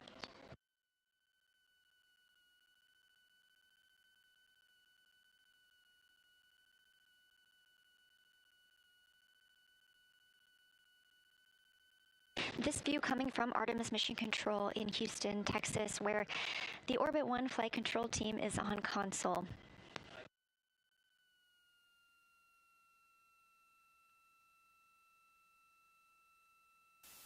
Team members continue monitoring the flight of Orion and the systems aboard the spacecraft. coming up on 1 day, 1 hour, and 30 minutes since the launch of Orion.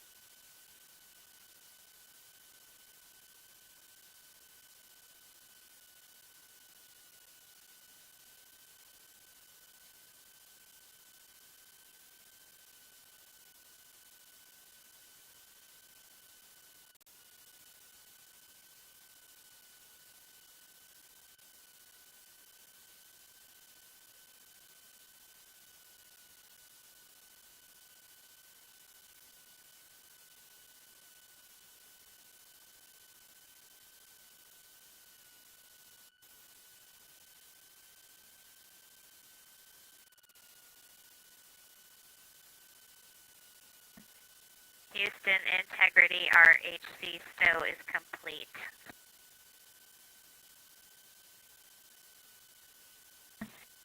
Houston, integrity, RHC stow is complete.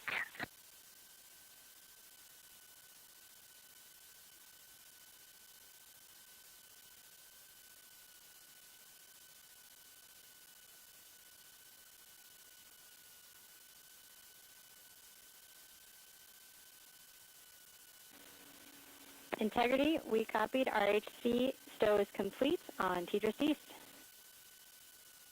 We recently heard a call that the Integrity, we Great, copied. com check. RHC stow is complete on TDRS East.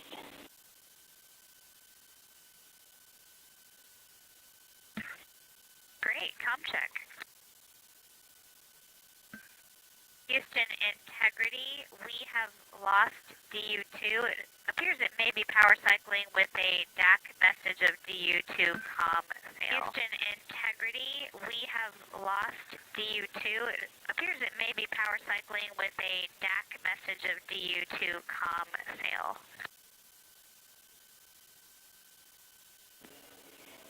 Integrity, we copy. We saw that enunciated caution toggle in and out of alarm. Your go to try and power it up. Integrity, we copy. We saw that enunciated caution It was toggle in and a out of power alarm. cycle after Your going go to down, try and power it it up. has come back up. We are going to go ahead and understand the prompt cautions are no power cycle after going down, and it has going away a few seconds later. We are going to go ahead and for any other troubleshooting words on DU2, but so far they are recurring and going away a few seconds later. We'll stand by for any other troubleshooting words on DU2, but so far it looks like it's Thanks, nominal. Christina. Good news on DU2. No further actions for you on DU2 reconfig. We'll do any other backside stuff on the ground. Thanks, and Christina. we are Good taking a news look at on that prop DU2. caution as well. No further actions for you on DU2 reconfig. We'll do any other backside stuff on the ground, and we are taking a look at that Copy prop all, caution and as well. copy also the good com check on TDRS.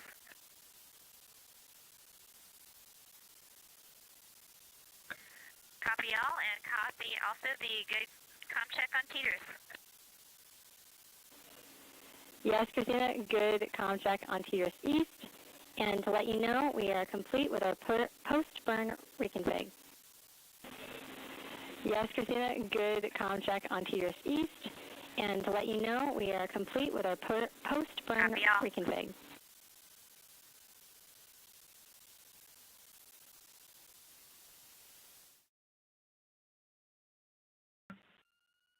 Copy all.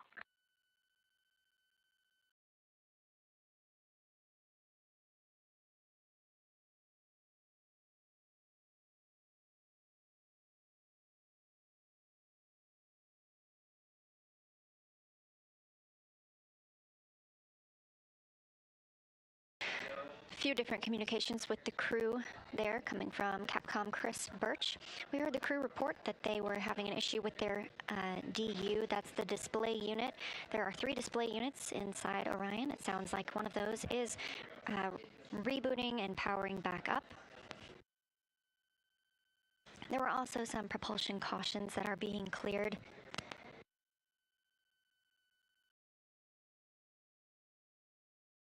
Additionally, we are still on the Tracking and Data Relay Satellite System, or TDRS, and have handed over to TDRS East, confirming that we had a good voice check on TDRS. We won't be on TDRS for long. We will be switching back to the Deep Space Network as we continue to increase our distance from Earth, now 2,780 miles away from our home planet.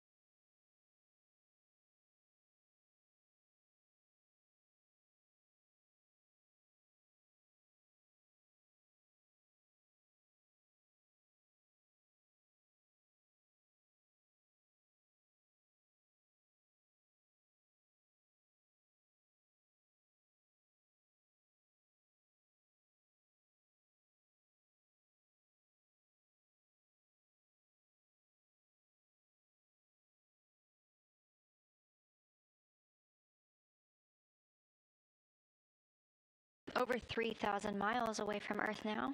Integrity, we are maneuvering to the Earth veering attitude.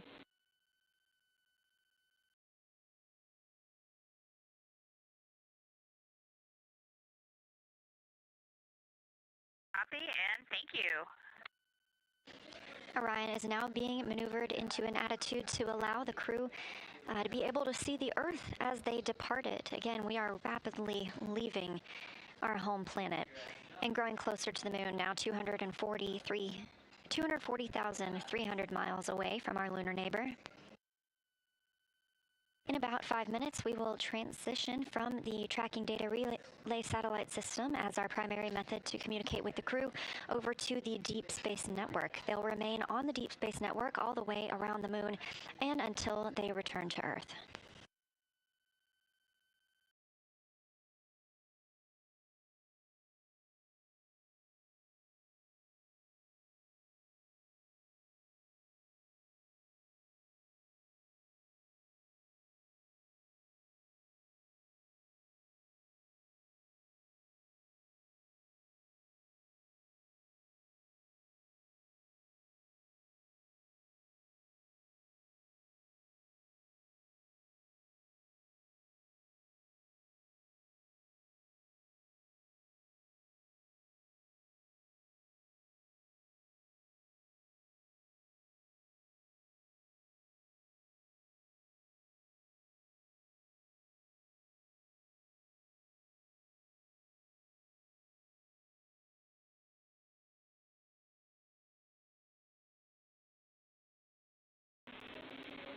Integrity, we have completed the cleanup steps from our leak suspected warning that has cleared the board.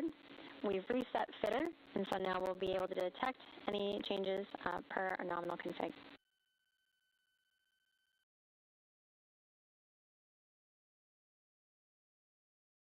That's great news, Houston. Thank you.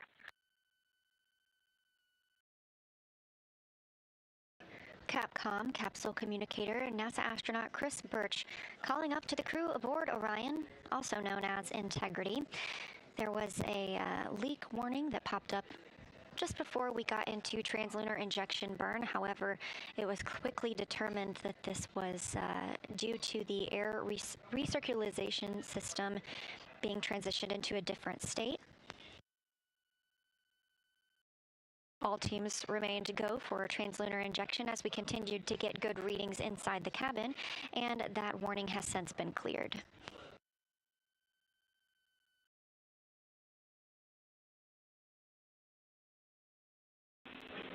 Integrity, 2 minutes to TDRS East to DSN handover.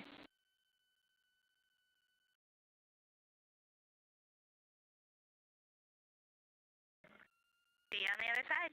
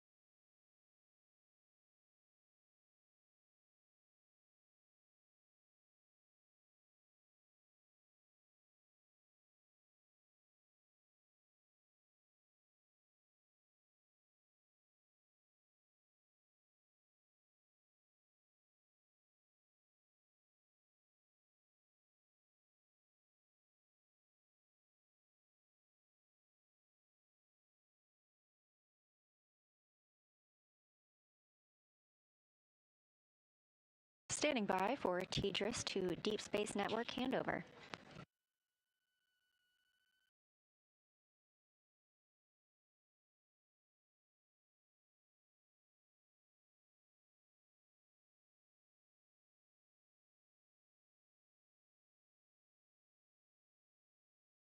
We're now handing over to the Deep Space Network and expect to hear some comm checks once the crew is on the other side.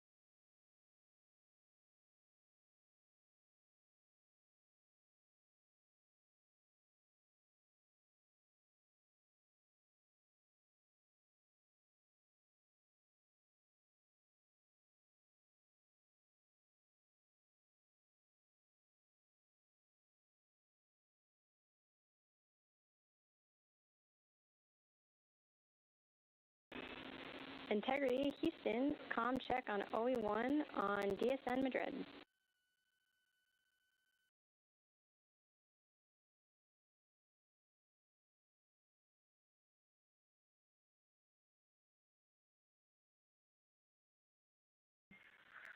We have you loud and clear. Copy, we have you the same.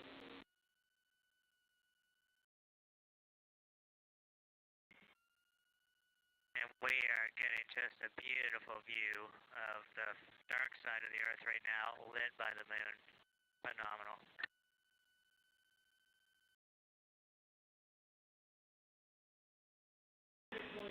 That sounds amazing. We hope you're taking some pictures for us.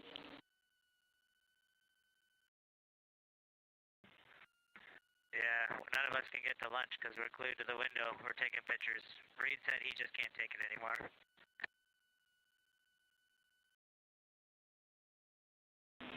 That tracks. Thanks, Integrity.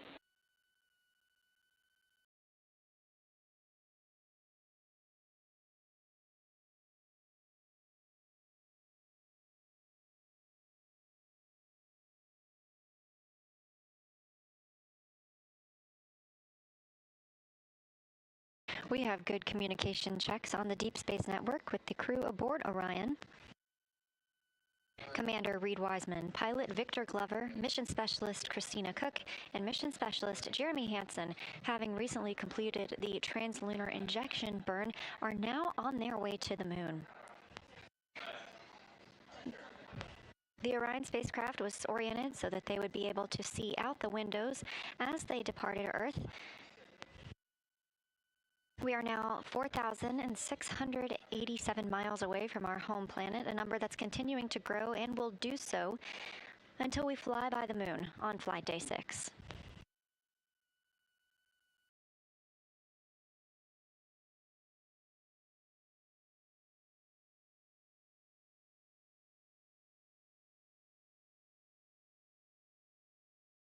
The crew reports beautiful views of Earth as they fly by the dark side, as referred to by Mission Specialist Jeremy Hansen. They are taking photos that we will expect to see downlinked later on and look forward to sharing.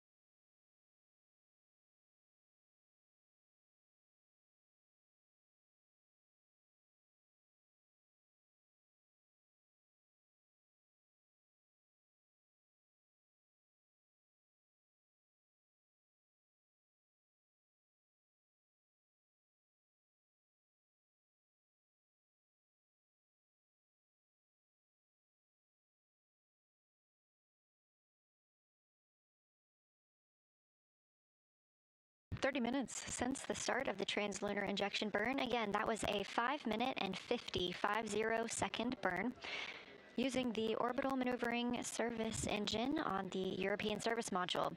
This was the burn that committed us to flying by the moon and returning home to Earth on flight day 10. We are now over 5,430 miles away from Earth.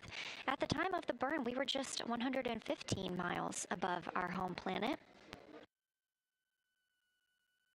We're 237,000 miles from the moon.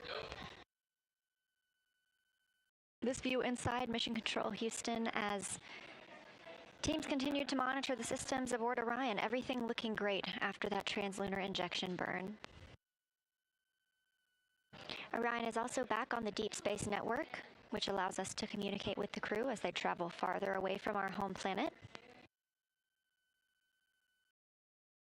The crew is also in their timelined midday meal, but as we heard from mission specialist Jeremy Hansen, they are all glued to the windows, getting some views of Earth as they depart.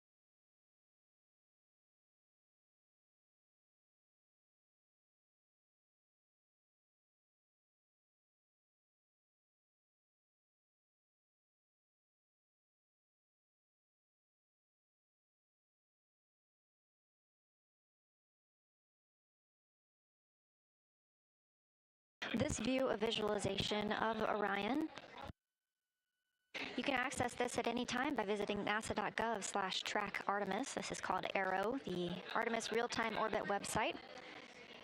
This is live throughout the mission and allows you to see just how far we are from Earth and close we are to the moon.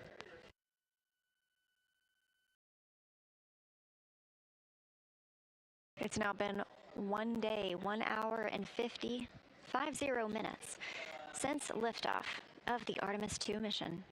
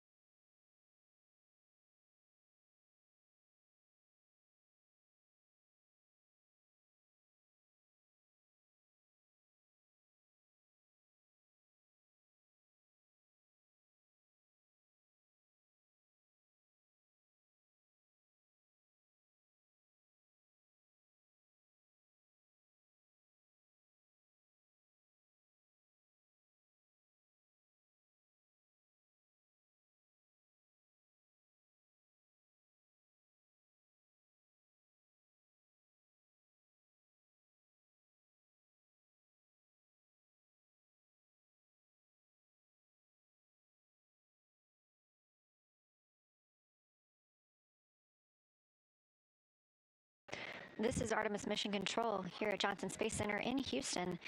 We are on our way to the moon after a successful translunar injection burn.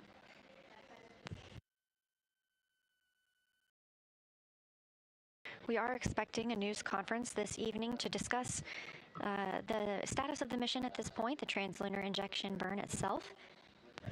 That's slated to begin at 8:30 p.m. Eastern, 7:30 p.m. Central Time. It may get a bit of a delayed start. Integrity, for your information, the PCL pointer is set to slot 2 for post-TLI.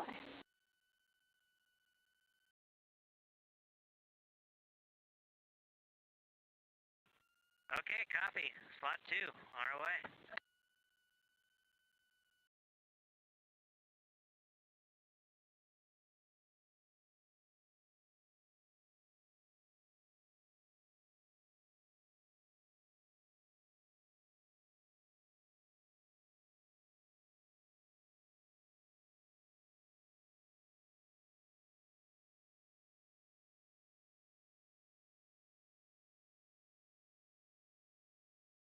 Again, as I was mentioning, we are expecting the news conference to start momentarily.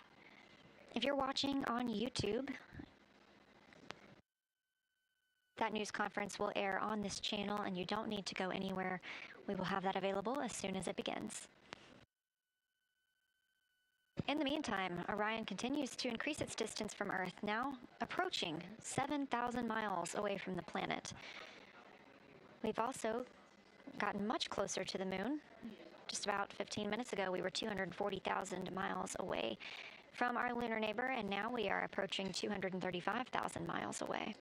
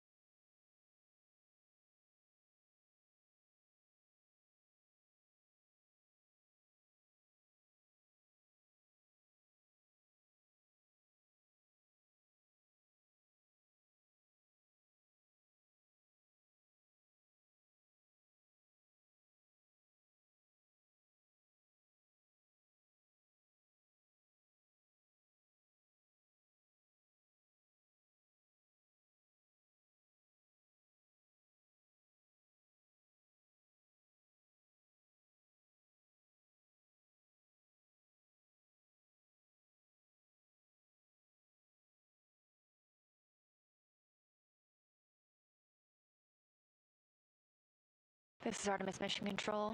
We are standing by for the beginning of today's press conference about the status of the mission and the translunar injection burn. Completed that 5-minute and 50-second burn.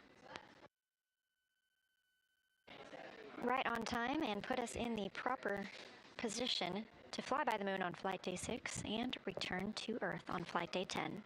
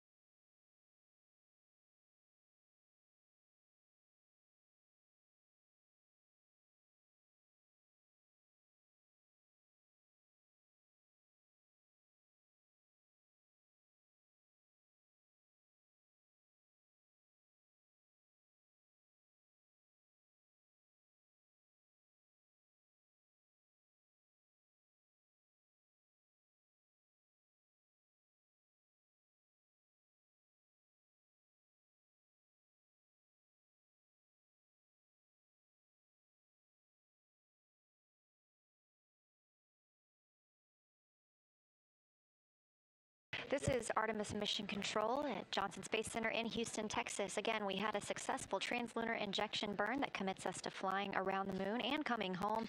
Our crew of 4 aboard Orion in their midday meal. And here on Earth, we are standing by for the start of our news conference about the status of the mission. If you're watching on NASA's YouTube, you don't need to go anywhere. We're going to bring that to you right here, and we'll be here in Artemis Mission Control.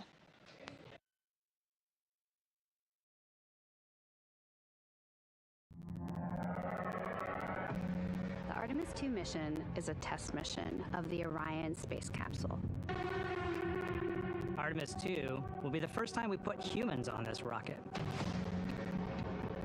We're going back to the moon because it's the next step in our journey to Mars. We were always going to the moon. Pushing ourselves to explore is just core to who we are. That's a part of being a human. And liftoff! We shall return. Continuing to test out every bit of Orion. Coming back to Earth, 7 miles a second. When humanity sets big goals, we can bring together genius from around the world. You have the best people on planet Earth putting this vehicle together. That's what's up. To innovate for the benefit of humanity and to inspire the world through discovery. And here we go.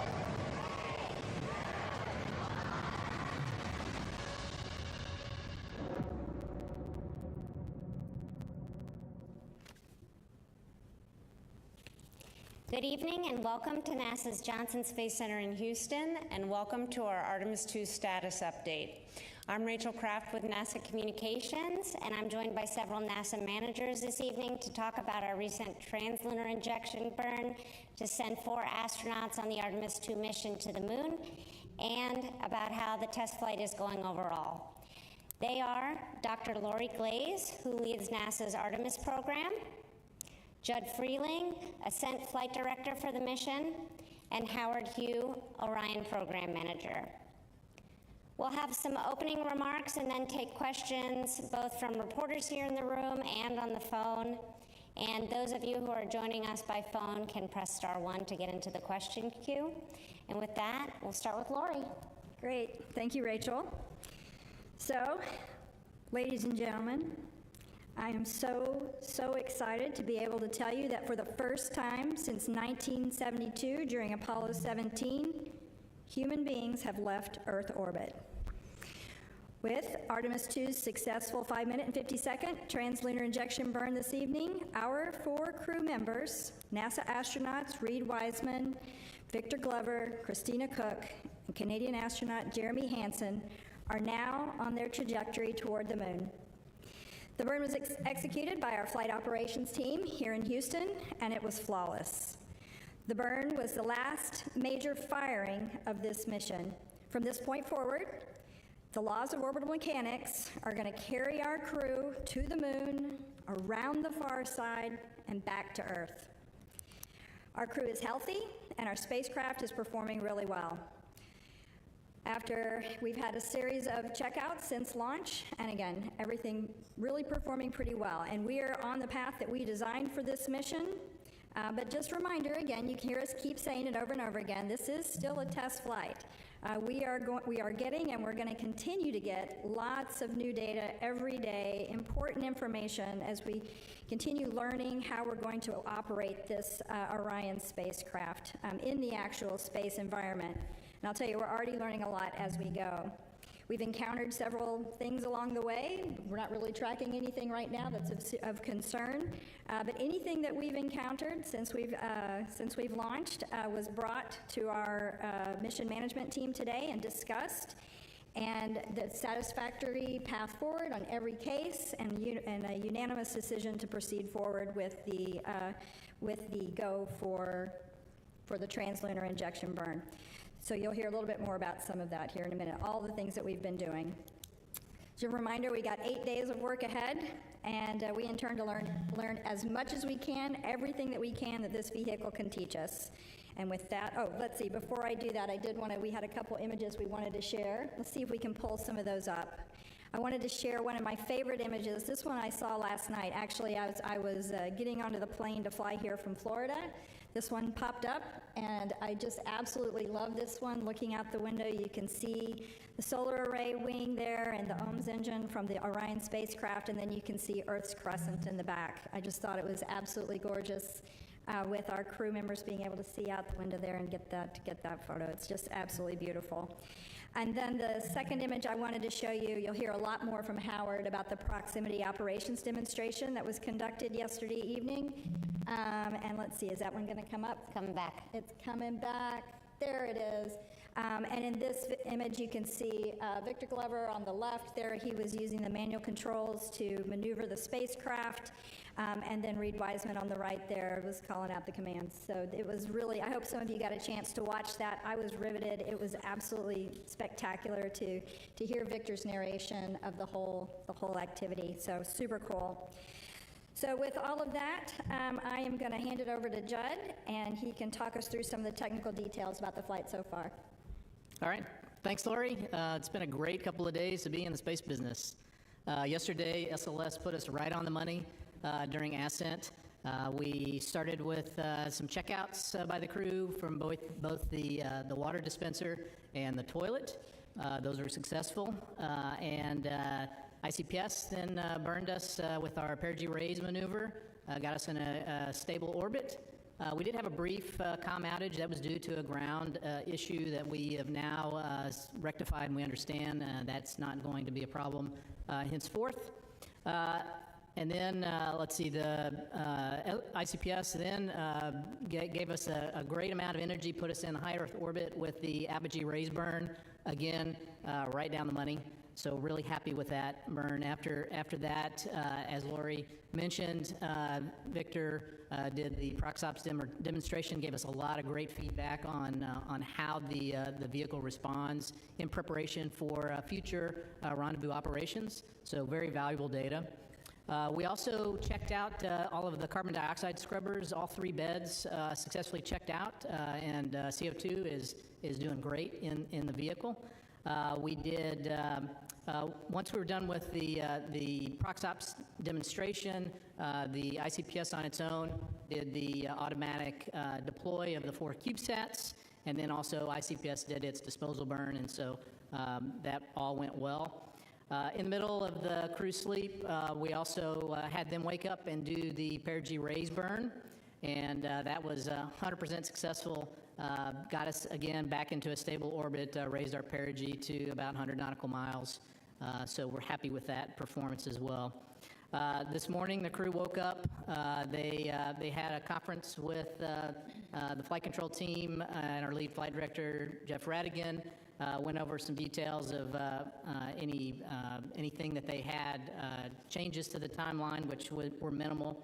They did an exercise test of the flywheel. That was successful. Reid reported that it was exactly like training. His arms are really tired, and he got a great cardio workout. So we took some samples of what the carbon dioxide was while we were doing exercise, and that was all great as well. And of course, just a little under an hour ago, we did a translunar injection, which sets us up for the free return around the moon, and also for splashdown in San Diego. So with that, I'll hand it over to Howard to give you some more details on the Orion. All right, thanks, Judd. Really excited to be here. Wow, what a great 2 days, huh? I haven't slept, I don't think, very much over the last 24 hours, just following all the things that have happened for the Orion spaceship. We had a perfect ride uphill, got into orbit, spent a good day, just checking out systems. And getting ready for TLI that Lori talked about, and a successful TLI and a really great precision burn that we just had. But I'll talk about the things that we accomplished yesterday. Yesterday, as you know, we did a proximity operations demonstration with the centerline camera and with the spacecraft. I call test driving the car. It's been an awesome event for all the engineers and the team that's worked on it to hear Victor and Reid talk about our spaceship and the work that we put in to put into this capability for manual flying. I would say that, first of all, we accomplished all the test objectives. that we set out for this proximity operations. We have 2 precision tests, and I'll describe a little bit about what those were. But I'll send with a picture first to show you and describe. This is a very close-in picture, these 3 pictures. On the, I guess, upper left of the picture is our centerline docking target right in the middle. It's a standoff cross that you'll see. It's a 2-foot wide target. This is the target that we're going to use for future mission flight configuration that we use. So it was really important that we got that on the interim cryogenic propulsion stage. So we were able to get that on that stage, and what we do, as I describe it, is as we separate from the ICPS, we do a backflip, 5 degrees per second, and we back away all the way as far in this demonstration was about 400 feet. And that back away scenario, that allows us to have a good standoff understanding. We're pretty far away, not this picture, but I'll talk a little bit about where this is going. Then we start doing what I call course manual piloting. And this allows, and you might have heard this, what Victor was doing was basically moving side to side with the spaceship, up and down, and then doing the rotation pitch, roll, yaw, making sure that the response from the spacecraft and the performance is what he's seeing. And the reason it's course is because you're so far away at 400 feet that you want to make sure you have big maneuvers so you can see the target going out of your field of view a little bit, okay? So that's what we did at the initial part, and then we slowly started coming in and approaching the vehicle. And that picture that you see in the upper left side is almost to 33 feet. It's about 40 feet away, I think. And that's where we will do what I call fine manual piloting. So we're just doing a little bit of the same thing, side to side, up and down, doing the pitch, roll, and yaw maneuver and handling. And you heard that if you watched closely, and some great commentary. Especially, it was heartwarming to hear. I know I talked to some of our team members today, to hear that how well their baby worked, operating precisely. That is exactly what we wanted to do, holding the attitude and being able to maneuver very well and described, I think, just very excitedly by Reid and both Reid and Reid and Victor. I think it's really a great a moment for all of us who have been working in this arena to get this demonstration off. And of course, that wasn't the end of it. We did back away to about 65 feet, and we let the ICPS do a maneuver, and then we had another target, what we were calling the 2-dimensional target. So it didn't have a standoff cross like we did on the ICPS nose. What we did was add a good 2-degree target or 2-dimensional target on the spacecraft, on the ICPS, and then we did the same maneuver, but a little different. This maneuver was what we call 6-degree of freedom maneuver, where we were tracking and also maneuvering by rotating as well. So you're translating and rotating at the same time, and that allowed you to have a different characteristic of the vehicle performance in a manual piloting approach. And we were also able to go to this 33-foot range. So really important demonstration of both the fine and coarse handling of the spaceship for future missions as we go forward. And that was something that we wanted to make sure we brought down some risk. And you saw the images of the centerline camera, and performance was outstanding. And of course, the crew was outstanding. They did a terrific job. I actually flew the simulator. I did not qualify for this mission, unfortunately. So I definitely wasn't ready for this kind of mission, but Victor just did terrific and followed everything. And I saw the track today in terms of our predictions, and I got to give kudos to him. He followed it right along, and it was a really great opportunity to demonstrate our capability.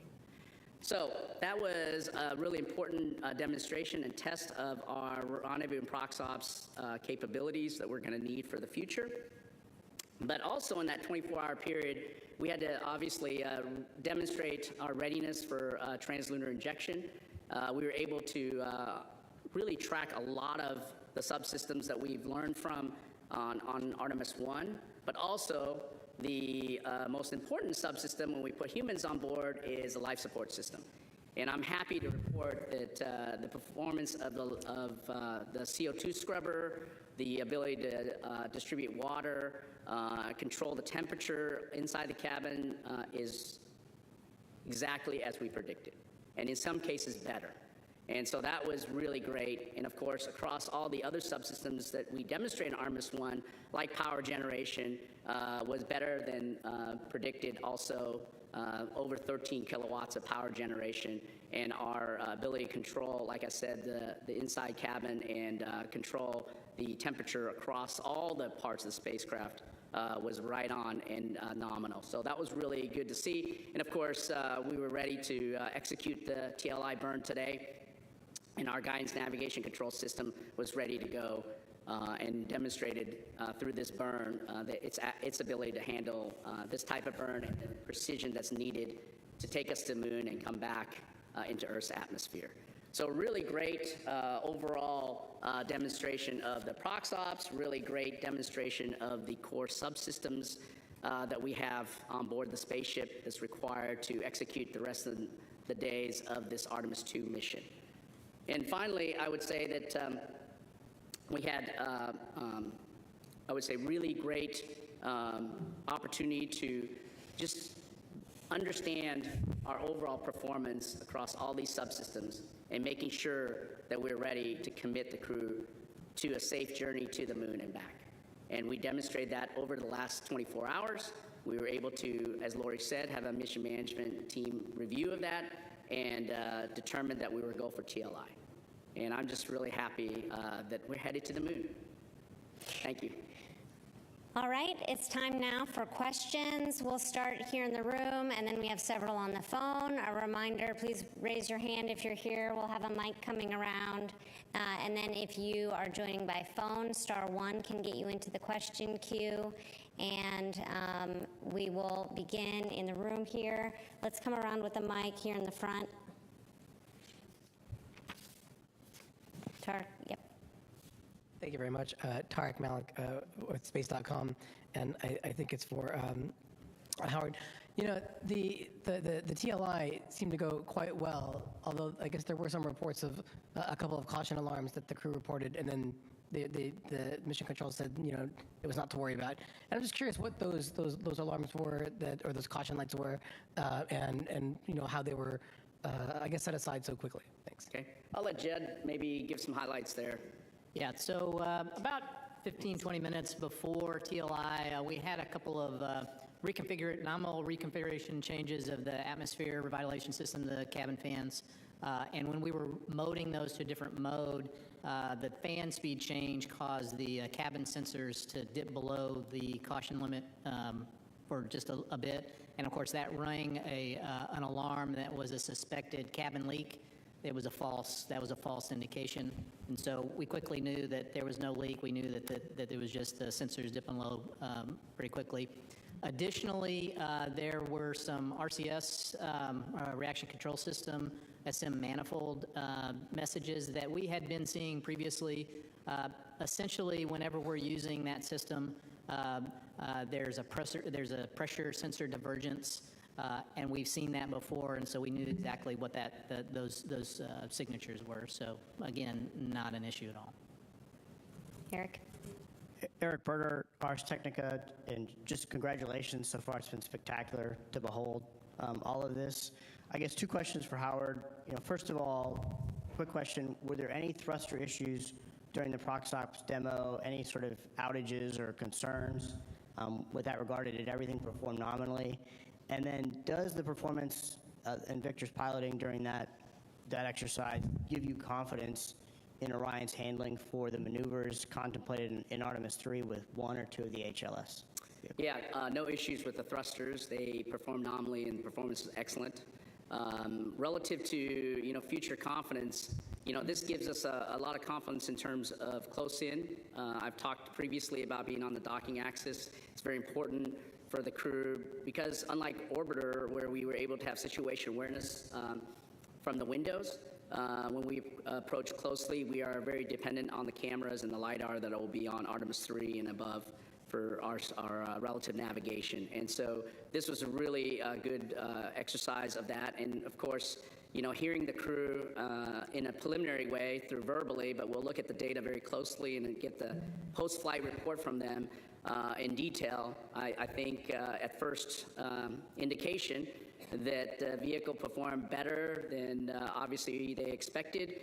And I think, for us, it was really good understanding of how the human-in-the-loop part worked. We know precisely what our capabilities are when we have automated capability, but having a crew in the loop and demonstrating their capabilities and being able to hold and be able to execute a translational and rotational maneuvers and being able to do that precisely is really outstanding. And I look forward to them coming back home, telling us all the nuances. I'll be sitting in hours with them and questioning them on how they felt about it and what the responses were based on the pulses they put in. But yes, it's very, very heartwarming to hear that from the crew, and of course, even better to get the technical data and play that forward. Go ahead. Mark Kirkman with NSF. This is probably for a combination of both Judd and Howard. Now that we're committed with TLI, during Translunar Coast, the attitude you're going to hold, what are the out-the-view windows for the crew? Are they going to be, what are they going to be able to see Earth with regard to Earth or the Moon? And also, prior to the flight, you were talking about, based on TLI, what they would get to see when they do the close observation. It was based on the sun angle of high, medium, or low. What did we end up getting based on the launch day and the TLI that we're in? And if you don't mind, just based on what he said, I'd like to follow up with Howard. It sounds like, based on what Ike said and you said, that the handling qualities, tight, deadbeat damping, that this is better than you predicted. Is that a true statement? You want me to start first and go ahead. talk about that? I would say that, predictions are hard. There's a human-in-the-loop kind of element, and we practice that. So I would say, yes, definitely maybe better than we anticipated in a lot of ways, because there's variations by which we go into space. On a closed-loop control system, for guidance navigation control, when you have an automated system, you know precisely and you predict exactly how the system will respond. The crew is well-trained, and Victor did exactly what he needed to do, and the spacecraft responded. As far as where the vehicle will be pointed, most of the time we spend in a tail to sun attitude. So we take the back end of the vehicle pointed towards the sun, and so whatever the geometry is, that's what you get. We sometimes have the advantage when we have good power balance, we can move the solar arrays that have cameras on the end, and we can move those around and see what, look back at the Earth or look forward at the Moon. Also, on flight day 6, whenever we do the lunar closer approach, we'll change attitude, make sure that the crew has those views of the lunar surface. As far as the lighting of the moon, this was a lower lighting day that we launched. I think it was in the 20 to 30%, 20% lit area. So we'll still get good shots from the crew. We'll still get great descriptions from their Mark 1 eyeballs. But we're going around the moon, so that's the main thing, right? Okay, we'll take two more on the end here, and then we'll go to the phone. So go ahead, Jackie. Hi, Jackie Waddle, CNN. Quick question for Howard. I know Victor said that he was going to give the Cooper-Harper rating scales during the prox ops. Are you able to share those numbers? Just curious to know how it handled. And then also would love to just ask a general question about the crew, how they're adjusting to orbit. Specifically curious about the first-time flyer and whether there's any space adaptation syndrome without, invading privacy. Thanks so much. Yeah, I'm sure we can share the Cooper-Harper handling qualities. We did assessments with the simulator, and we'll do it as part of this demonstration, and love to hear that feedback. I think we got some additional feedback, like I said, but look forward to that. Yeah, definitely. But I'll let Judd answer the other question about as far as the crew members, they're doing great. There's no indication that they're having any problems at all. So I don't expect that they're having any problems. Hi, Lauren Grush with Bloomberg. Thanks so much and congratulations again. I wanted to ask about the troubleshooting of the toilet that happened on the first day. Can you just explain to us what the issue was and how they fixed it? And on a priority scale, would you say this was a number 1 priority or a number 2? So when we had always planned to wet the toilet with some water that we had pulled out of the PWD, the potable water dispenser, and it turns out, I guess, we didn't put enough in, and so the pump was not fully wetted, and so it has automatic fault detection in that if it's not fully wetted, it'll shut itself down. So once we figured out that we didn't put enough water in, we put more in there, made sure that it was essentially primed, the pump was primed, and then the toilet came right back up. I will say that in addition, a good kind of byproduct of this, while we're working through those procedures, we were able to check out the secondary vent line for the urine as well. And so that was a good, that's an alternate path. If we could not go with the primary line, we were able to bend out on the secondary line, and we were able to demonstrate that. And we didn't demonstrate it today, the primary vent line through the working toilet. So I think both lines are working well, and really happy about that. Yeah, I'll just add real quickly that I think this is a great example of some of the procedural things as we're learning to work and live in the Orion capsule. We've got real humans in there. They're trying to live and learn, and we're gonna learn things along the way. Oops, we need to do this. We need to prime it first. This is the kind of things we're gonna get. All right, we'll take several questions from the phone now, and we'll start with Marcia Dunn from the Associated Press. Oh, yes. Hi, good evening. I have a question probably for you, Lori. Could you just or anybody really, could you talk about the stress level in mission control prior to the TLI burn? I mean, were you really sweating it there? And now that that's done, do you have any new revised numbers for the lunar flyby distance? Do you still think the Orion's going to go 4,000 miles past the moon before turning around, maybe closer to 5,000? Any new lunar distance numbers from today? Thanks. Hey, Marcia, thanks for the questions. I'll let Judd speak to what the mood was like down in Mission Control. I was actually sitting up observing the room and listening in on the loops, and everything was, it seemed like it was going very smoothly. They always seem so calm and controlled down there in Mission Control. Up in the room where I was with several other folks, as soon as we counted down and we started that burn, we just sat in silence and watched the clock go and waited for that statement that said the burn was complete. And it was just wonderful to just sit there, watch, enjoy it, and say, we've done this. So it's a great accomplishment. We're really proud of all the teams that got us to this point. Let's see, the second question, about the distance. So the anticipated distance, I believe, was around 4,600 miles from the surface, is that right? And it's a good burn, so I'm anticipating we'll be pretty close to that, but I don't know that anyone's done the actual calculation yet. Yeah, assuming that we had a nominal burn, which we did, the max distance that our folks calculated was 219,639 nautical miles max distance from the Earth. Yeah, okay. So, as far as the mood in Mission Control, these teams have done lots and lots of simulations, and so I would say they're consummate professionals.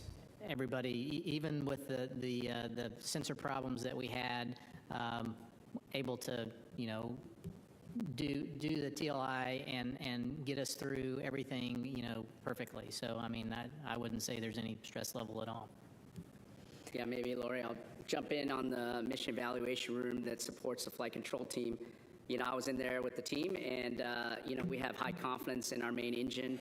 We've operated several times on Artemis I, and of course we operated the upper stage separation burn as well. And I'll just tell you, everybody was standing, not so much nervous, just excitement. And then in one of our conference rooms where we had a couple of GNC experts with us, we geeked out and talked about TGO, VGO, Lambda, Lambda dot, and teaching class on how these burns were calculated, what the guidance targets were, And it was really fun to listen to that while we waited for the TIG. So it was really fun. All right, our next question on the phone line is from Andrea Leinfelder with the Houston Chronicle. Hi, I have a question on the exercising. So I was watching the video when Reid was exercising, and I know Mission Control kind of started chuckling because you could see the movement. So I was wondering if you'd kind of quantify a little bit how much it was moving. I know it was expected, but I'm still curious to know how much. Also, just a technical question. Would you say that Orion was in high Earth orbit or low Earth orbit during the TLI burn, just because it seems so close to the Earth? Thanks. Let me take that. Let's see, as far as the exercise, the flywheel machine, it's a little bit like a rowing machine. I think you saw that. I mean, are you asking, I didn't quite understand the question, like how much movement does the capsule do while we're doing the movement? Is that the question? Yeah, I don't think we saw anything that we didn't expect. Yeah, you'll see some solar ray dynamics, which is expected. But it didn't perturb any of our control where we've had to make any adjustment, big burns or anything like that to control the attitude is where you would hear or get affected by those dynamics. Of course, we'll look at the data. I wasn't sitting in front of the data console today, but I just saw it on the videos that were coming down, and we'll talk to the team, but we didn't expect anything different. I asked our guidance navigation guys if there was any issues, and they said nope, didn't see any issues relative to exercise. And then, of course, we'll always look at the data and go by that, but looks good so far. Let's see, and the other question was, were we in a high Earth orbit when we did TLI? Yes, technically we were, but we were at the lowest part, perigee of the orbit, so we were about 100 nautical miles off the Earth's surface, traveling about 23,000 and change miles per hour. And so because we did the TLI burn, now that takes us out of the high Earth orbit and gets us on that free return trajectory to the side of the moon. Okay, next up is Nell Greenfield-Boyce with NPR. Hey, can you hear me okay? Thanks Yes. for having this briefing. I would appreciate hearing a little more about the water dispenser situation. It sounded like just before the burn, they were doing what they were calling like water ops, and they were bagging up water in plastic bags. Could you just go over exactly what the issues were with the dispenser and why it was decided to have backup water and how much water the astronauts actually bagged up? Thank you. Yeah, great question. So during ascent, so we have 4 water tanks in the Orion service module, and each one of those tanks has an isolation valve between them. The isolation valve between the middle 2 tanks failed closed during ascent, and so it essentially isolated 2 tanks on one side and 2 tanks on the other. Each end of those tanks goes to one of 2 different water dispensers, a primary and a secondary, so we have full access to all of the water. However, in an abundance of caution, we decided it probably good, just in case we have a subsequent failure of an isolation valve, to bag some water, and so that's exactly what we did. We're going to bag some water in the cabin and preserve that just in case we have a subsequent failure. Okay, our next question is from Joey Roulette with Reuters. Hey, thanks. I just wanted to clarify the predicted maximum distance from Earth. Did you say 219,000 miles? And is that based on, and that's based on the TLI burn that was just done today, right? Those are predicts prior to us performing the TLI burn, so that assumed a perfect TLI burn, so I haven't gone and run those numbers again. And just real quick, the reason I asked, of course, is because that's far below the record breaking for Apollo 13. Is that your guys' understanding, I guess?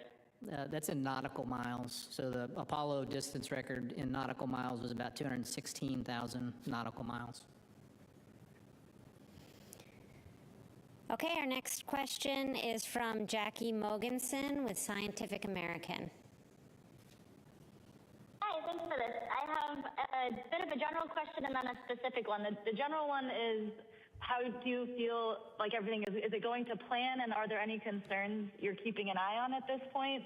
And then more specifically, I was curious if you could tell us about what to expect from the first high-res images and video, as well as when we might see the solar eclipse. Thank you. I think I'll take a stab.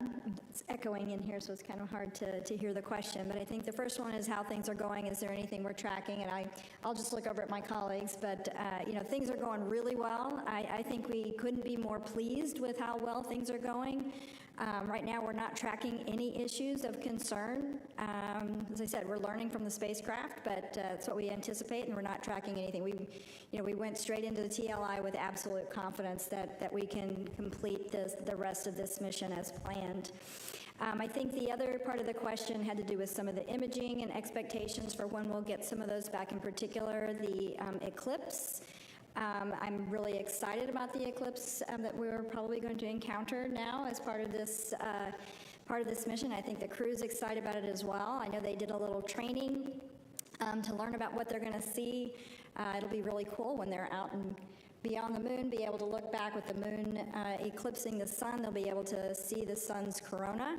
That's kind of a cool, exciting thing to do. So they've been trained on it, and they're looking forward to it.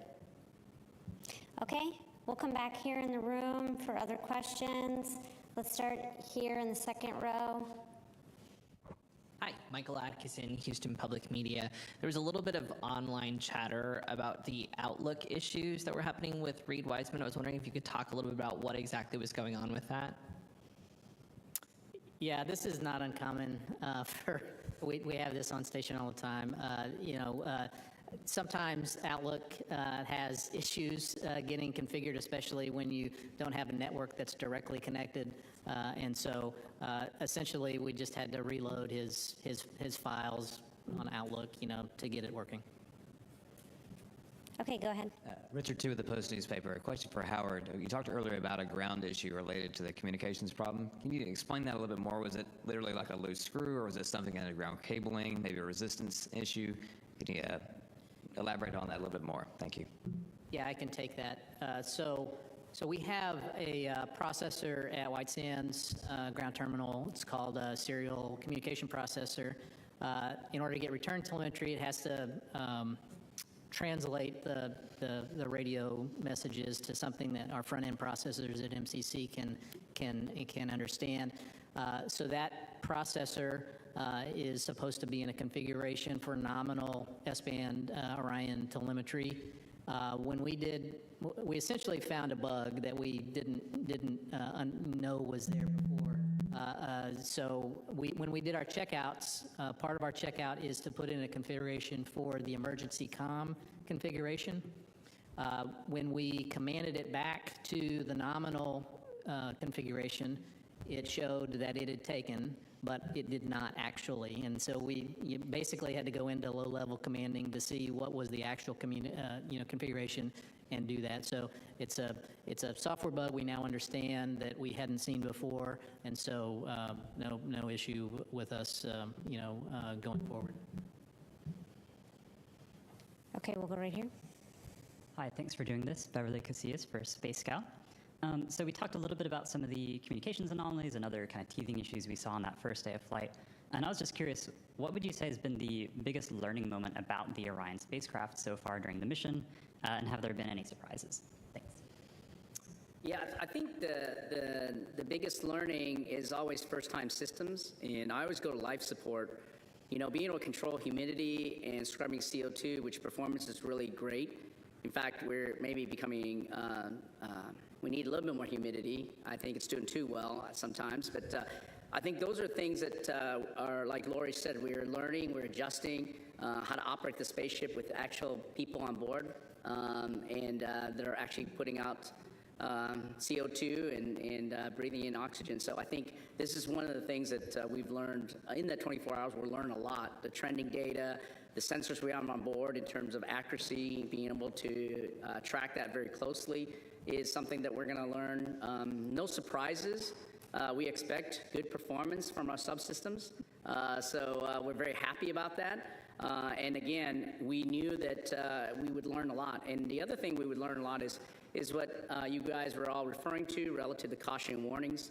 I think, we have thousands of caution warnings on board the spaceship, and it provides a lot of good information for the crew, but also we're learning about the boundaries of these caution warning parameters and whether they're really nuisances or whether they're real issues.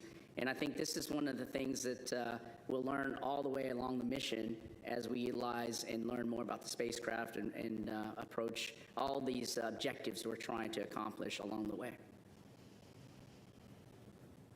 Okay, right here. Hi, T.G. Mascara with the Epoch Times. Thank you all so much, and congratulations again. My question for Lori, in terms of a little clarification on the timeline, with the eclipse, you said it'll be when they're behind the moon, so will that be on day 6? And also, is there any clarification on what part of the timeline we'll be having the ship-to-ship communication with the station? That's definitely a question for Judd here. We'll let him, he's got the detailed timeline right in front of him. Yes, it is flight day 6 that the crew will be behind the moon. Let's see, and your other question was? The ship-to-ship. Ship-to-ship comm. I think we were going to do that on flight day 8 or 9. I don't know where that ended up. 7, I believe. Yeah, maybe it's on 7.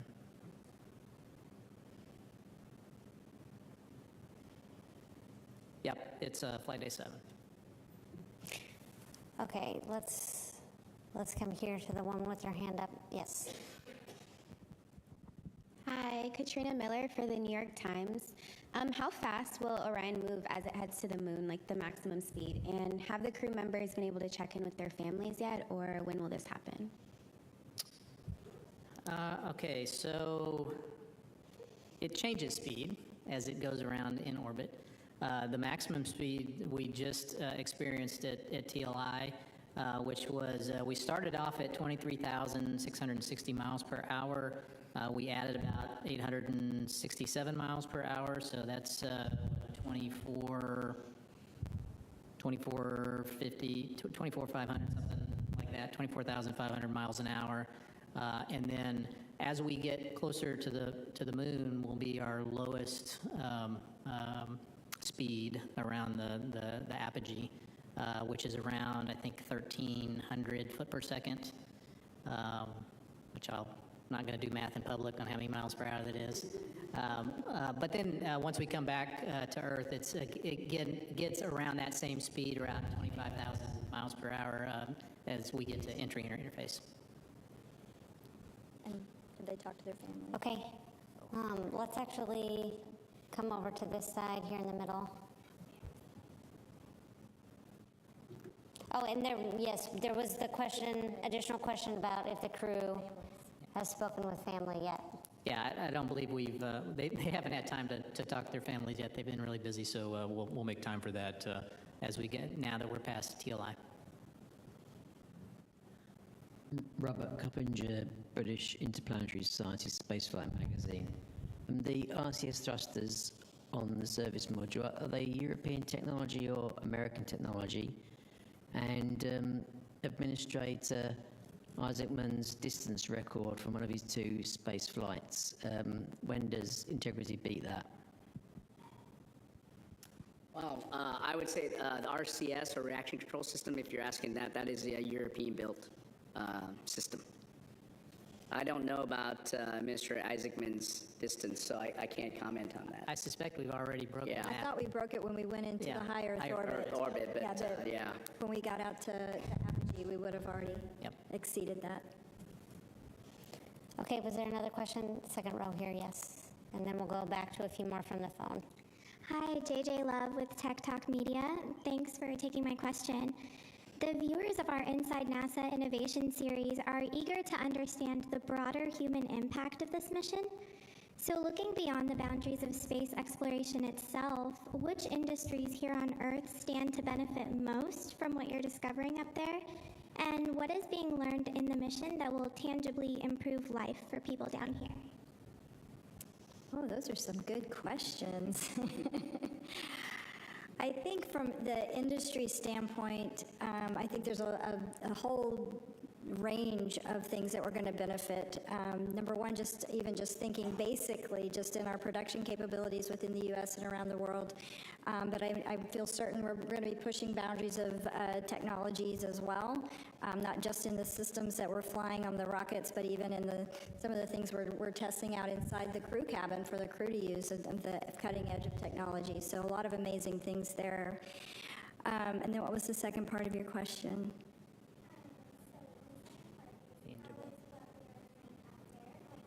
Oh, help life on Earth.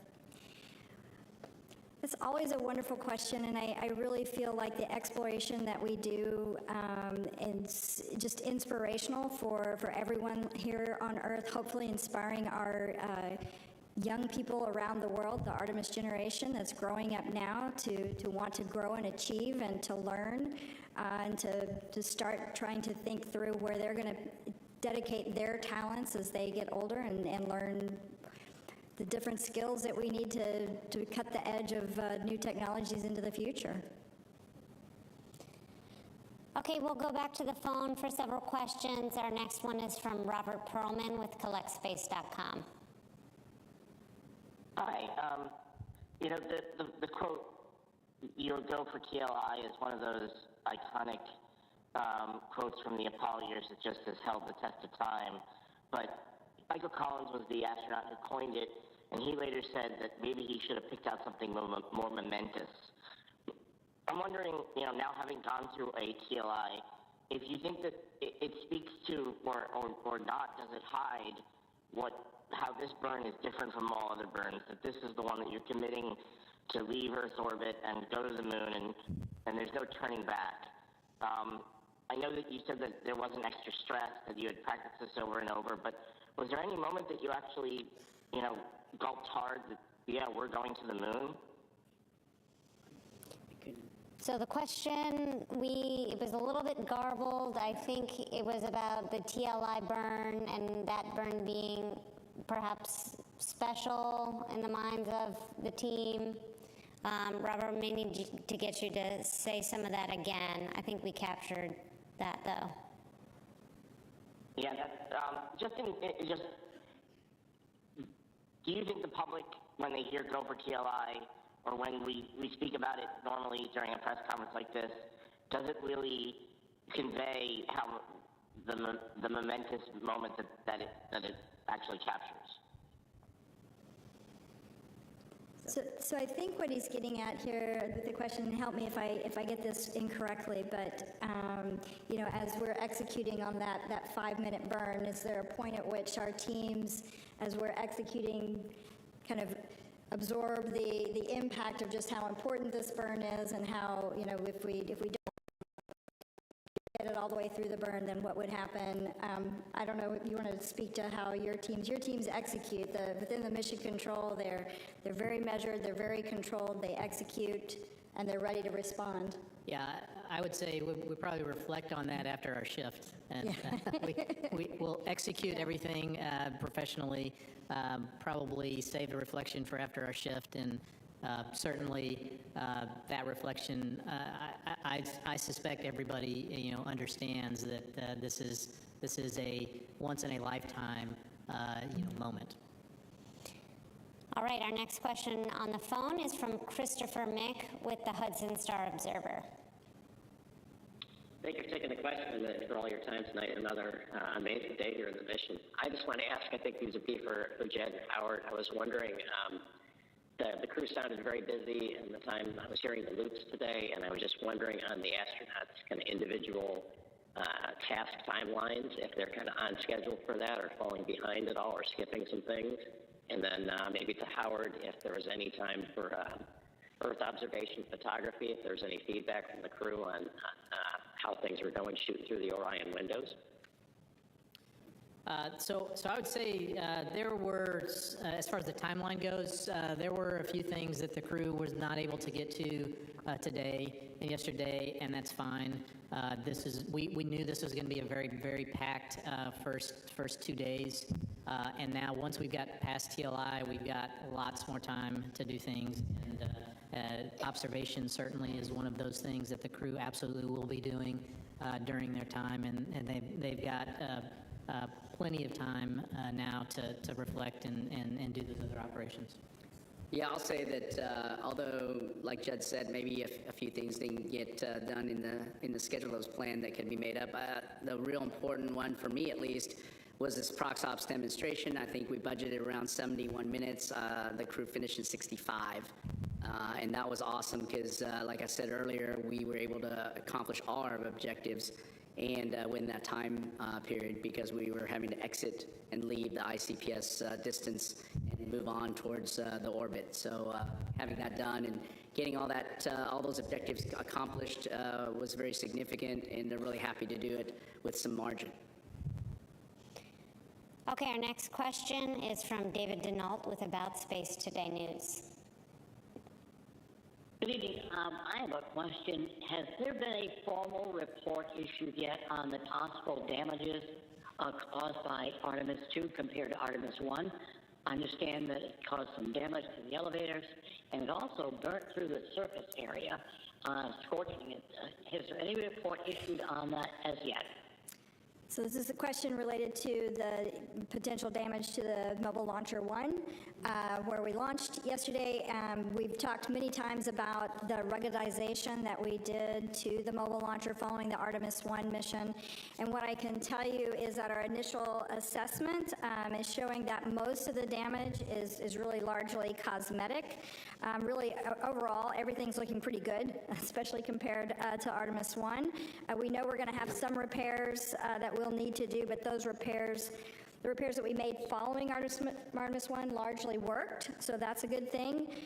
We are in the process of doing an in-depth assessment of what kind of damage was received there. We do know that there were some bolts, some latching bolts that perhaps didn't hold as anticipated, and there was some, I believe, some issues down in the firing well there, but we're still doing the assessment, so hold tight and we'll get you some more details as we better understand exactly where that mobile launcher is right now. Okay, Philip. Hi, Philip Sloss. I guess a quick follow-up with Lori about the mobile launcher. After the first launch, there was a pneumatic leak. You didn't see any issues in terms of the continuity with the pneumatic systems in those lines? Everything's doing extremely well, actually, yeah. And the water suppression system was able to wash things down, so we didn't have the issues of the concerns with corrosion, the pneumatics. All of the other systems seem to fare extremely well. Okay. And then a quick one for Judd, hopefully. On the first launch, SLS had a tiny underspeed at MECO. And I know they were looking to make some tweaks so that they would hit the exact targeted MECO. What did you see yesterday during the ascent? Yeah, as I mentioned, right on the money. Okay, thank you. Hello, I'm Kaya Burgess from the Times of London. How closely did you study in planning this mission the free return slingshot trajectory of Apollo 13 in terms of the lessons to be learned of what to do similarly or what to avoid, and how different will this trajectory be from the only other time humans have taken that trajectory around the moon and back? You take it. Okay, so it is slightly different from Apollo 8. Apollo 8 actually went into the lunar orbit, gravity well, right? Orion doesn't have the capability or the propellant to do that, and so we're taking advantage of the gravity to slingshot Orion back around the moon. So it's quite actually in the early design of Apollo. As a matter of fact, Apollo 13 got on a free return trajectory to get it into a minimum energy state so that it could go back to Earth. And so this is more like that trajectory in that we're taking advantage of the moon's gravity as an assist so that we don't have to burn as much propellant. Oh, 13, not 8. Okay, yeah, it's similar. So we got on a free return trajectory on Apollo 13, very similar to the one that we are doing now. Okay, we'll take another question in the room over here. I'm just wondering, I work in television, and when they're going around the moon, what are the visuals going to be like? Because I know Apollo 11, when they were live, they're black and white. And we're seeing some of the images now from the spacecraft, which we love, But, you know, they're not as grainy as they were in the Apollo days, but they're not necessarily as wonderful as maybe SpaceX gives us right now with some of their work. So what can we expect to see visually as they're going around the moon? What's it going to look like? So I'll say that we're much farther away from the moon than we were on closest approach for, say, Artemis I or even, Apollo 8, for instance. 3,000 to 4,000 nautical miles away. So the moon will look smaller. It's what I've been told is if you take a basketball at arm's length, that's about what it's going to look like from the crew's vantage point. Certainly the camera technology is a lot better than it was in the 60s, so we'll have that advantage. We also have some really long lenses that the crew have for their handheld cameras, Nikons and Z9s. So they'll hopefully when we get those downlinked, they'll be really sharp images that we've all come to expect. Yeah, Modern technology. The one thing I'll just mention, and Judd can probably jump in on this one as well, is, while the camera technology that we have up there is outstanding, and we'll have very, very high resolution, high quality images, the downlink from the moon is not as great as it could be, as it is from low Earth orbit. And so it will take a little longer to get some of those data down, and sometimes I would imagine the early downloads will be somewhat reduced resolution so that we can get them down here and at least share the lower resolution. And then as we have the capability and the bandwidth to download the higher res, we'll make those available. Go ahead. Moises Avila, AFP, Agence France Presse. I know that more than 50 years have passed and it's a new world and new technology, but compared to the Apollo missions, what things have changed and what protocols or beliefs maybe, or traditions maybe remain? Well, when you say what has changed, I mean, certainly the computing capability in the amount of software. We have over 900,000 lines of software. And so I think the ability for the crew to engage in the systems in a very deep level through the displays. And of course, we have electronic procedures, which Judd and his team is very familiar with, which we don't need to carry paper around. There was a lot of paper procedures. And of course, the sensor capability. The inertial measuring units. When we get close in, we got GPS. Everybody's familiar with that, of course. The ability for us to know exactly where we are in space, the precision by which we're able to do rendezvous prox-ups and docking, just even with a camera, is a huge step in technology.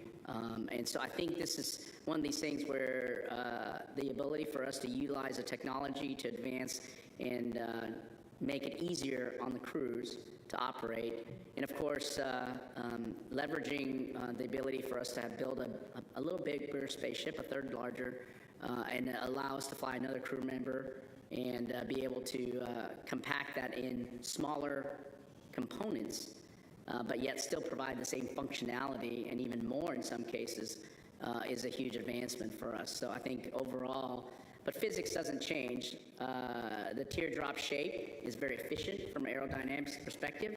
The Apollo giants were just very good technical engineering experts.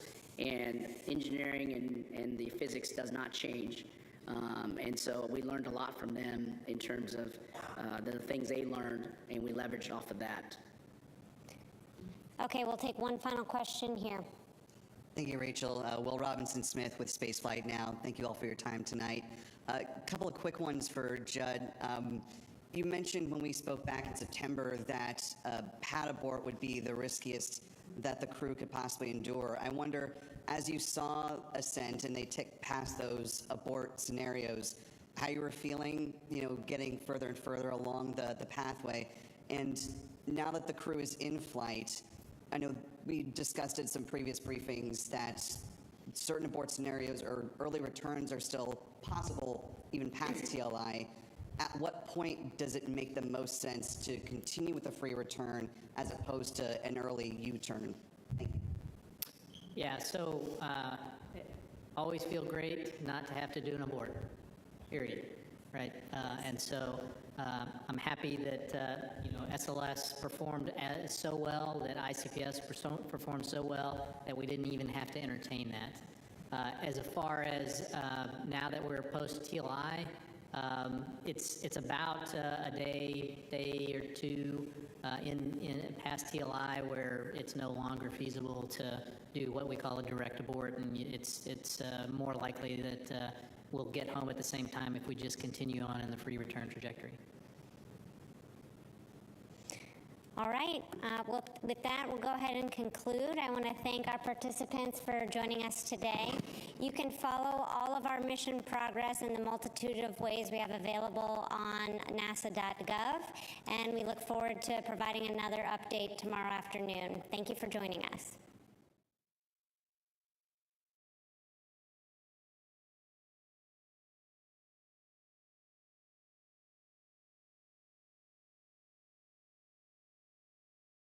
Welcome to the Artemis Flight Control Room here at Johnson Space Center in Houston, Texas. We are monitoring the flight of Artemis II and our 4 astronauts, Commander Reid Wiseman, pilot Victor Glover, and mission specialists Christina Koch and Jeremy Hansen on their flight around the moon, the first humans to do so in over 50 years. This is also the first flight of humans aboard Orion, and it was a banner day for the spacecraft. At 6:49 p.m. Central Time, the Orion spacecraft executed the translunar injection burn, a 5-minute and 50-second burn that committed the spacecraft to leaving a high Earth orbit and beginning its journey around the moon and back home.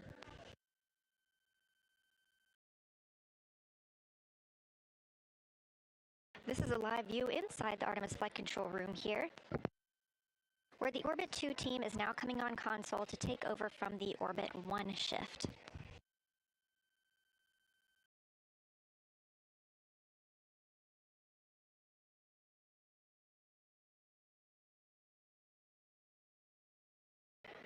If you were watching the news conference, we had a few calls to and from the crew during that time frame.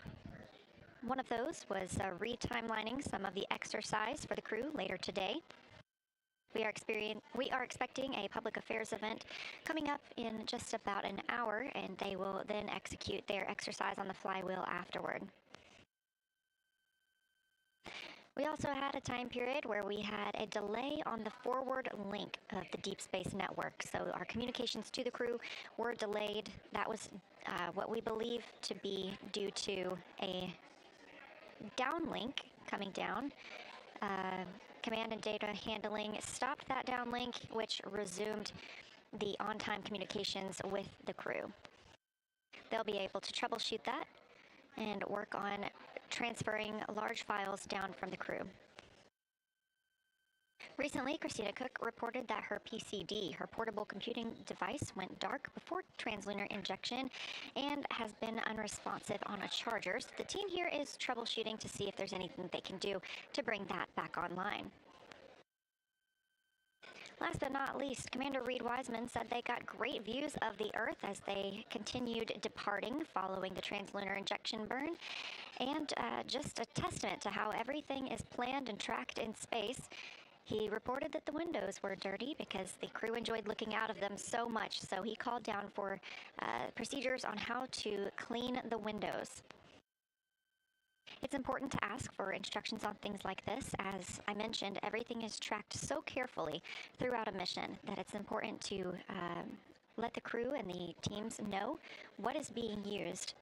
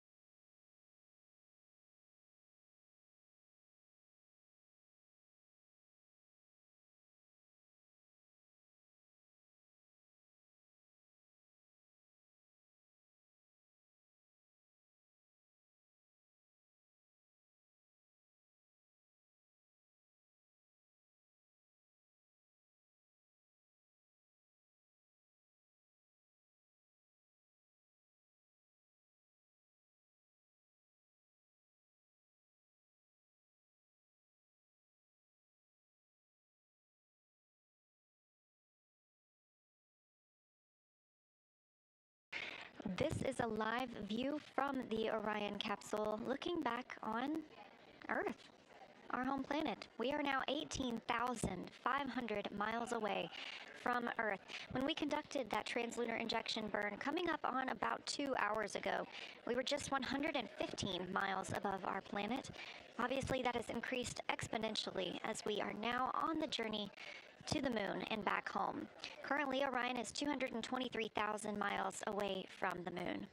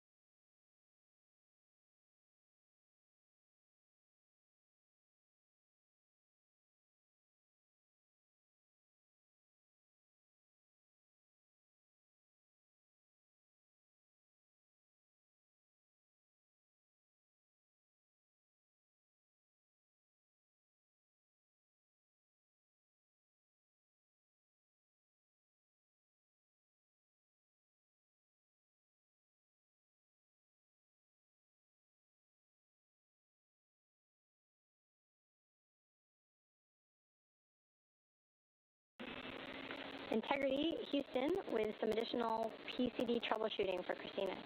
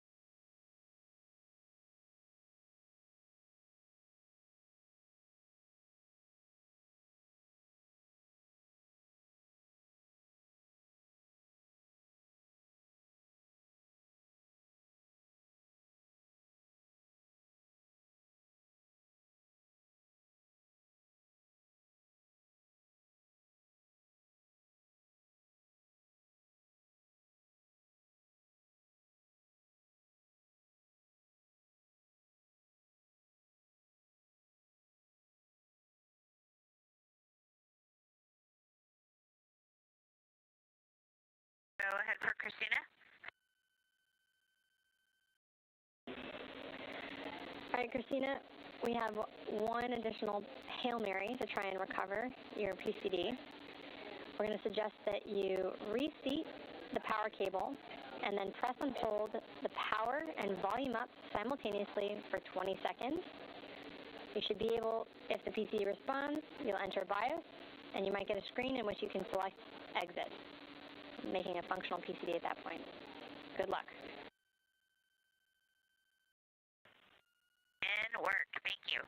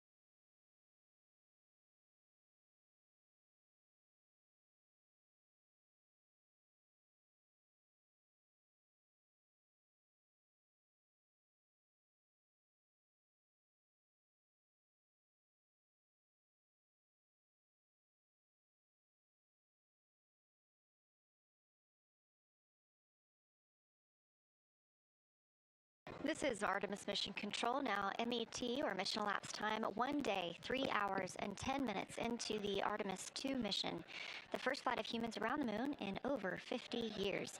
And we are going to the moon. After a successful translunar injection burn today, we are now over 19,500 miles away from Earth and growing closer to our lunar neighbor, now 222,000 miles away from the moon. The view on the left side of your screen is from Orion, a live view looking back at our home planet, that small dot.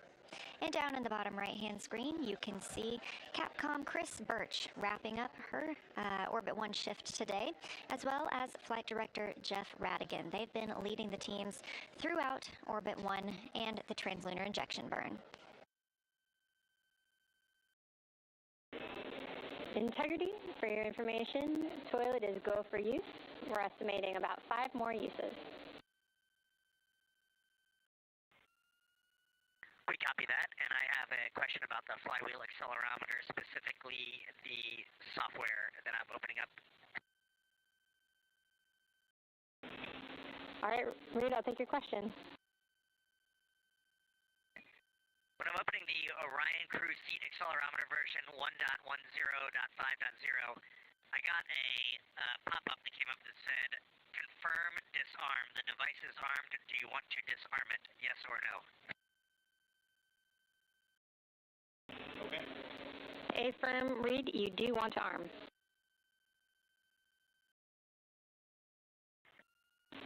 Excuse me, you do want to disarm. Do I want to disarm it? Yes or no?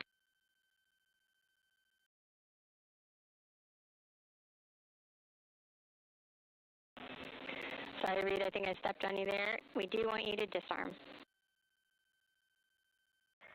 Copy that, disarm.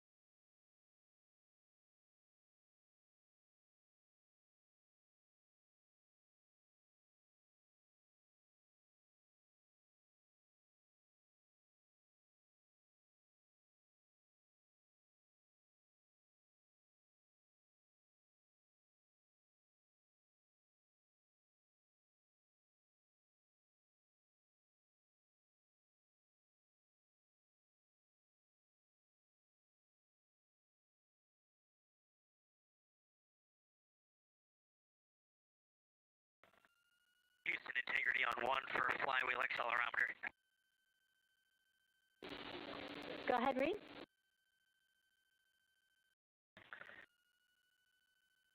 It says to secure the two accelerometers, one to the flywheel, one to the hull, with the Velcro, but then also with Kapton tape, which is supposed to be with the accelerometers. I don't see any Kapton tape there, and my judgment is they are very well secured, so I'm not going to put Kapton tape over them. Let me know if you need me to change that. Reid, that sounds like great judgment to us. That's no problem.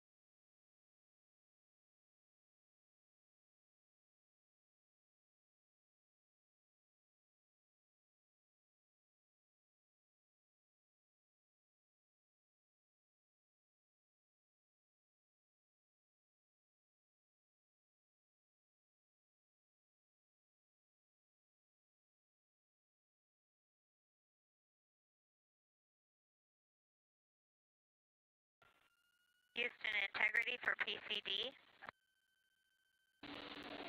Go ahead, Christina. Hey, Chris. Unfortunately, no joy with that action, and I also had Ike try it. Neither of us were successful getting it to respond in any way.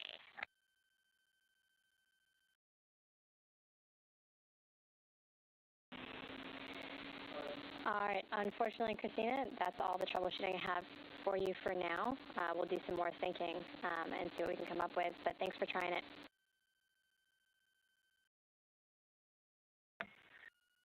Okay, she acknowledges that. I've got a question for you on the dual camera bracket config for transit.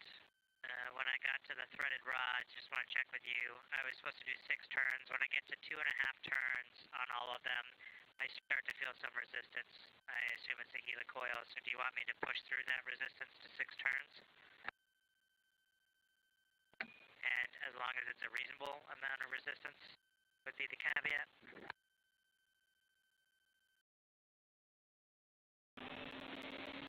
All right, Jeremy, thanks for that report. We're going to check and get back to you. We think your approach is reasonable, but we're just going to verify.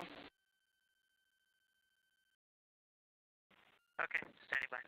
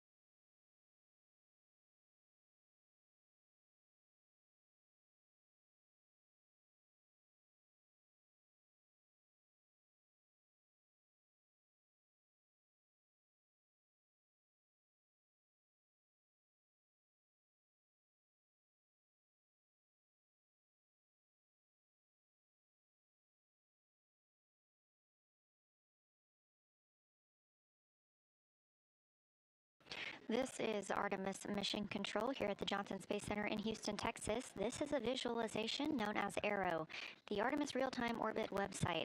You can access this at any time on your computer or device by visiting nasa.gov/trackartemis. And thanks to ARROW, we are able to see that we are now 22,000, almost 23,000 miles away from Earth, creeping up on the moon, now 219,000 miles away from our lunar neighbor.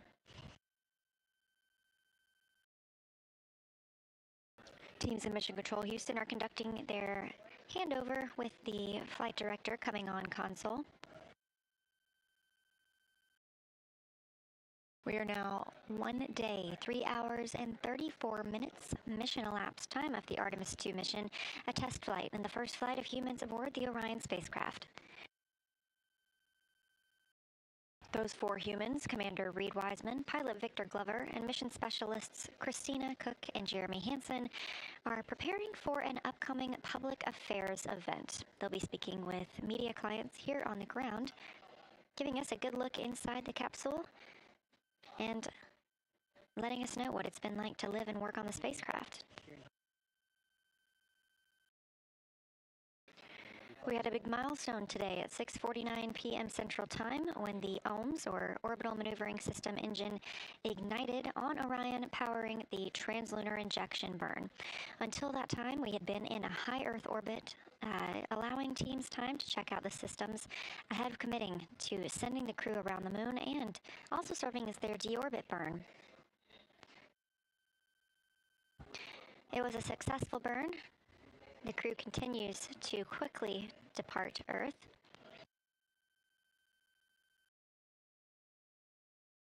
We will see the closest approach of the crew on flight day 6 during their lunar flyby.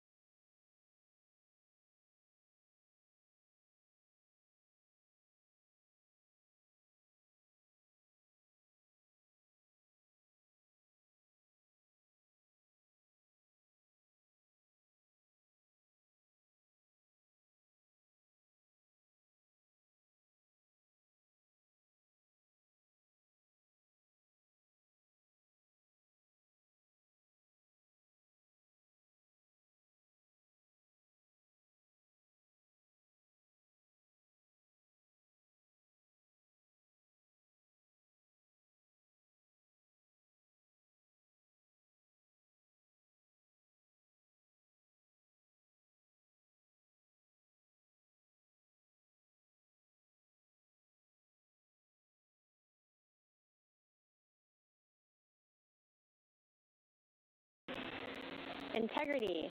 Houston with some dual camera bracket install words for Jeremy.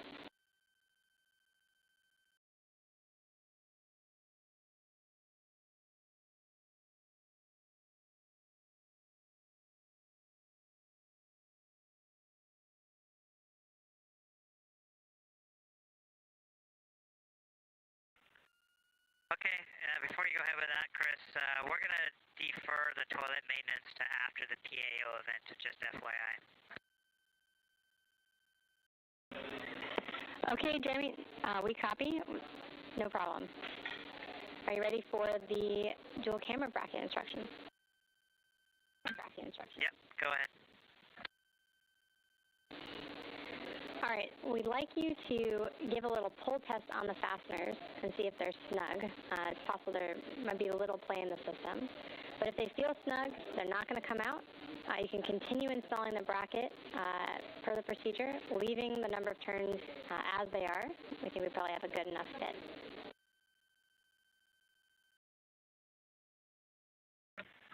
Okay, there's no wiggle in the fasteners. They do feel secure. I'll maybe give them another eighth of a turn because I stopped a bit early to snug them up. And then I think that's it for this part of the procedure. I've secured the dual camera bracket to the hatch as described, and there was nothing else to do today. I just want to confirm we're on the same page. I'm just leaving it open.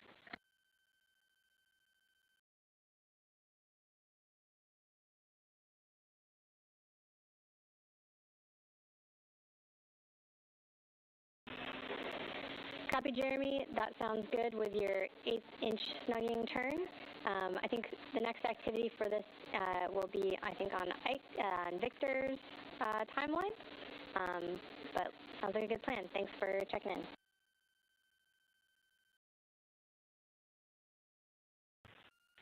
Okay, copy.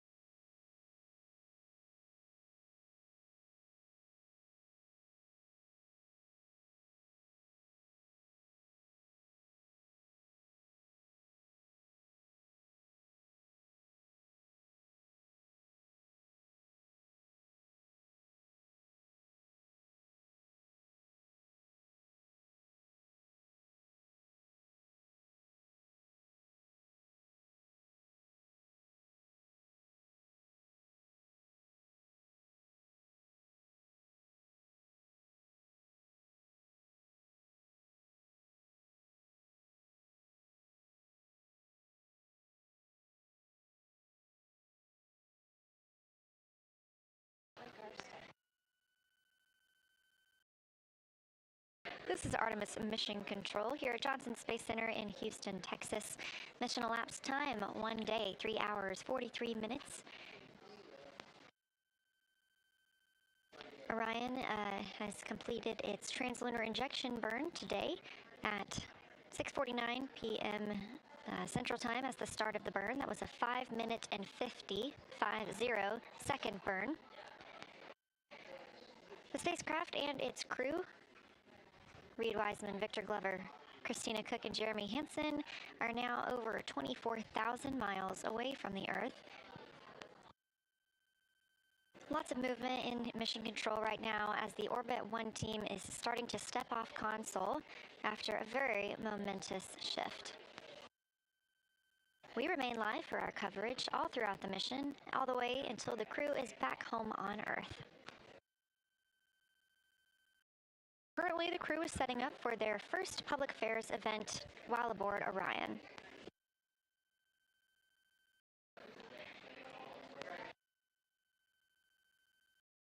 Today they also worked on setting up the flywheel. This is the exercise device that they'll use inside Orion. It's essentially like a rowing device, allows them to do both aerobic and resistance training. The entire unit is about the size of a suitcase, which is in comparison to over 4,000 pounds of exercise equipment on the International Space Station. Sleep was scheduled to be interrupted last night by the perigee raise burn that put us in the proper configuration for the translunar injection burn. And with TLI complete, they will get the opportunity for a full night's sleep tonight.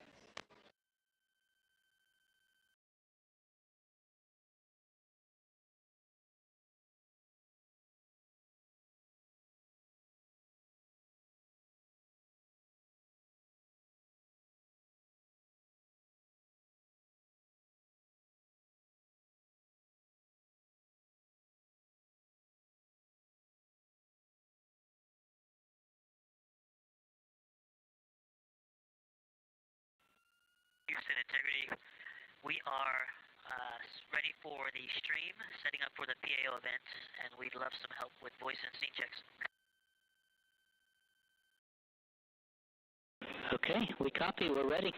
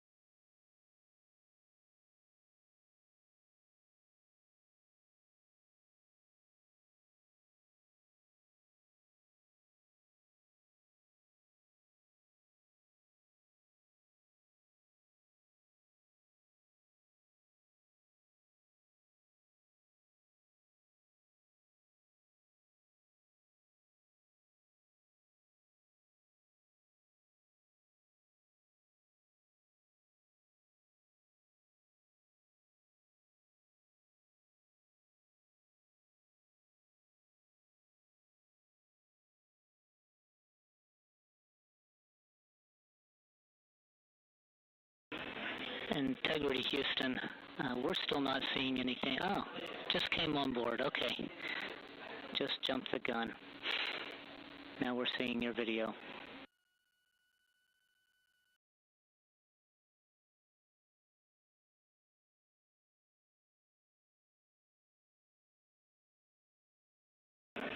Checking.